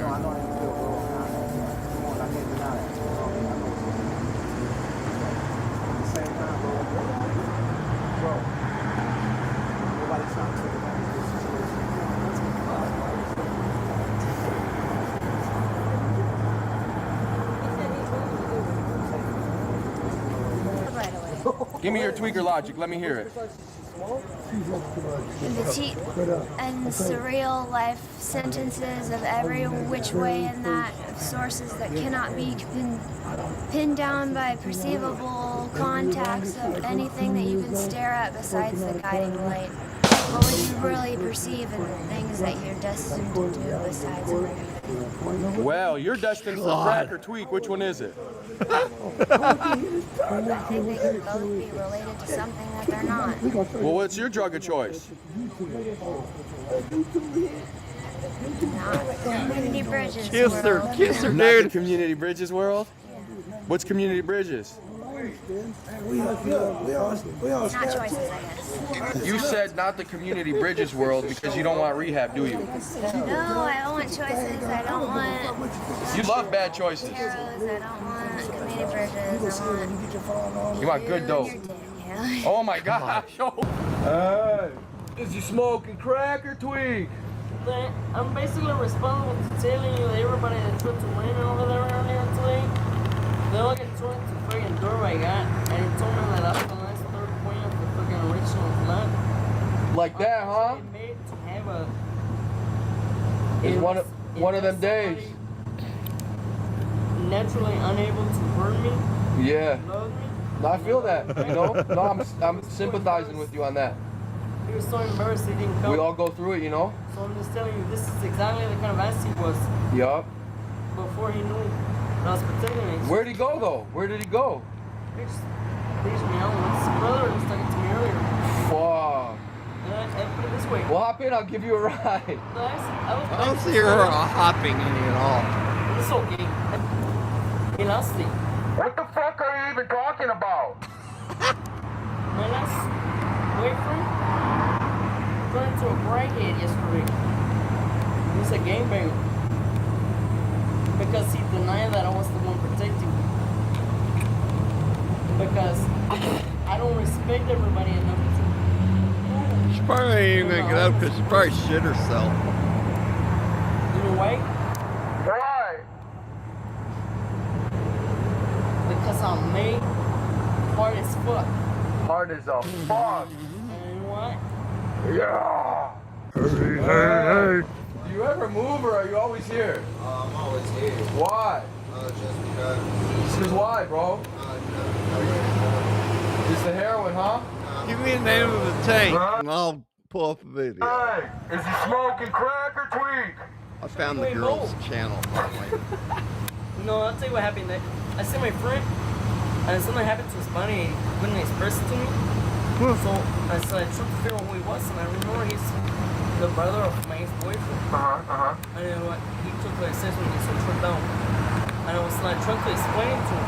So I told my wife to my boyfriend, I said, hey man, you know you're telling my ex, you can talk to me. Yeah, call. What the fuck? So he come and talk to me, he's like sitting around the corner. He tried to tell me that I'm too weird to communicate with in public. I said, like, that's crazy because I'm not a super fast runner who disappeared from me. Yeah. Because I was fucking. Were you a track star? I could run faster than anybody. But I She's out there, she's being a math. By acting like national opponent and making fun of everything I was enforcement. So I could put people that didn't have shit in power, right? And when nobody knew. But he didn't recognize it, so I killed him discrimination. So it's kind of like. What the fuck are you even talking about? Crack or tweet? The fuck is this? That's fucked up. Okay. Well, since planes ain't your thing, the name of a tank, any tank. I found the girls' channel, so just need the name of the tank you'd like to see. So it pretty much has everything on her page.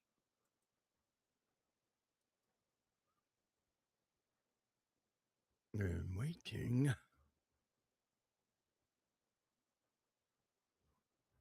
You got tigers, leopards, panzers, Jagdtigers. Yeah, name any tank. I guarantee you it's on here.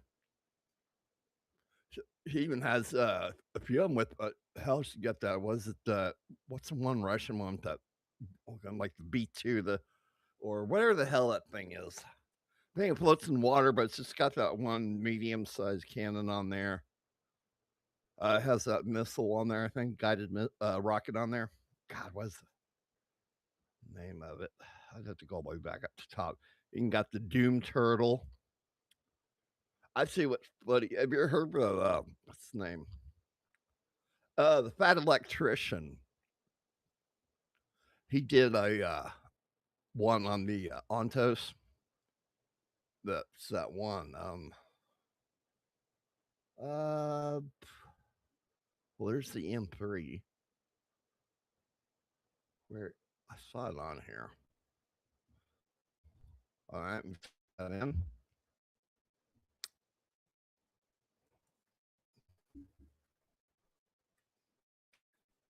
It's Tiger.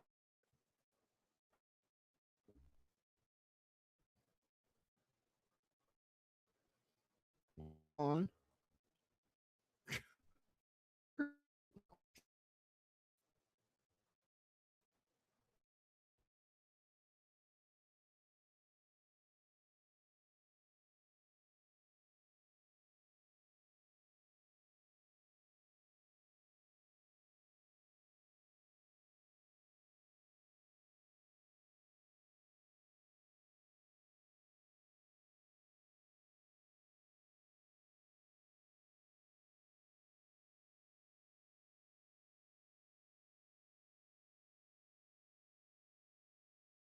The Panzers came up.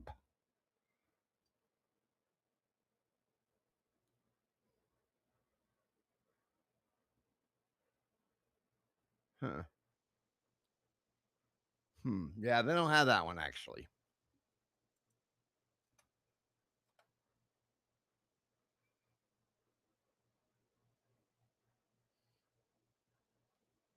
Give me a name of another one.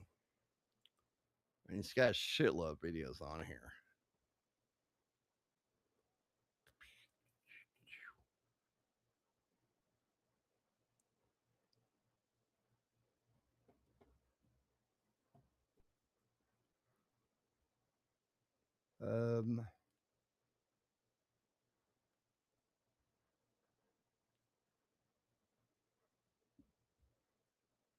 Okay.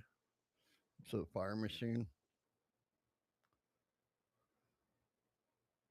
Let's see here.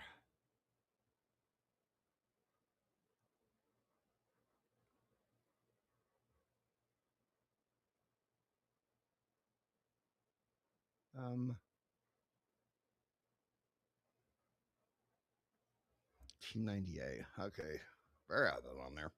Got everything else.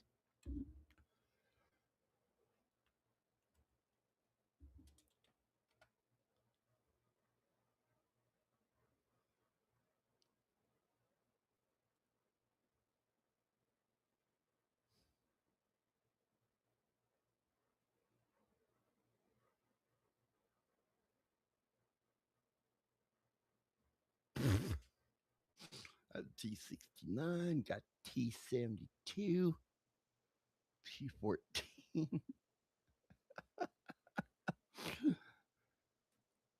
Yes, July 24th. 20 years old, dude.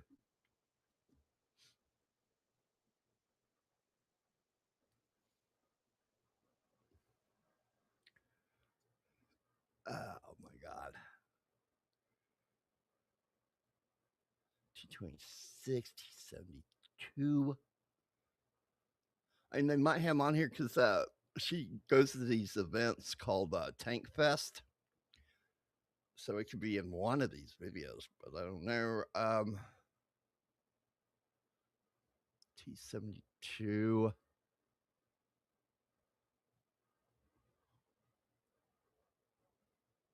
Restored Hellcat.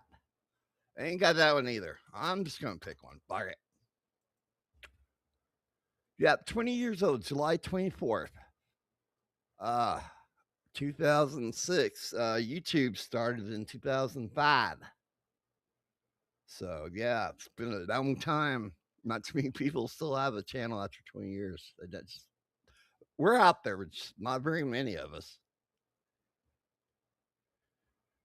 I tell you what, we're going to do a Doom Turtle or something.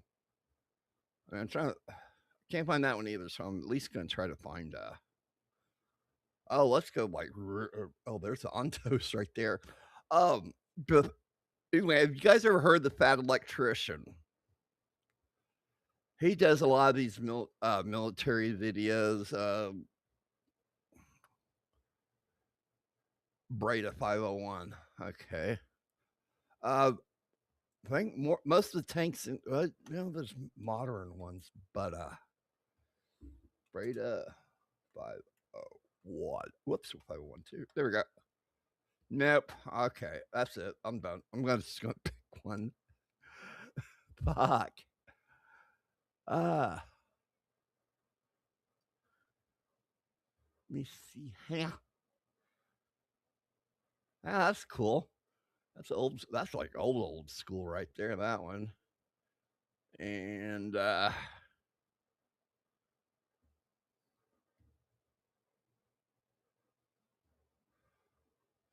there's the Doom Turbo. That one's 30 minutes. She's got like 3 or 4 of those in here, but not. I ain't watching no fucking 31. I mean 32 minute one. Here we go. Let's watch this one. Or not. Oh hell, let's do a Stug. No, that's 20 minutes long. Not tonight.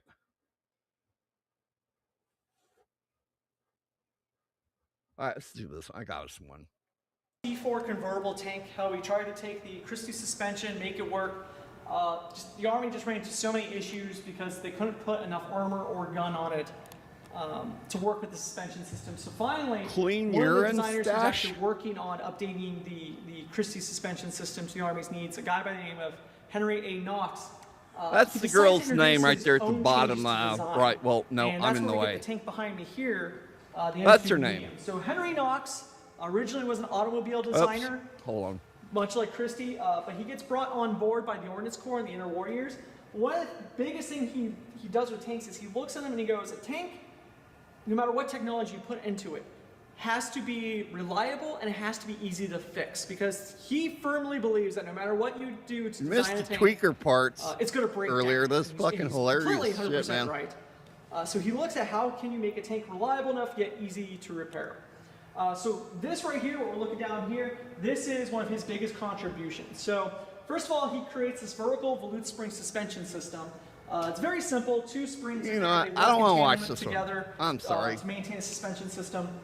But you notice it's a bogey. I don't want to watch their. I want to see some action here, damn it. Support roller here on top. And the advantage of that is that as something breaks. There you go. Videos. Yeah, I want to see some shit in action here.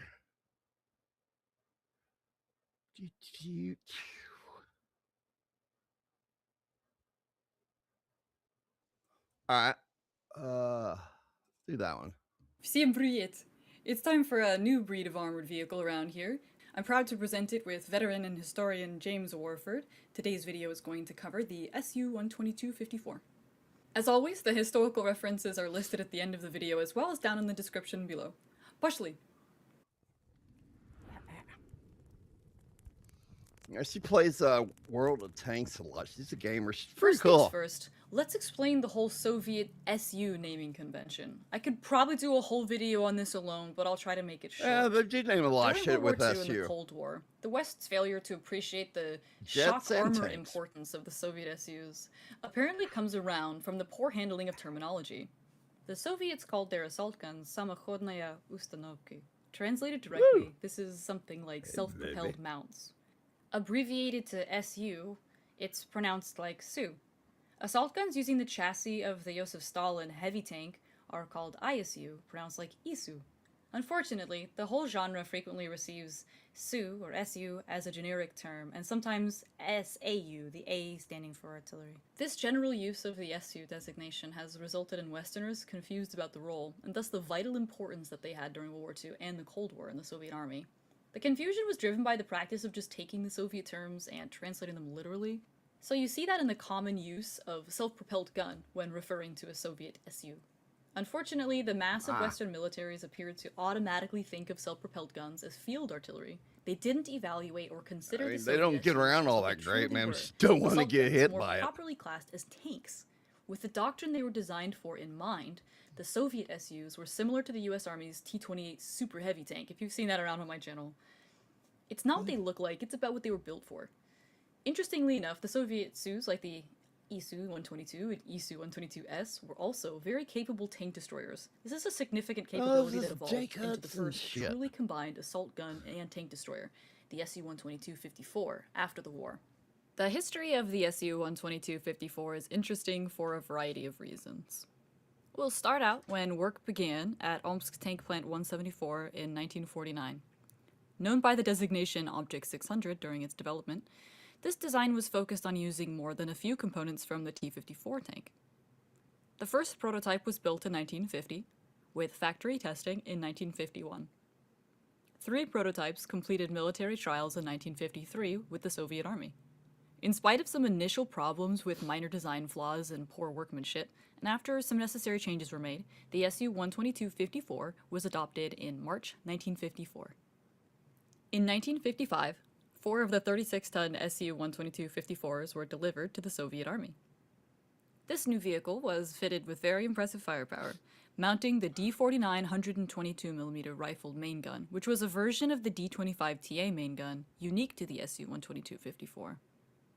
It was also armed with 2 KPVT 14.5mm heavy machine guns. One of these is mounted coaxially, and one is at the loader's position for air defense. It was also fitted with the rarely seen TKD-09 This girl knows her stereoscopic shit. rangefinder at the commander's position.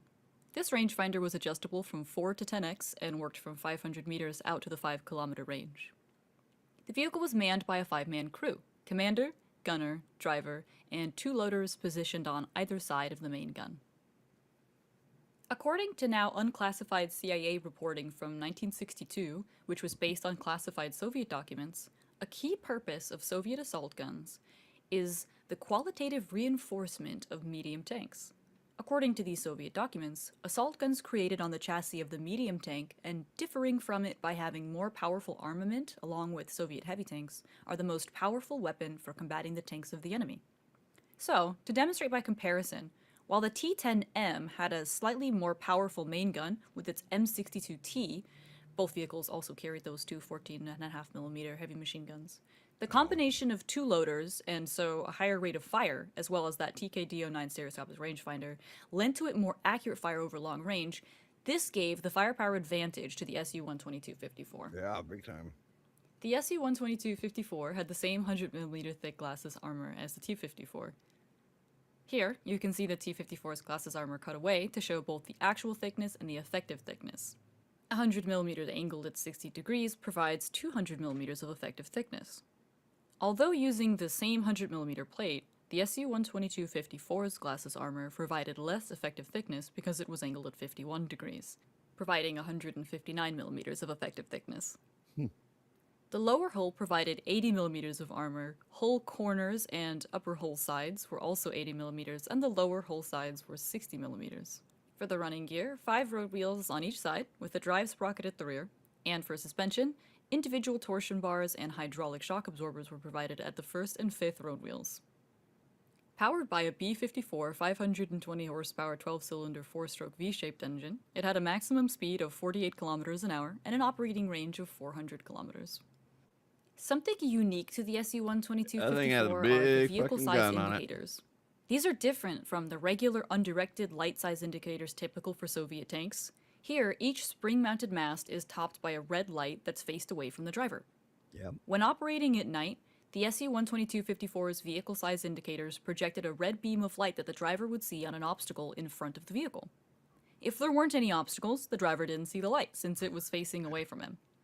It would seem that the decision to put the driver high and to the far right of the hole at the same level with the tank commander, as opposed to low in the hole and centered or off to the left, caused a need to provide the driver with an additional driving aid.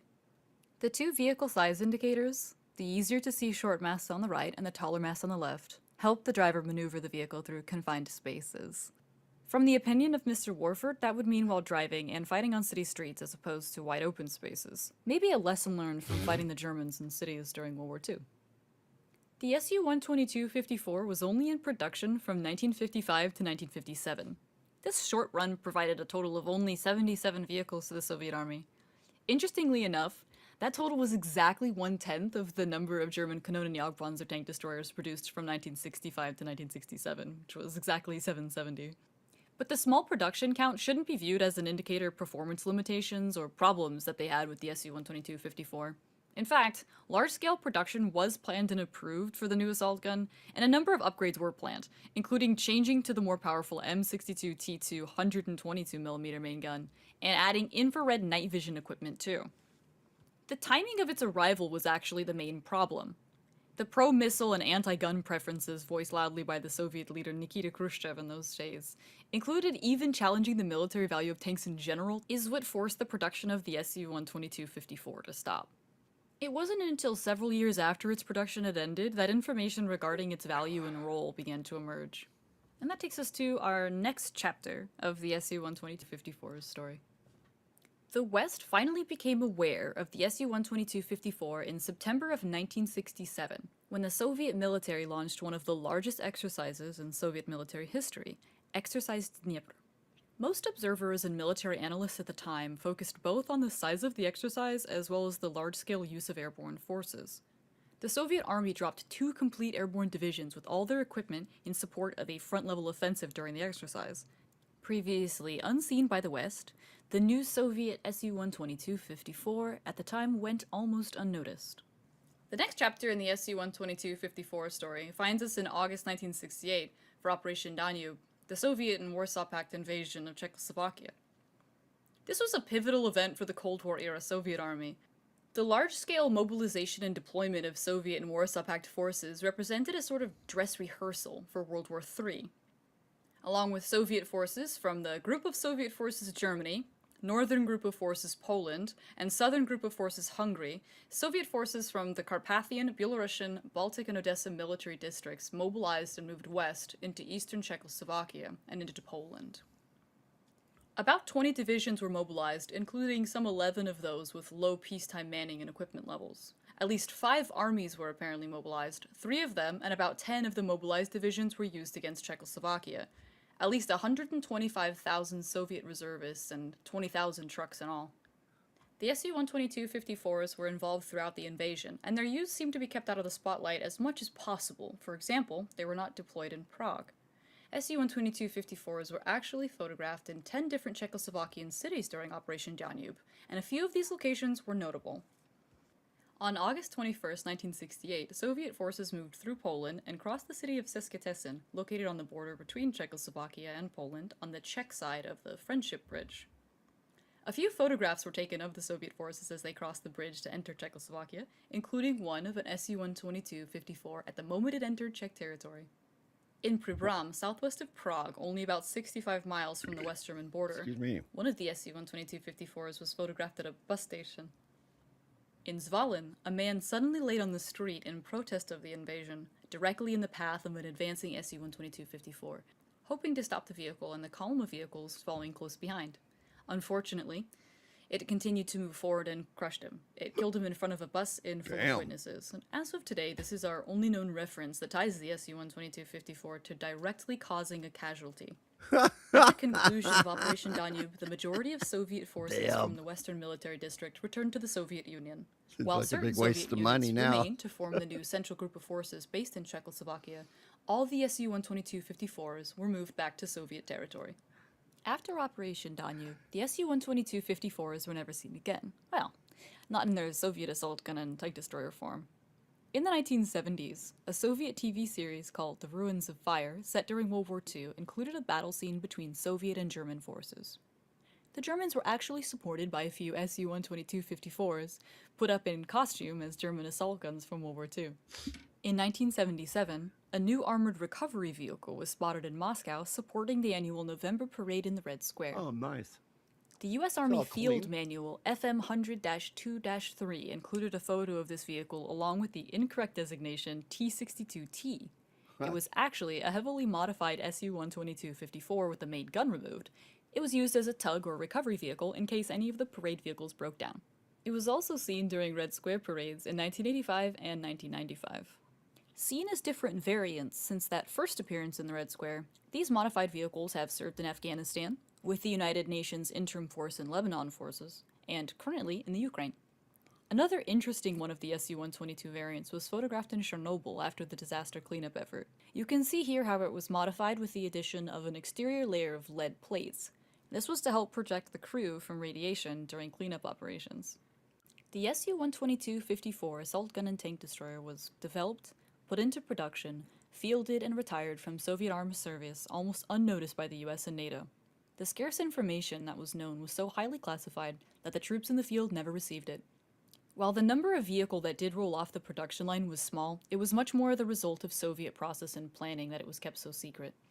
With very few exceptions, the Su-122-54 was successfully kept secret at a time in history when learning military secrets was the overwhelming priority. This is made even more significant by the vehicle's participation in the Soviet Army's highest priority events at the time. Thank you so much for watching. I'd like to specially thank Mr. Warford for the material and to interlinked from the assistants. Historical references for this video are as follows.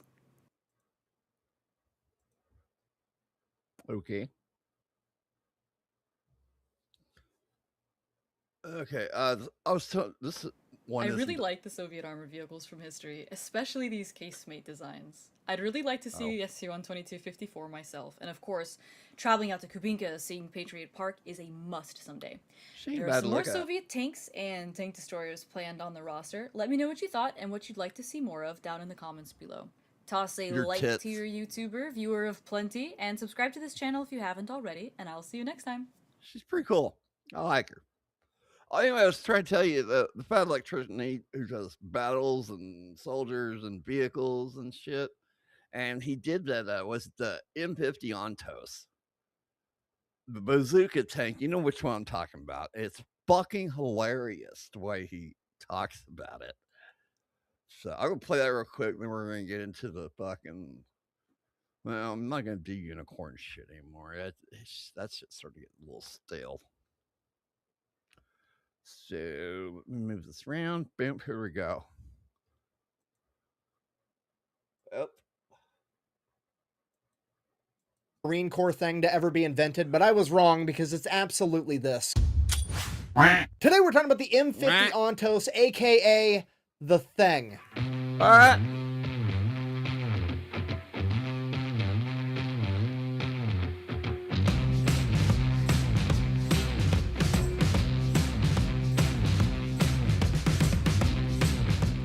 Okay, real quick, this video is brought to you by Zydex we're Custom almost Gaming to 5 PCs. hours. They're built right here in America with American tech support. They have a lifetime warranty, and they will do all kinds of crazy custom stuff if that's what you want. Here's a video hilarious. of mine. Great, moving on. Okay, This here's the fucking deal. Once tank. upon a time in the 1950s, the United States Army would set out to answer a question that had plagued mankind for decades. What if we took a tank and covered it in fucking bazookas? And to aid them in this enormous feat of engineering fuckery, they would turn to the one demographic of people on the planet that could do this insanely childish and dangerous idea justice. The farmers, by way of Alice Chalmer, a tractor manufacturing company. Okay, if you're not picking up what I'm putting down, I'm trying to tell you that the grunts and the farmers are going to come together and work on a grunts and crafts project, all right? It's absolutely going to get done. It's not going to be fucking safe, but it's going to get done, and it's going to work. So they took the M56 light tank, ripped the turret off, threw that shit away, and then proceeded to weld on top 6 M40 106mm recoilless rifles.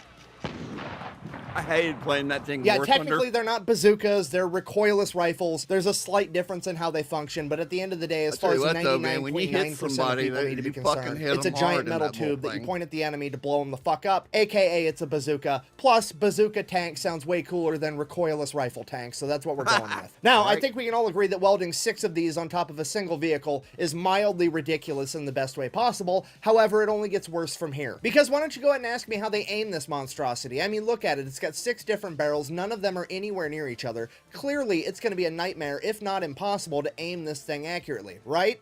Wrong. The farmers and the grunts got together and said, we'll just use a spotting rifle. They then proceeded to mount a 50 caliber rifle on top of every single bazooka barrel, and then they would just fire 50 caliber tracer rounds until they started hitting their desired target. Then they would fire the bazooka. They're literally aiming a giant gun with a slightly smaller giant gun. I don't even know how to begin to write a punchline for that, so I'm just gonna go ahead and... I mean, could you imagine how confusing this would be to the enemy? Imagine you're some anonymous bad guy held up in a house or in a building somewhere, and this fucking monstrosity pulls around the corner as your butthole puckers and you realize that this is probably going to be the longest, shortest day of your life, and your new pronouns are about to be here and over there. And then this thing aims at you, fires, and it blows a nice little hole in the wall next to you as you're like, I mean, it's not good, but it's not nearly as bad as I thought it was going to be. So the farmers finished up the prototypes and took it out to Aberdeen Proving Ground with the Army and the Marine Corps, at which point they promptly said, fire all 6 at once, we want to see what'll happen. And the sheer amount of backblast from that knocked bricks out of the wall of the bomb shelter they were in and shattered all the windows of the vehicles they used to get out there. And it is at that point that the Army said they were no longer interested in having this vehicle due to the sheer amount of backblast, and they really did not like the fact that somebody had to get outside of the vehicle to individually reload each recoilless rifle after they had been fired. The Marine Corps, on the other hand, said, I'll take 300. The Marine Corps ordered 300 of these fucking things, which is terrifying to think about. I mean, to be honest, and it pains me to say this, but as far as logic goes, I actually have to side with the Marines on this one. The Army's over here bitching like, oh, you could get shot at while you're trying to reload. And the Marine Corps is like, we've been getting fucking shot at since 1775 without a bazooka tank. Imagine how much fun it's going to be with a bazooka tank. And I mean, to be fair, what the fuck is going to be left to shoot at you after you shoot the first 6 gigantic bazookas that general direction? Right? And even if somebody was still alive and they did have big enough balls to pop their head up to try to shoot at you while you're reloading, you still get to shoot at them with your spotting 50 caliber fucking rifles and the 1930 caliber machine gun on it. Like, it's a win-win. And I know what you're all thinking, but how did it perform in real life and not just on the chalkboard? Thank you so much for asking.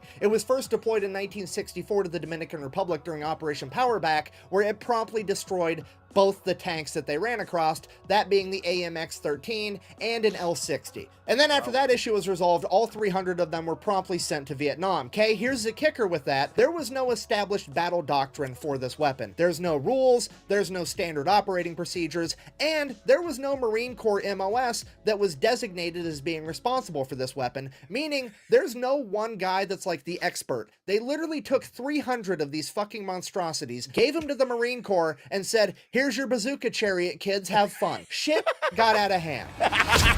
You're so dumb. If you knew anything, you'd know that during the Vietnam War, the Viet Cong had virtually no tanks, meaning that a tank destroyer like this would be virtually useless. Yeah, not quite. Ladies and gentlemen, I present to you the Beehive round, aka the Flechette round. Each one of these had 10,000 hardened steel darts inside of them, and when fired, they went fucking everywhere. And this weapon's platform can fire 6 of them at a time, meaning that this thing can turn and proceed to shoot 60,000 fucking nails in your general direction, okay? When the trees started talking, they weren't talking for very long. The Ontos was so dominant on the battlefield that the enemy began actively avoiding it, meaning that the Marine Corps loved it because when this thing was anywhere near them, they were very seldom, if ever, ambushed. And not only was the Ontos effective in jungle warfare, but urban warfare as well. During the Tet Offensive at the Battle of Hue, which is one of the only examples of heavy urban combat to happen during the Vietnam War, the Ontos would prove absolutely dominant. Not only was it highly effective against fortified enemy positions, but it was extremely effective at convincing enemies to evacuate buildings. You see, at this point in time, the enemy was already intimately acquainted with the Ontos and knew how it operated, so all the Marines had to do to get an entire building to clear out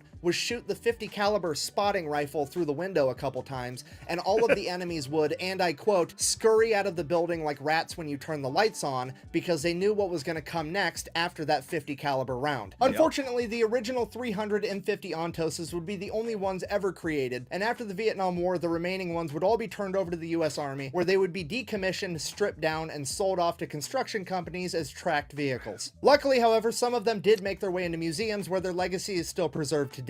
In conclusion, in the 1950s, a bunch of farmers and the United States Marine Corps came together to work on a grunts and crafts project, and what they created was so childish, so ridiculous, and so devastatingly effective that it could only be characterized as the thing. Thank you for watching. Best way to support the channel is go buy some merch at thefatelectrician.com. Quack bang. Awesome. Out. I wonder if I can fit a bazooka tank in here. All right, get out of here, bro. Thanks for hanging out with us. I'm going to go ahead and end the stream. I'll probably be back on in a little bit to do some gaming. See if I can get used to this new shit in Phasma, or I might just play something else. I don't know. Well, love you guys. Love you a lot, man. Thanks for hanging out.